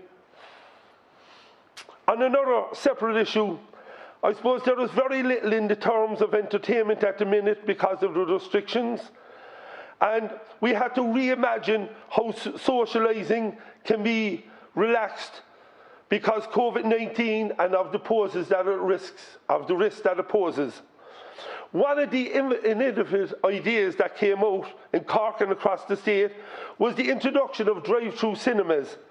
But following last week's comments by Minister Eamon Ryan, that they are safe because you don't leave your car, so the government they need to update on whether there can be a return to these online cinemas. And just another point I'd like to make, young Corla. I cannot understand why we're here at this moment in time and not in Leinster House. It's costing tens of thousands of euros every week for the Dáil to sit here. When I have to talk to shop workers, factory workers, taxi drivers, frontline healthcare workers, Gardaí, who don't have this luxury. And what we have at the minute, if we have one rule for politicians and we have another rule for ordinary people, I believe we should be meeting in Leinster House and doing our business like every other worker in this country must go out every day. So, Minister, I would ask, can you look for and last Corla. I think we should be back in Leinster House. Cormac. And this case is the independent group, and we've talked to Catherine Connolly and talked to Michael McNamara, Fihano Maid, right? Possibly Thomas Pringle, if yes, 10 minutes I have that covered, yes. And I welcome the opportunity to speak on this. And I won't be supporting this piece of legislation, although I would class myself as a law-abiding citizen and believe in the necessity of laws. But what's happening here is draconian legislation being rolled forward without any debate, except for this limited debate in the Dáil. Now, we are back debating the extension of 4 pieces of very significant legislation without any review of their operation, no evidence put before us, except your speech today, Minister, that tells us that it doesn't sit easy with you, which is a profound statement, isn't it? That the legislation doesn't sit easy with you, but no analysis of its operation, no human rights assessment, no concrete analysis of the effects of the legislation to date or how it's been operated, no pre-legislative scrutiny. Now, if something doesn't sit well with you, you would imagine you would look at the appropriate procedures and mechanisms for helping you to sit better with the legislation by having an analysis. And one of the most obvious ways to do that is pre-legislative scrutiny on a committee and have the various organisations come in before the committee, including the Irish Council for Civil Liberties, the Human Rights and Equality Commission that we set up for a particular purpose, and all of the other organisations, as well as ordinary people that might tell us how this legislation is affecting them on a daily basis. But we've done none of that. We haven't had a Bill's Digest because the Library and Research Service haven't had a chance to do a comprehensive note so that we can be educated in relation to this. The bill was listed as a priority bill in the government summer legislation, so there's no surprise about this, and we knew about the sunset clause. Now, I stand here as someone who supported the legislation going back, which significantly was introduced the day after St. Patrick's Day last year. And I remember having the most serious doubts, and I took as much time in the limited time available to analyse what we were doing. And to a man and a woman in this Dáil, we gave the government, which was the babysitting government at the time, our full support. Nobody disagreed, even though a lot of us had serious, serious concerns. And since then, you've come back with various, as well as that, of course, it's a regular activity that you include good and bad in a piece of legislation, so that we here in opposition are caught saying, God, if I vote against that, then I'm voting against the payments which are absolutely necessary. So it's seriously disingenuous of this government and the previous government that they would approach legislation like that.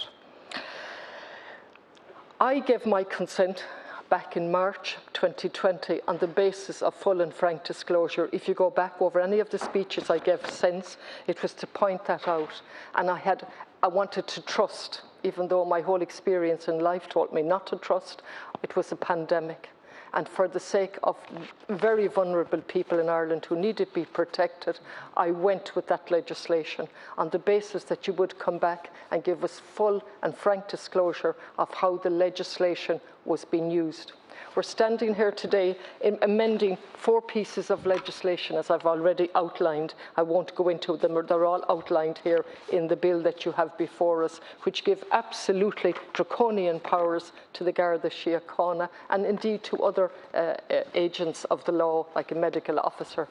And I would have thought at the very least you would explain to us why that's necessary a year and 2 months after, approximately, since the pandemic was declared and when the numbers have gone the right way. And I must say, I don't like speaking in numbers really, but as of the 14th of May, which was the last update we had 254,870 cases, people who've had COVID, and 4,941 deaths. I believe that some of those deaths should not have happened, but that's a debate for another day. I believe we did not protect our vulnerable from day one. I believe quite a substantial segment of the media had absolutely no interest in questioning what was happening, when some of us questioned way back March and April in relation to nursing homes, meat plants, direct provision centres, which were not put to the top of the list. And I can forgive mistakes being made because it was an emergency, although we were fully aware in January, February and March what was going on in other countries. We should have been fully aware from the HEQA reports of the states of our nursing homes. And on top of that, we had a strategy to cope with COVID in a particular way because we had utterly failed to have a public health system in our acute hospitals, in our primary care, and more importantly, in the public health segment, which should have been there to help us in relation to a pandemic. We had none of those in place, so we had to have a strategy that was geared in a particular way. And even then we failed by discharging patients with COVID from hospitals and into hospitals without testing them. But again, that's for another day. We set up a committee under the chairperson of Michael McNamara, Deputy McNamara, which did a very good job, and produced a report which was ignored. And also the committee was disbanded. Now, in a pandemic, we need trust. And when every TD in the Dáil gives a government their full support in relation to draconian legislation, then if you betray that trust, it has the most serious consequences for democracy. It has serious consequences for me as a TD, as a woman, having no trust in a system, so I can't inspire trust. And I still went along with you up to a point. But as more and more legislation came before us without any analysis, without any data, and again today I say no. I cannot do that, Minister, and I don't think it's good enough for you to come in here and say it doesn't sit well with you. And I don't think it's good enough to come in and say a piece of legislation which allows for rolling sunset clauses. And it was the opposition and the Irish Council for Civil Liberties and the other organisations on the ground that insisted on a sunset clause in the first pieces of legislation. And now even that has been undone with a series of rolling sunset clauses. And again, you tell us you're going to change that with an amendment. And it's almost, if I was cynical, and I am deeply cynical, but I try not to be, you would think that we're now going to talk about a sunset clause and how great you are to realise we shouldn't have rolling sunset clauses, and you're willing to change on that, as opposed to a full and frank analysis of the draconian legislation, not here in the Dáil eventually, but after a committee analyses it. If you look at the Mental Health Tribunal, which has been mentioned by Deputy Bruton, and it's extraordinary what he said. I found myself totally in agreement with him. He said it was time for a forensic analysis of the legislation. One wonders how this legislation is going to be passed, because there's been no forensic analysis. And if Deputy Bruton is saying it's important, you would think the government might think it's important, and we're going to pass it without any forensic analysis. So we look at the Mental Health Tribunal.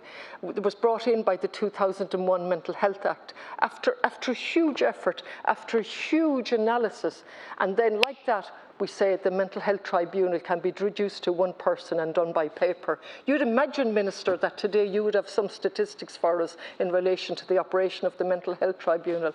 You would imagine you'd have some information for us on how many people a medical officer has decided, in their opinion, they're a threat in relation to the spread of COVID and so on. But there's absolutely nothing before us.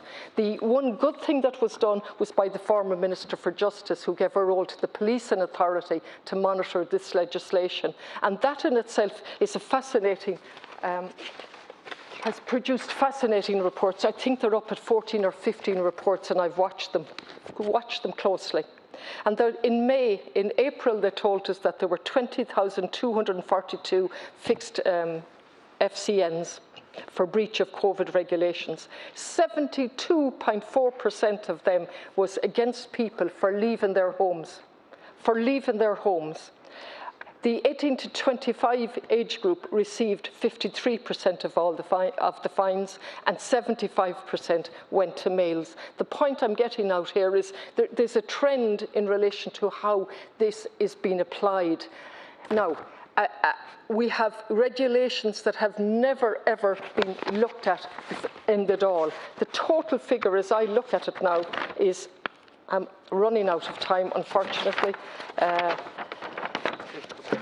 No, I won't. I'm going to finish. Thanks very much, Michael. Thank you. I think it was, 92 COVID-related statutory instruments, 92.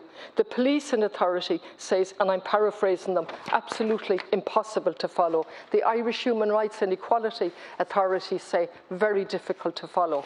At the very least, regulations should be brought before us. At the very least, they should be published before they become law. None of this has happened, Minister. I could go on, but I won't. Maybe I'll get another chance at the amendment stage, Cormac.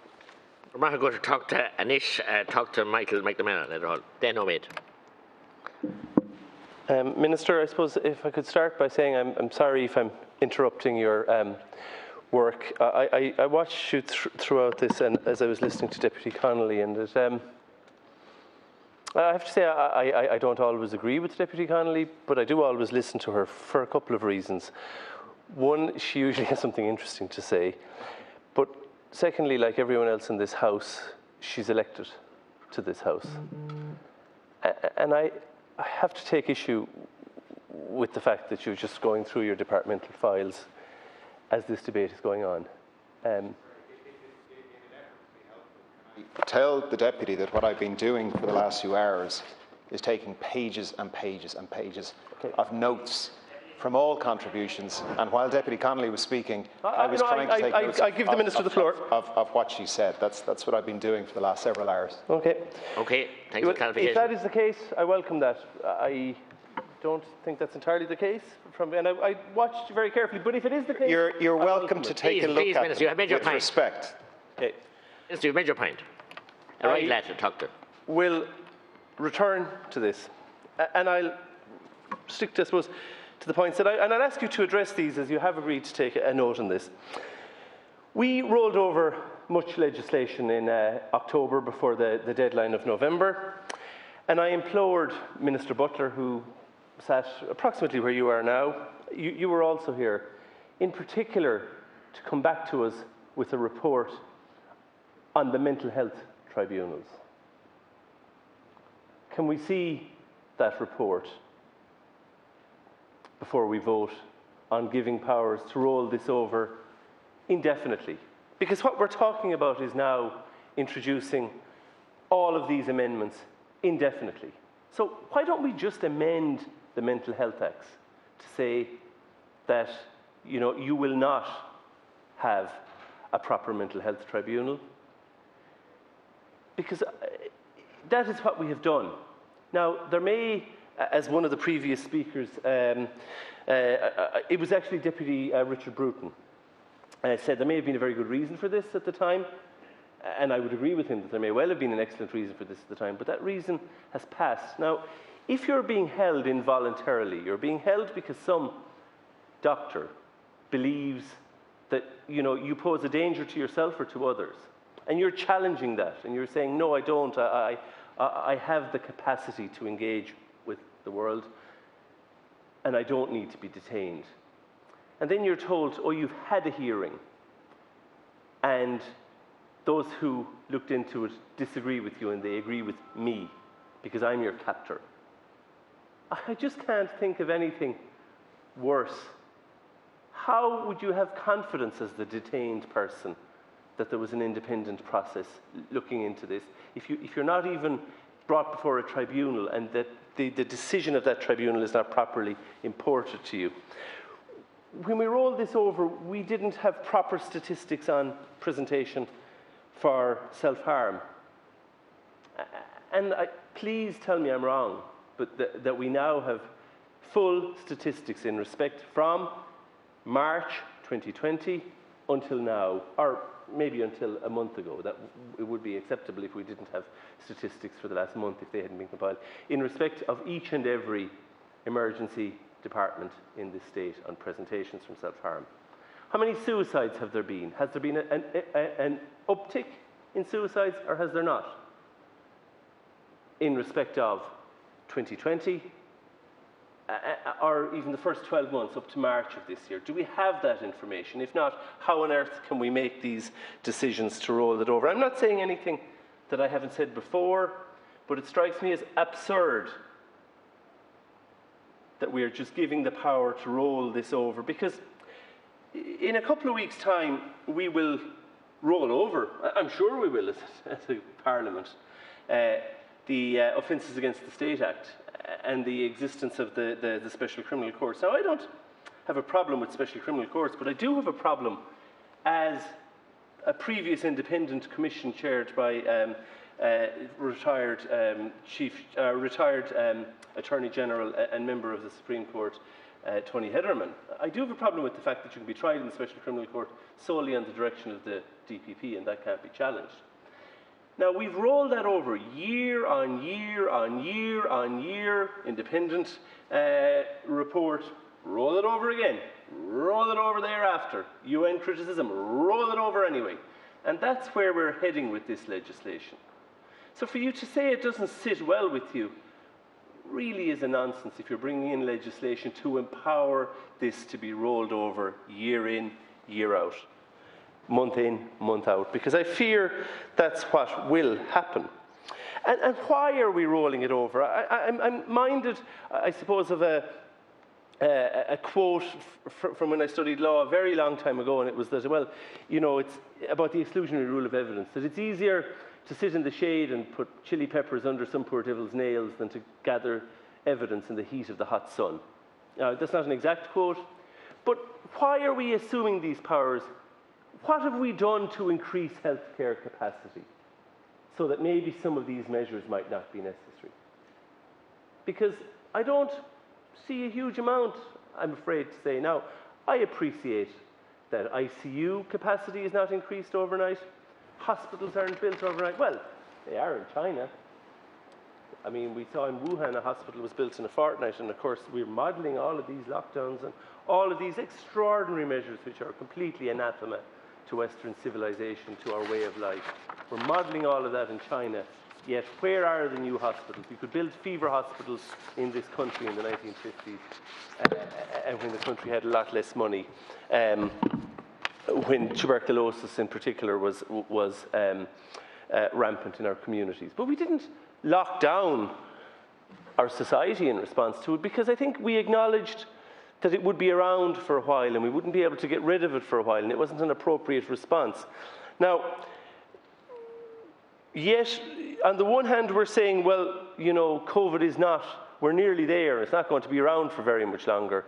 But on the other hand, but if we're wrong, and if it is around, well, we need these powers to deal with it. So which is it? Because you could bring in legislation to extend it. I would still oppose it, by the way, were you to extend it anymore. I, like Deputy Connolly, who spoke before me, did not call a vote and did not oppose this draconian legislation at the time, though I feared it would be abused a year ago. And it was rolled over. And I think enough is enough at some point. Because you've had the powers, the people have been locked down. The same trolley count is evident in the Midwest today, as it was 6 months ago, as it was a year ago, as it was 18 months ago, as it was 2 years ago. Nothing has been done to increase hospital capacity. Nothing has been done to improve our stock of schools and the type of schools that we have. Yet billions and billions of taxpayers' money has been spent, or rather borrowed and spent. And of course, maybe, to quote the Scrap Saturday line of the late Brian Lennon, maybe they'll forget. But I sat in the opposition, or I sat in the government backbenches and had to vote for budgets that were a choice between bad and worse. And I fear that's where we're heading again, and heading quickly. If instead of increasing our health capacity, we're going to resort to locking down society and locking down the economy. And we're going to do it at the behest of an unelected group of people, NEFIT, who are answerable to nobody. There was a committee that used to interrogate them. Maybe the style of the interrogation was unpleasant for them. If it was, I apologise at the time, and I apologise again. But that's democracy. If you want to wield that kind of power, you have to answer questions to somebody. And it seems that they don't. Even from the way they answer the very few difficult questions that they're asked in press conferences. We had one member of it come out against antigen testing, notwithstanding the fact that the European Union agreed to antigen testing across the bloc in the past, and the chief scientific advisor to the government has come out in favour of it. Yet this same advisor, it's his modelling largely that, or the modelling group that he is a member of, that determines government policy. And it's wildly inaccurate, unfortunately. I mean, it was wildly inaccurate in October, November, when we locked down. And it was the idea that let's lock down to save Christmas. That was dreamt up by NEFIT. And of course it was going to have disastrous consequences, because we had an overly restrictive regime in place during the summer when people should be outside, socialising, meeting themselves, doing what human beings do. And we were going to lock down in the winter to save Christmas celebrations, which were perforce going to be indoors, based on flawed, or apparently flawed, modelling. Because nobody has ever asked, notwithstanding the COVID committee report, none of the recommendations of which have been implemented, including that the modelling code, that all of the information available to NEFIT be published, including the coding, and that it be peer reviewed. Thank you, Deputy. Now, that hasn't happened. There's one last point I want to make, and that is we roll over the special criminal courts, and I object to it, but we roll over people who are suspected of being involved in a prescribed organisation. In this instance, we're rolling over restrictions on people for doing what every human being does. Thank you, Deputy. The time is not up. Acceptable. Thank you very much. Thank you, thank you, Count Corla. You're all right. Deputy O'Keefe. Count Corla. And the first thing I'd like to say is I support the bill. The last year and a half has been incredibly difficult. There were mistakes made, and there is no question about that. I would have to say that I still cannot understand why we didn't control people who were returning from Italy in the spring of last year. We knew that was the main source. I still can't understand why we didn't say to people who went to Cheltenham that they'd have to quarantine for 2 weeks.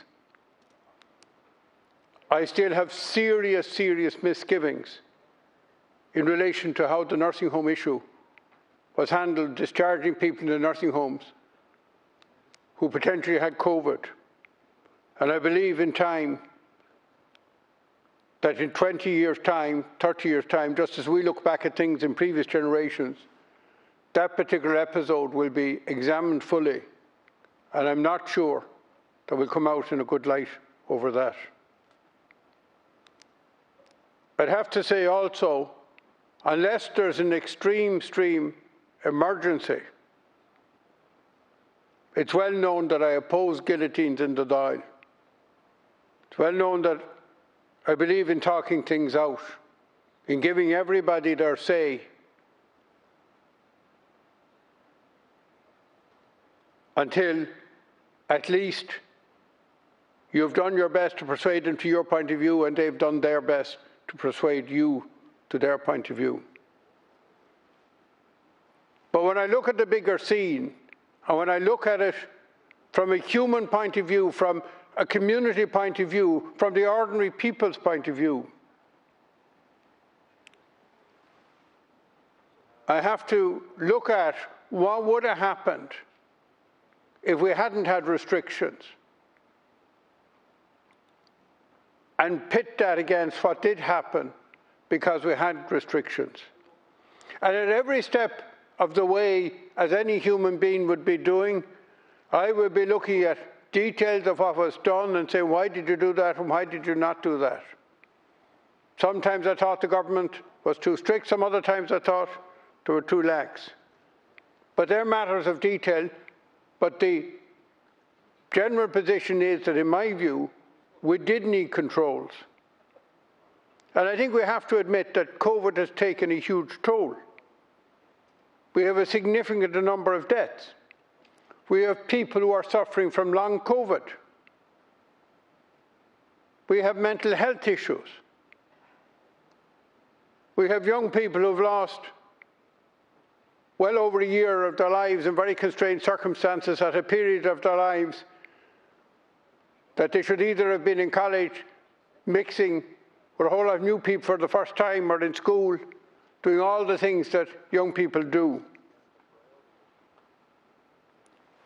I have to hand it to the young people of Ireland for their solidarity, because they have shown solidarity to a disease that would be much easier on them in the generality of these things, statistically, than it is on those who are in the older population.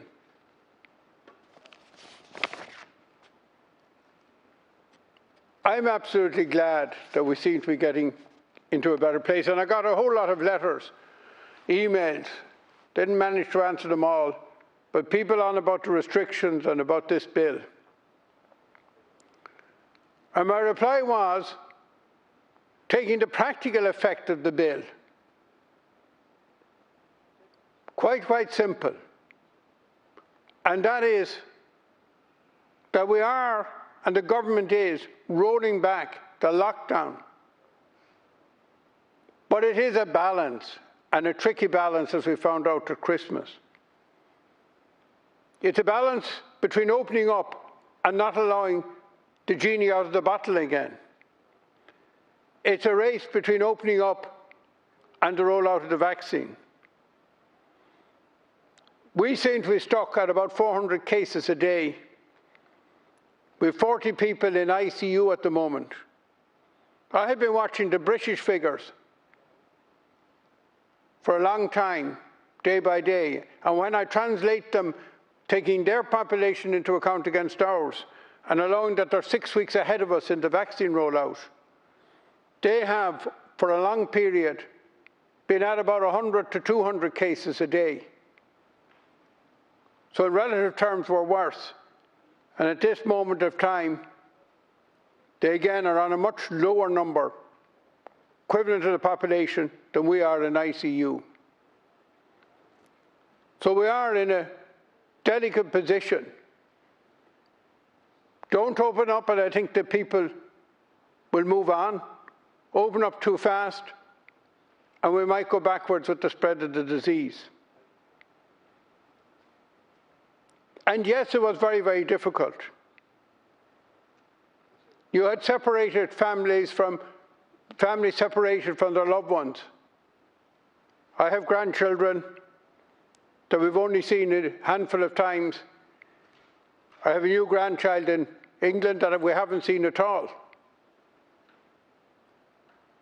We have family in Australia. And these are all difficult realities. So none of us are immune to what all this meant. But the reality was, in the human level, and we can be over legalistic about everything, but the real choice was, which was better? To make all of those sacrifices, to take all of those inconveniences, to not visit the neighbours, to not go to all of the things that you'd normally go to not meet constituents who had problems and try to do it other ways.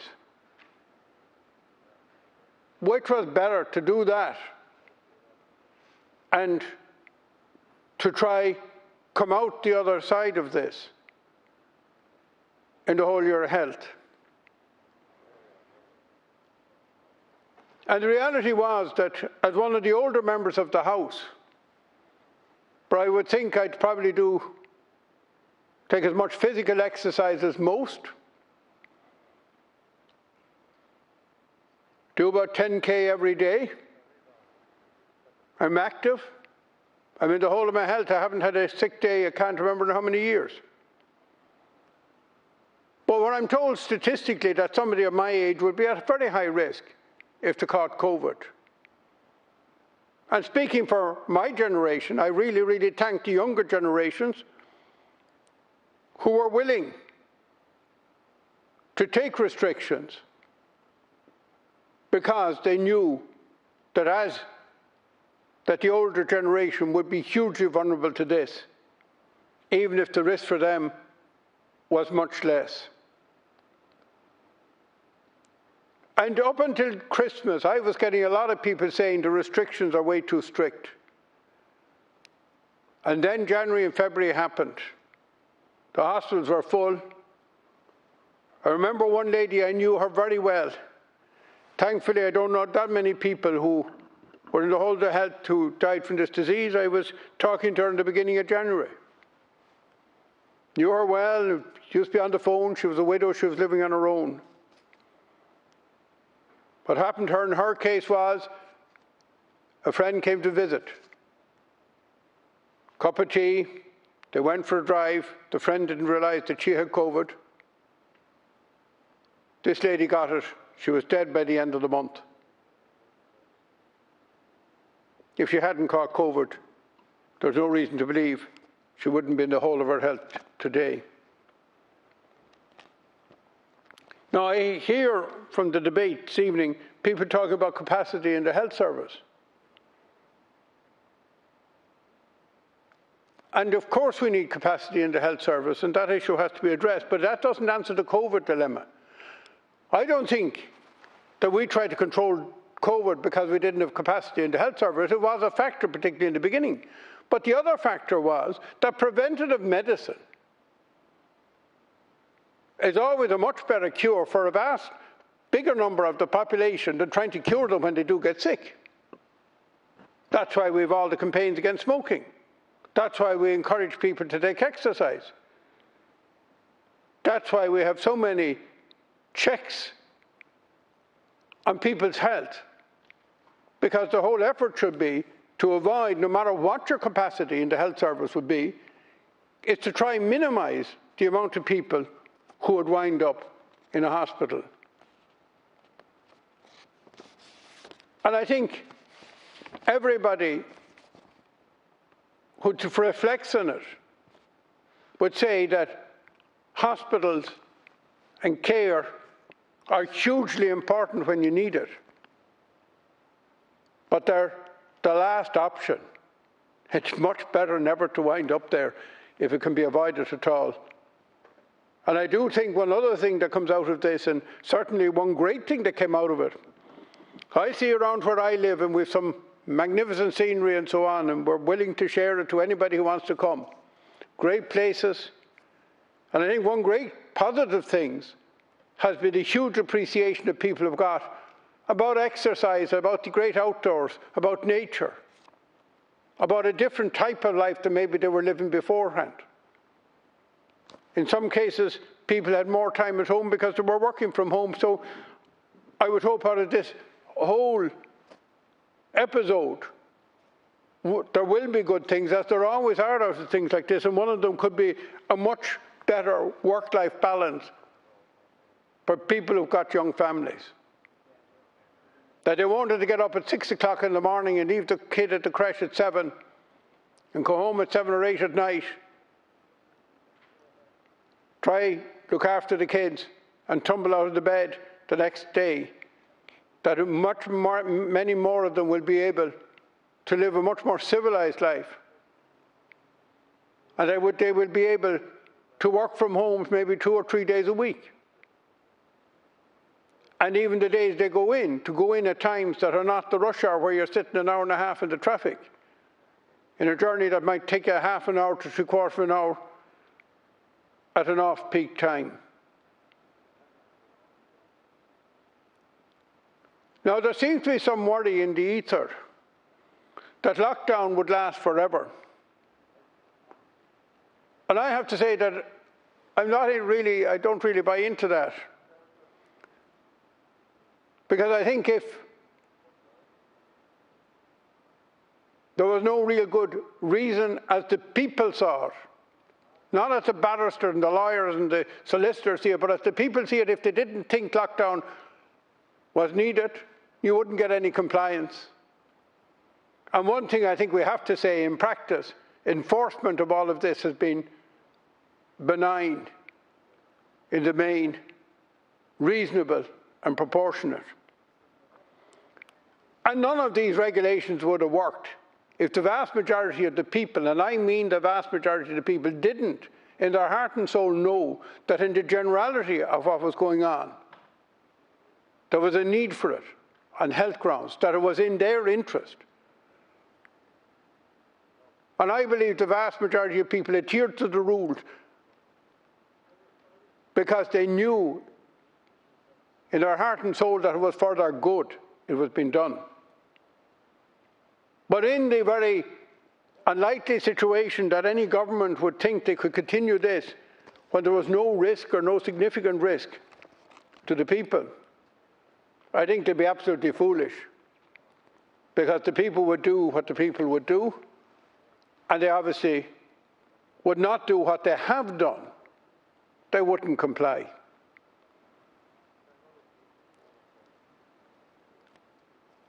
And in reality, all of the other lockdowns or partial lockdowns and partial reopenings were in a different scenario.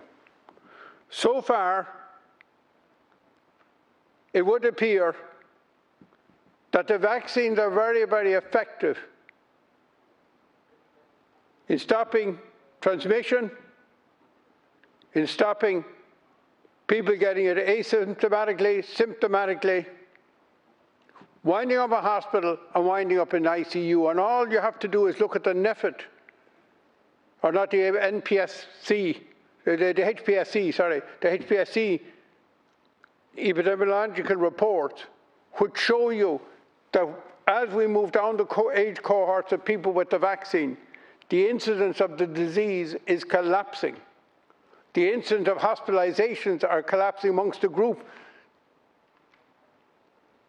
amongst whom we had the greatest number of deaths and hospitalizations. So I have to say that I don't see it lightly, and I hope that we won't have to continue with lockdowns, and I'm very confident that we won't, and that COVID is something that science is beginning to catch up with. And even if new variants came, that they will be able to vary, as they do with the flu, the vaccine to deal with any possible mutation in the future. So the situation as I see it is, the government have a tricky decision to make on the advice of NPHET, but in the end of the day, it's not NPHET that are making decisions, it's government. And that is, how quick do you open up?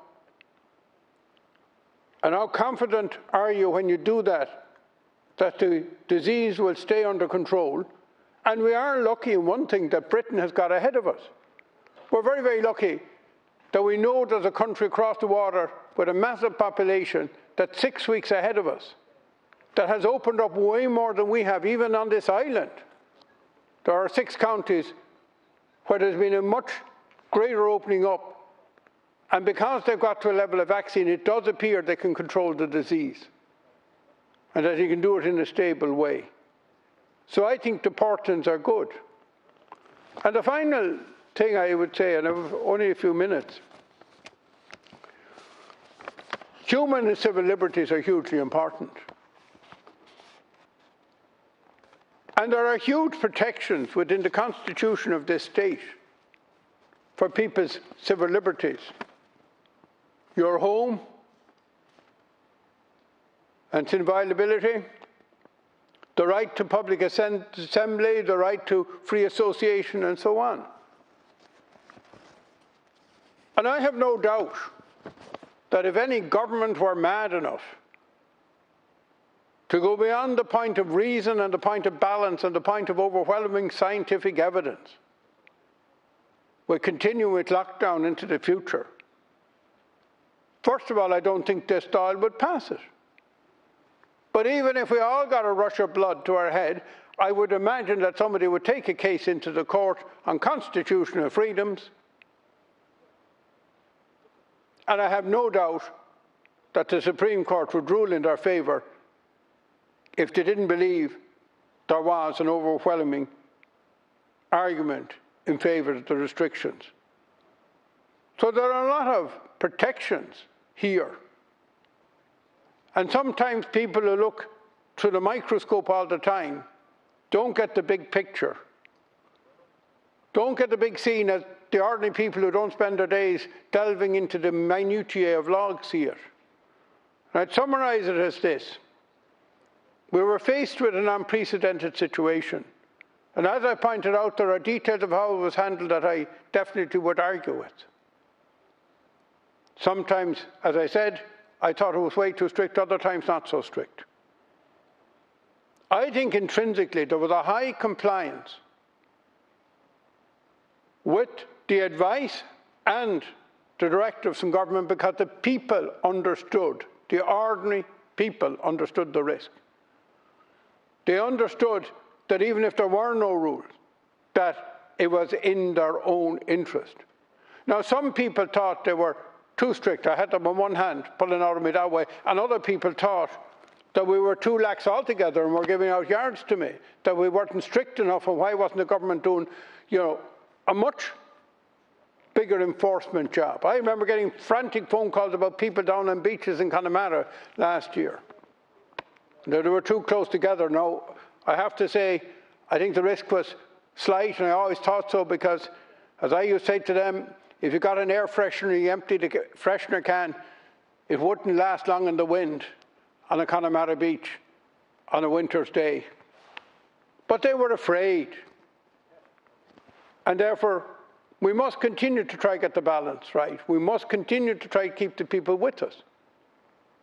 I think the majority of the people have accepted the need for what was done to date. And what I would hope now is that at the end of this week, Minister, we'll go another step on a process, and that every 2 or 3 weeks from now on, as the vaccine rolls out, and that is the key to everything we're doing, the faster we can do the vaccine, the more we can get not only 1, but 2 injections to all those who are eligible for them, and that's all adults over 18. To me, that's how we free up the country, not by changing the law, but by rolling out the vaccine ever faster. Thank you very much, Deputy O'Queeve. Now we go to Deputy Pauline Tully, who's sharing her time with Deputy Martin Brown and Deputy Ruaidhrí O'Murrickle. Minister, I wish to oppose the continuation of these emergency measures for the proposed time of 6 months. I just feel that's excessive given that a sizable proportion of the population have now been vaccinated, including the older cohort and those deemed vulnerable to the disease.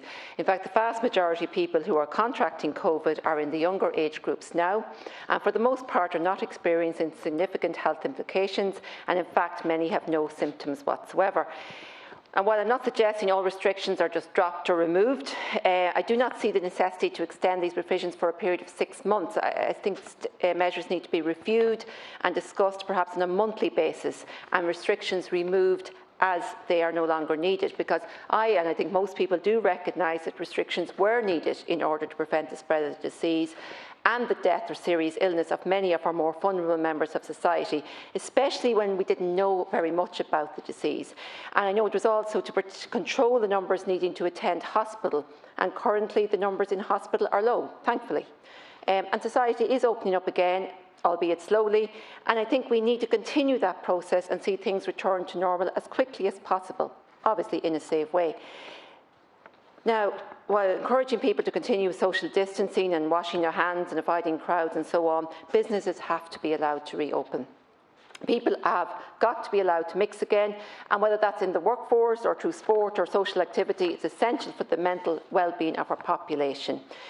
Now, I'm living in a border area, and that has meant that society opening up faster north of the border has impacted on many businesses and different activities in the border counties. Like, for example, swimming pools with group lessons are allowed to resume before the end of this month in the north.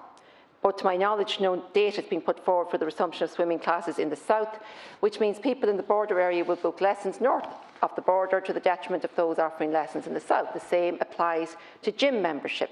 Gyms are now open up north, not in the south, or no dates yet. So I think we need definitive dates for reopening all of these activities. I'm also concerned about the ever-growing waiting list for hospital appointments, and particularly for further diagnosis of possible cancer symptoms. A woman I know, she noticed a lump in her breast. She was referred to the breast check clinic in a hospital in Dublin by her GP. The file was marked urgent. Now, 4 weeks on, she still hadn't been called, and when she followed this up, she was told she'd be waiting another 14 to 16 weeks on top of what she'd already been waiting. And I'm hearing that the waiting list for urgent cancer checks are about 3 to 4 months, whereas they would normally have been within 1 month. And look, we all know that early diagnosis in relation to possible cancer is vital. So I'm just wondering, are provisions being made to deal with the backlog of those awaiting further checks for cancer symptoms? People in all walks of life, I think they need a clear timeline for the opening of society or the reopening of society, and people have had enough at this stage. I mean, their mental health is suffering, public waiting lists for hospital appointments are growing, and businesses, especially those in the hospitality sector, are suffering. Now, emergency payments need to be extended until such a time that society is fully opened up. So I'm just calling on the government to ensure the short-time work support payment is extended for workers in industries still unable to reopen fully due to ongoing public health restrictions. Many employees have been placed on reduced hours due to the impact of COVID and have been receiving this benefit. But I think it may be coming to an end with no indication of it being continuing. So something needs to be done to protect those workers. They can't be allowed to just work the short-time hours without the benefit of the payment. So just to conclude, a blanket extension of these restrictions is not necessary, and especially for 6 months. And I just think they need to be reviewed and extended, and only those absolutely necessary remaining, and to allow the Dáil to debate and vote on those as we go forward. Thank you. Thank you very much, Deputy Tully. Deputy Martin Brown. During this pandemic, Irish life has been turned upside down, and the public has been dealing with challenges, demands and limitations that before the beginning of last year they could not even imagine would actually materialise. But materialise they did. With the onset of the COVID crisis, every citizen in this country had to deal with the fear of the unknown virus, what its effects would be, how transmissible it would be, and how each one of us could avoid contracting or ensuring that our loved ones and those most vulnerable did not succumb to it. Measures never considered before had to be taken, and Sinn Féin were to the forefront in calling for the immediacy of this situation to be addressed through prompt, swift and concerted measures. There have been extraordinary times, and extraordinary times called for extraordinary measures.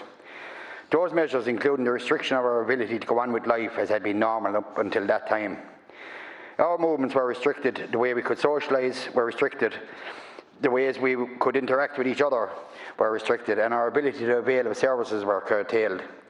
Each and every measure was to have an impact, and while the impacts, either primary or secondary, were in some instances unavoidable, the existing legislation has given far too much discretion and emergency powers to the Minister for Health. The extraordinary measures that we have all been subject to for well over a year at this stage can only work if that data that informs them and the reasons why they are deemed necessary are fully transparent, properly analysed and openly debated. Sinn Féin has been consistent in pushing this belief. This was evident last October when we tabled an amendment to limit the scope of the emergency legislation at the time. We looked for the government to bring forward less discretionary legislation that could not avoid Dáil scrutiny. We continue to stand by this. And that is why we are opposed to the continuing operation of emergency legislation with such broad discretionary powers that delegate what we believe should be Oireachtas responsibilities to the Minister for longer than is necessary. When the Health Minister and the Government were under huge pressure to deal with what the pandemic brought to this country, we were there to give what support we could to measures that were informed by public health advice. And while we still do, what we have also seen since is a government who have been less than forthcoming in providing real clarity with members of the opposition on changes to regulations. This was unacceptable, and to this day I cannot accept that there was any valid reason for that level of secrecy to shut out representatives who have been elected by the people. This led to instances of total confusion about some of the measures taken by the government. The manner in which the hospitality sector was treated is one case in point. Hotel, pub and restaurant workers across Tipperary were contacting me over the inability of the government to say when or even if they could reopen last year. Also, I've had representations from the art, dance and entertainment sector in my own county, Tipperary. All they're looking for, Minister, is clarity. Families of children with special and complex needs were left to fend for themselves without the support they need. Childcare professionals were left with incomplete information. This is just the tip of the iceberg when it comes to the complaints that came into me. With these issues in mind, the government must realise why I want continued engagement and emergency measures to take place in this House, not just at the Cabinet table. The government have proposed to extend these emergency powers to the 9th of November. We do not believe that this long extension is warranted at this stage. We are in a particular situation with the virus at the moment, and there are a number of variables which take account of both positive and negative. Vaccine rollout is increasing. The number of people who are vaccinated are progressing all the time, and society is reopening on a gradual basis. Therefore, in our view, giving the Minister full discretion up until November the 9th is not necessary. What is necessary is that the provisions can be made to deal with the emergence of new variants or other associated issues. That is why Sinn Féin is tabling a number of amendments that limit the operation of the Act to the 9th of July and that restrictions would require the approval of the Dáil going forward. This would not undo restrictions. Instead, it would ensure that those new regulations are adequately scrutinised, debated and ultimately agreed by the Dáil in the open. Of course, provision should remain for the Minister for Health to bring forward rational and reasonable measures which are appropriate and proportionate to the risk presented by the pandemic in the event of a vaccine-resistant variant posing a serious public health threat. But there is no excuse for providing further Dáil scrutiny of measures which are lightly restrictive on personal freedoms. We have heard the term draconian measures quite a lot during this debate, both here and in the Shannon. The vast majority of people of this country have put every effort they can into abiding by those measures and protecting each other from this virus. They deserve full transparency in how those decisions are made. In the event that further measures that are to impact on their freedoms need to be considered. Thank you very much. Deputy O'Murrough.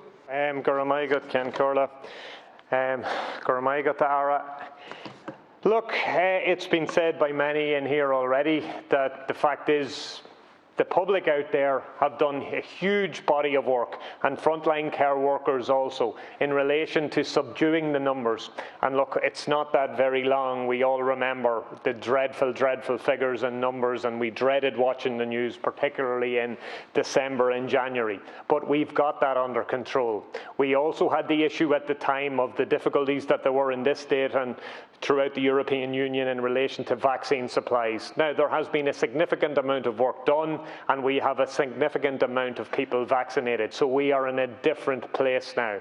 And I would concur with obviously my own colleagues, but also a number of other people who spoke about the fact that really and truly we should be looking at reviewing this legislation and these restrictions on possibly a monthly basis. I think people would believe that that is that would be a sensible thing to do in relation to this situation. And look, I want to deal specifically with vaccinations. I do believe, like obviously we've had a huge ramp up in this state. We've seen a huge body of work done. We also accept that it's been done by a healthcare system and the HSE that has obviously been put on brutal and unforgivable pressure due to the ransomware attack. And obviously that's a piece of work that we need to deal with as a state. And at the Communications Committee earlier, we spoke to Minister Smith in relation to this. We spoke to a number of cybersecurity experts, and I think that the state across the board needs to ensure that we have carried out sufficient audit in relation to all our systems and all our critical systems. And I'm not saying that you can prevent this, but in relation to best practice from a point of view of avoiding this as much as is possible into the future. But again, I want to commend the public and frontline healthcare workers.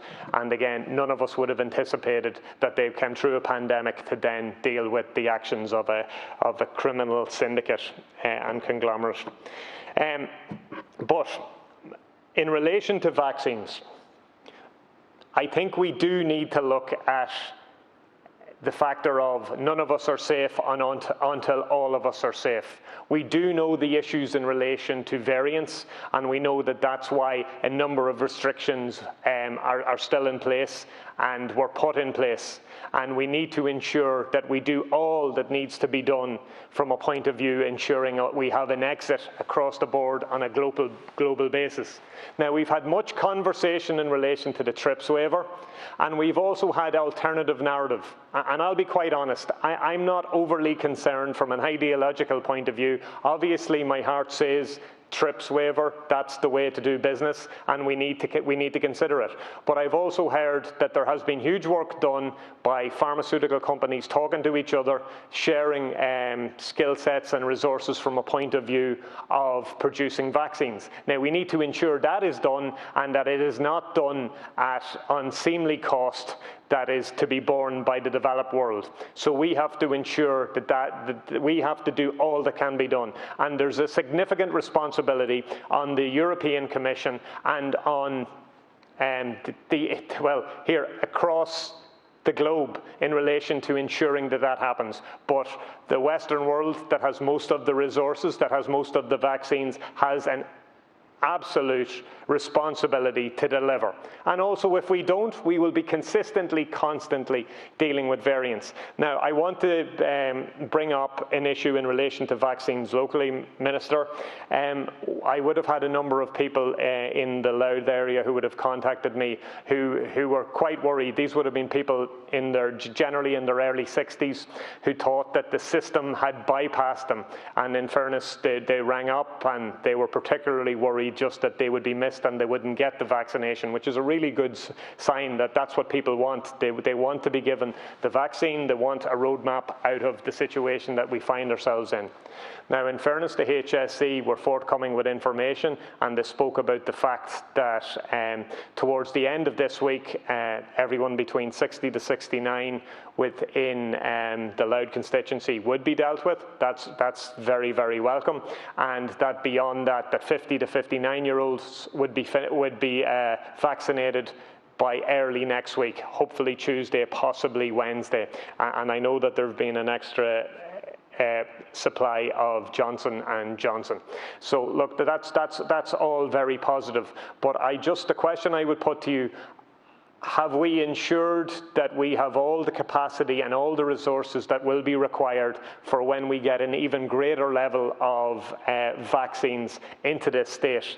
And we are upping our numbers significantly. We're talking about June and considerable amounts, 400,000 and more a week. So we need to ensure that across the state that we have all the resources that are required as regards vaccination staff, as regards vaccination centres, and obviously as regards supplies and ensuring we have the right supplies in the right areas, because obviously there's varying demographics depending on what part of the state that this occurs. But as I say, it's absolutely vital, and I would really appreciate if you could come back to me just in relation to that. But like I said, the answers that I've got from the HSE, I'm significantly happy with, and beyond that, those people that were worried at the end of last week or the beginning of this week, most of them have been given notification of a vaccine time. So, like, that's once again that's work very well done by our healthcare workers. So. That's all very positive. I'm just worried that we don't have the capacity when we have to up the numbers, and we need to ensure that that happens. I think, look, it's significant. It will give us an opportunity in relation to making the next steps. And then beyond that, I think from a governmental point of view, I would add my voice to what has been said in here earlier, in the sense that people need a greater level of clarity in relation to the roadmap of opening up. Obviously, no more than Deputy Tully, I represent the border area, and there are the issues of people obviously accessing services that they can access in the north that still aren't open in the south, and we are afraid of people making choices that may be long-term choices that may impact on businesses that have already been under severe pressure. Look, we accept that we can't open everything all at once. We need to do it safely and securely, and precautions and health measures need to be taken into account.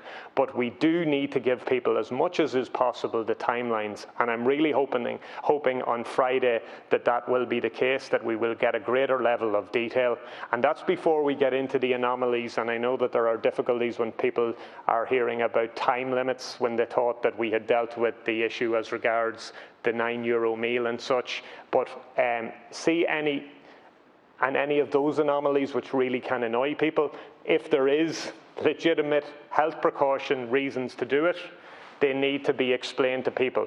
But beyond that, as I say, we are doing this in a different situation. We are doing this in the mouth of a huge vaccine rollout that is very, very successful, and we just need to ensure we can continue it as much as possible. Like I said, there are none of us that are calling for lifting all restrictions now.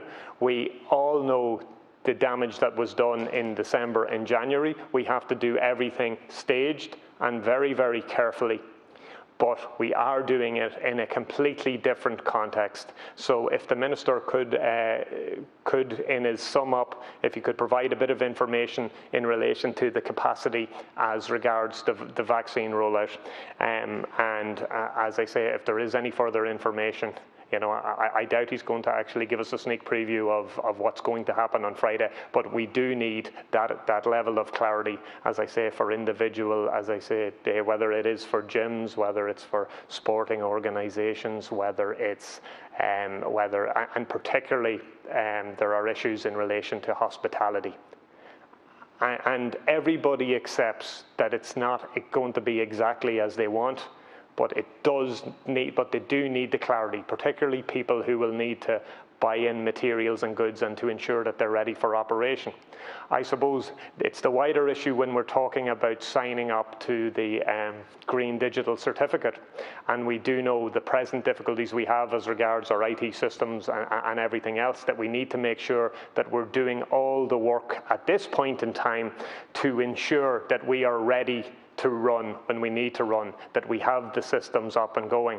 And I would also I would add my voice to the people who have already spoken in relation to the fact of Professor Ferguson's report in relation to antigen testing, and the fact that now is the time to enter into any pilots that need to be done to see whether this can be operated from a point of view of allowing certain types of openings, or whether it can be used in relation to helping aviation, but that we need to do the heavy lifting now. And also, the heavy lifting to some degree has been done already, in the sense that we can get information out of Britain and out of other states, and whether it's Spain or France or anybody that has already operated pilots. So I think that's another piece of work that we need to do. We need to ensure that we don't leave it too late, and that when we sign up to these, to the likes of the Green Digital Certificate, that we have the capacity to go when we decide to go, and that there are no technical hitches. Thank you very much, Deputy. Now, the next slot is a government slot. There's nobody offering at this point. Deputy Michael Collins. Thank you very much, John Corla. And I just want to start from the outside. I'd like to thank you, Minister Donnelly. I've often spoke here about the Vera Toomey situation, and yes, it's true. COVID and through the crisis, and I've often asked you to liaise with her. Your members of staff have, and it was a successful discussion with each other. And I would like to put it on the record to thank you for that happening. I think it's very, very important for her and other people that are in the situation with the medicinal cannabis. So that is very much appreciated. Minister, I will be fully opposing these more severe restrictions or furthering of the severe restrictions, and I think that I've got so many emails and so much post. I think my postman is scratching the back of his head. He doesn't know how many more letters will I get on this issue. People are very, very upset and extremely worried about the restrictions. Some of the restrictions were needed, and I wouldn't oppose common sense restrictions all along in very serious times. But we want to see the light, and I suppose people can see the light in Northern Ireland, and they'd love to think that they can do equal here, and that's not happening. People's businesses are suffering in the constituency that I represent in Cork South West. I think people their businesses are severely affected by this. Some people haven't opened their business since maybe since the pandemic first struck, last March or April. We have public houses where today there's an announcement of the new type of restrictions that will allow some of them open. Most of them won't be able to open. And again, they hear of PUP payments and other payments being dropped at this present time, and it's putting severe pressure on their mental health state of mind. And I think that has been forgotten in all this argument, all this COVID-19 crisis, the mental health pressure people are put under. And I would like you to consider that, Minister. We are putting, our rural independent group will be putting in amendments for a sunset clause in the 9th of June, but that and other amendments will follow through as well. I think light at the end of the tunnel is something that a lot of organisations have asked for and have been able to. A lot of individuals and businesses and the country needs that, and a clear guideline as to when things will reopen and reopen safely and properly. And I think that there's a lot of mixed messages coming out.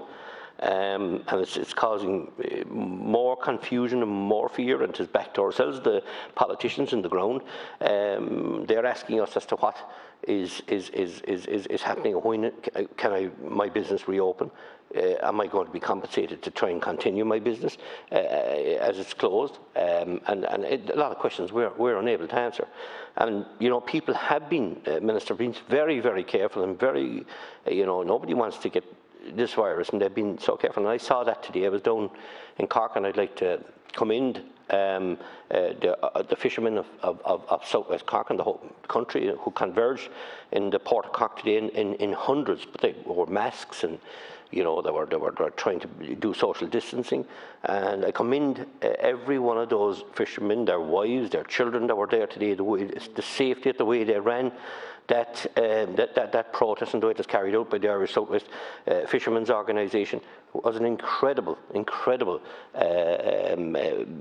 strong message sent. It's very disappointed that our two senior ministers, Minister Coveney and Minister McGrath, or the Taoiseach weren't able to present themselves to the fishermen. But look, that's another story. But the people at Castletownbere and Union Hall and Scull and Kinsale and Glendore were there in high numbers today, as well as myself, to support them. I'll continue to do that in the time that I'm elected here to the Dáil. I think it's time for a massive debate here on fishing. But today we're talking about this continuation of the restrictions. I've been very much opposed to much of the restrictions in the churches.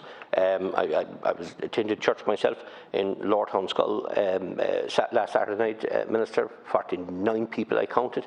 The same church could hold 300 people. The nearest church in Goleen could hold 500 and something. Skull maybe 350, and Balladahab 400 or something.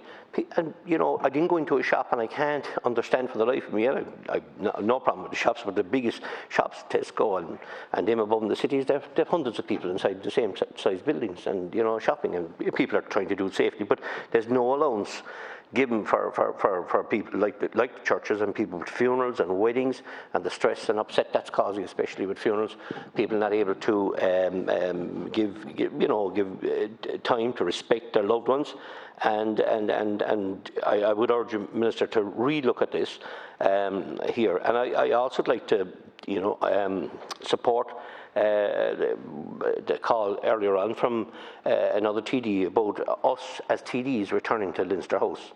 It's scandalous the amount of money that's been paid to stay here in the convention centre week in, week out, and a doll and a building above they're sitting there, and many idle days, because I don't understand, it's only sitting one day or a little bit with it, and they don't want to upset themselves by coming down here, but certainly I think we need to be brought back to the Dáil in a safe manner. We all have offices, we all can adhere to laws and rules and regulations if that needs to be, but certainly it would be a massive saving to the state, Minister, and it has to be looked at.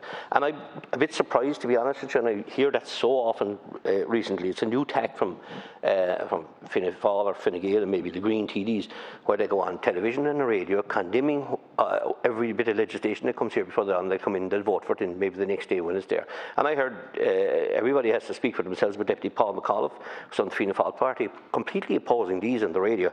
One and I coming in here today, and I'm scratching the back of my head, sure, he's with G. And at the end of the day, he's still going to vote. So I don't understand why are they talking two sides of the same mouth? It can't be allowed to continue. Am I allowed to continue? Yeah, and I would like, Minister, that you need to pull in your TDs, and that's not just on this issue. It's on so many issues. They're back in my own constituency, West Cork. Their senators, their TDs are condemning.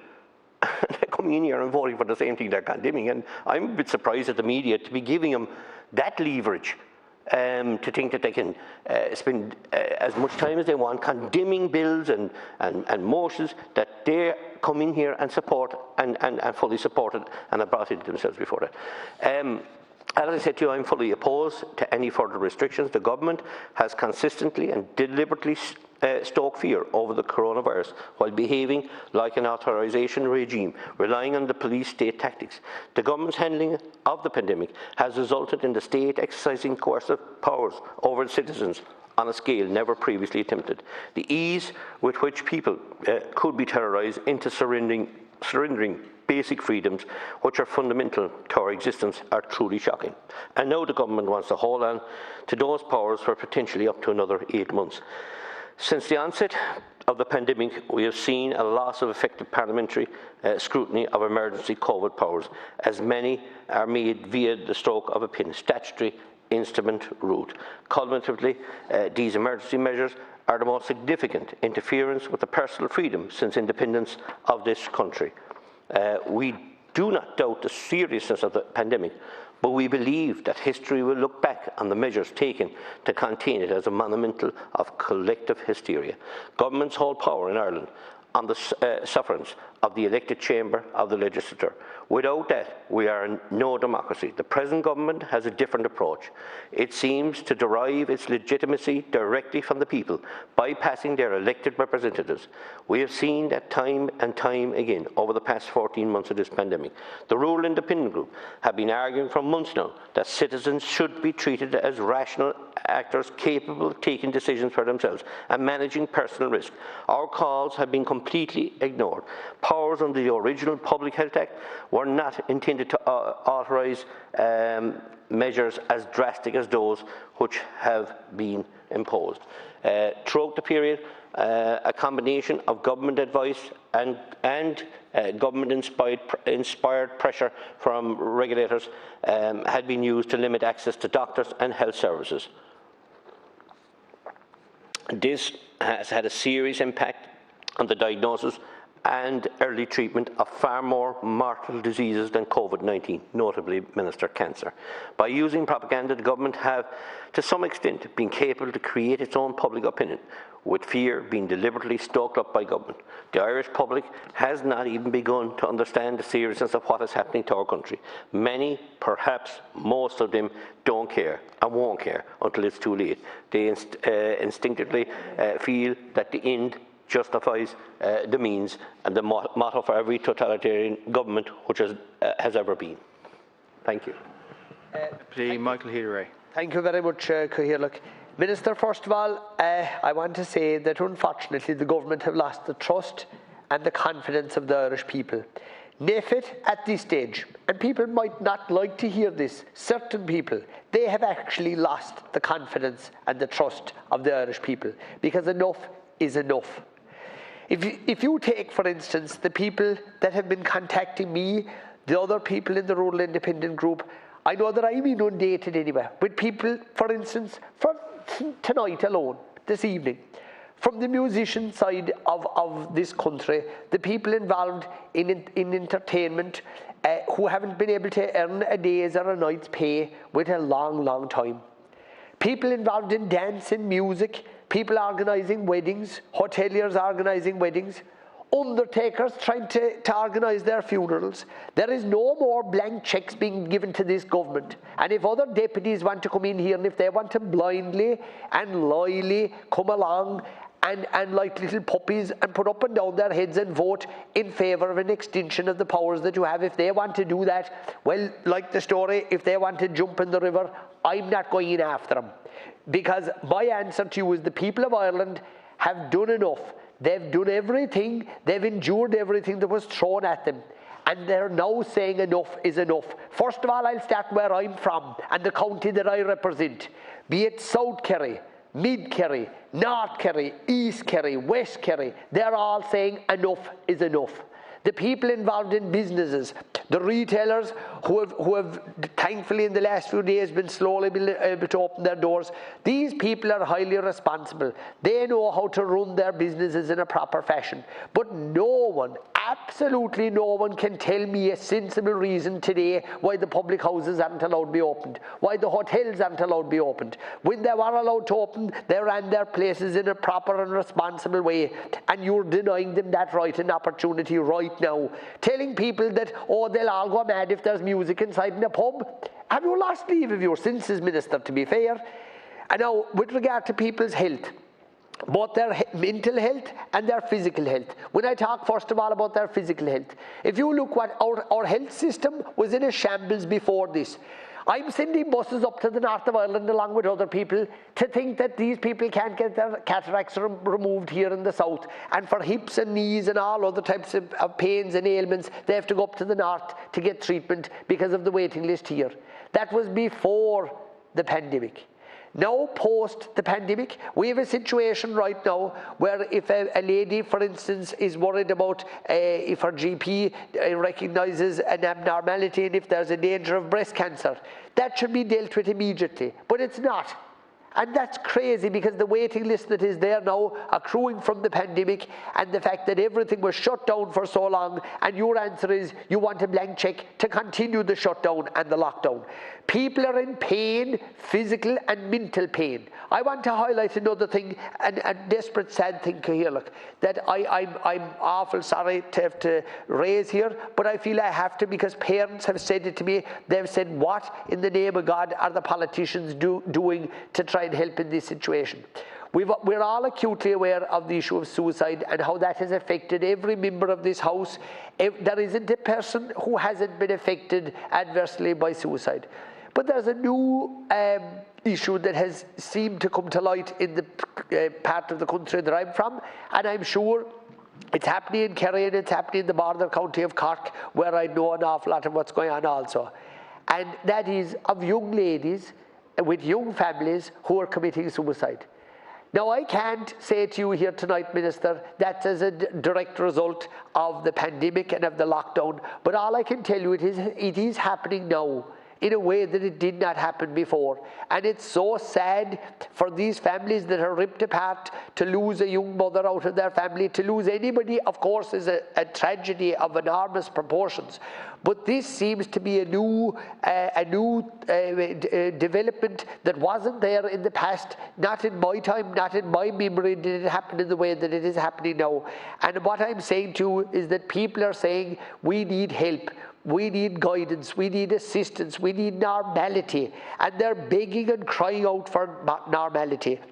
When I see some of the silly, nonsensical, stupid things that the government are coming out with, for example, putting what I call the meals on the clock, the 105 minutes. What genius thought up of this?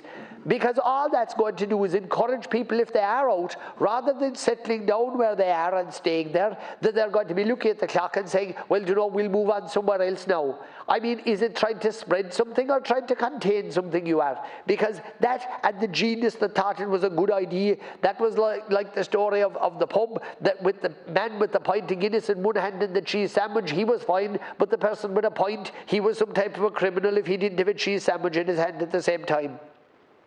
I want to thank at this point the people in Kerry who have been administering and dealing with the vaccination programme, because they're extremely helpful, extremely kind, and working very, very diligently in the centres in Kerry. I want to recognise that, both from the management all the way down to the people who are actually running the facilities every day. They're doing an excellent job. But I do have to highlight the amount of Kerry people who are called to Limerick, but I want to thank, and in particular from the eastern side of the county, the amount of people that contacted me and said we're being called to Limerick, and when I did highlight their cases, they were changed, but the amount of people that were actually called, it was frightening, because I definitely had over 100 cases like that, definitely more than 100. And if I had that many, how many in general were called from Kerry to Limerick? Those sort of things should not be happening. But I'm grateful for the assistance that I got in dealing with those cases.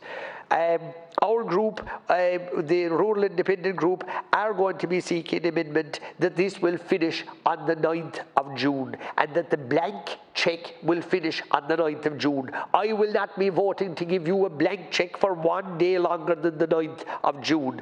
Of course, this Dáil, the members of the Oireachtas, should get out of this building as if it was on fire, and we should go back into Dáil where we should be with a long time, because we could do that in safety. We would be no danger to anybody, to the staff, or to ourselves, or to anyone else either. We could run our show in an organised and secure, and if we show that we can do that, it shows that the rest of the country can get back to normality as well. But take one look around you. For God's sake, you can hardly, you know, I'm looking across and I can barely see you and you're so far away from me. This does not make sense, putting us into this type of an auditorium every day. You could fit 100 whales inside here, not to mind a share of TDs. And you know, there's nobody here half the time, because I don't know where the rest of them are the rest of the time, but they're not inside here anyway, for debate or for anything else. So what I want to say to you is, as soon as possible, get us out of here and don't mind this talk of, oh, we're going back to the Dáil in September after the summer, because that's ridiculous. We should not have to wait until then. I'm asking you, Minister, to look around at the rest of Europe. Look at what they're doing in other countries. Look at what they're doing in the north of Ireland, and then look at us here. When you think about the hardship that the businesses and that the families are going through, when you think about people who've had deaths in their family, who can't have a proper funeral, that up until very recently only 10 people could go into the church. Like, while we all wanted to protect people, while we all wanted to do what was right and what was proper with regard to stopping the spread of the virus, there is such a thing as too far east is west. And we are definitely in that ground right now, Minister. And you don't seem to know when to stop. Because for any deputies to come in here and to vote for and to say that it's all right to continue this for maybe another 6, 7, 8 months, he must be really losing all touch with reality. And when I think then what's going on with the public houses and telling people about putting up tents and awnings and every type of a building outside so that everybody, they might not get the virus, but they definitely will get pneumonia, because I don't know what type of a country you think you're living in, but I'm living in Ireland, and our temperatures and our and outdoor dining, we have fine public houses that have plenty of room. There's lounge bars, there's different rooms inside in public houses where people could be inside in heat and in comfort, instead of putting them out into tents, awnings, every type of a misfortunate contraption of a building you're putting them out into, and stay out of the house and go out into the yard and get sick with some other misfortunate disease or pleurisy or some misfortune. For God's sake, would he actually get a life, get real about this, realise that the people, and I'm giving you a strong message from County Kerry, and the message is enough is enough. This is finished. People are sick of it. What they want to do is get on with their lives. They're not ignoring that there was a pandemic, but we're out of it. We're coming out of it, and we're quite safe, and allow the people and the business people, trust them. Have a small bit of trust and faith in the people of Ireland who elected all of us inside here. And thank you very much, Cathal. The next slot is a government slot, but I don't see a government speaker offering. Likewise, a Sinn Féin slot, but I don't see a Sinn Féin speaker offering. I'll call on Deputy Thomas Pringle. Deputy, I'll put you on warning. I'll be asking you to adjourn the debate in about 90 seconds, but we'll leave you clear. Unfortunately, we'll leave you clear your throat anyway. I thought we had up until quarter past 8, yeah, or something. 7:15. 7:15, is it? All right, okay. Well, I suppose I'll wind down a bit slowly, and so, Minister, I'll save the benefit of my speech to the next time when we come back in here, and we can have that. But look, I suppose I'll welcome it, and it's good because Deputy Joan Collins was to share this slot with me, and she's not here for this one, so we'll be back in tomorrow anyway for it. So I'd just like to thank you for the opportunity to debate this at the second stage of the Health, Criminal Justice and COVID-19 Amendment Bill 2021, and this wee bill is intended to amend 4 not-so-wee acts as well, Minister, as you know. This bill provides for amendments to Section 2 of the Health, Preservation, Protection and Other Emergency Measures in the Public Interest Act 2020, and to Section 1 of the Emergency Measures in the Public Interest COVID-19 Act 2020, to Section 17 of the Criminal Justice Enforcement Powers COVID-19 Act 2020, and amendments to Section 6 of the Health Amendment Act 2020. Some of the provisions set out in these acts are due to expire on the 9th of June 2021, which is within 2 weeks, and this bill sets out to extend the expiration date to the 9th of November 2021. No one could dispute that we have been navigating in unprecedented times, and that significant measures were required to protect public health and life early last year. Most of us thought that the worst thing that could have happened in 2020 was the grand coalition of Fianna Fáil, Fingal and the Greens. And while bad, we didn't realise just how much upheaval there would be throughout the year. People were dying and still are. We knew that the virus was highly transmissible and that elderly and vulnerable people were most at risk. We were asked to stay at home in order to keep each other safe. I think everyone can agree that the level of compliance, fear and camaraderie during the first lockdown of last March and April was extraordinary. We saw the amazing community spirit in our neighbourhoods as people looked out for isolated members of their communities, did shopping and chores for those who were cocooning, and praised our health and other frontline workers. But now, 15 months later, people are disillusioned because of our rudderless government, the mixed messages and the unclear communications and the continuous government undermining internally. I'm sure that many other deputies are receiving large amounts of emails calling on us not to extend Part 3 of the Health, Preservation and Protection and Other Emergency Measures in the Public Interest Act 2020. And these are not the conspiracy theory, anti-vax, COVID or a hoax type emails.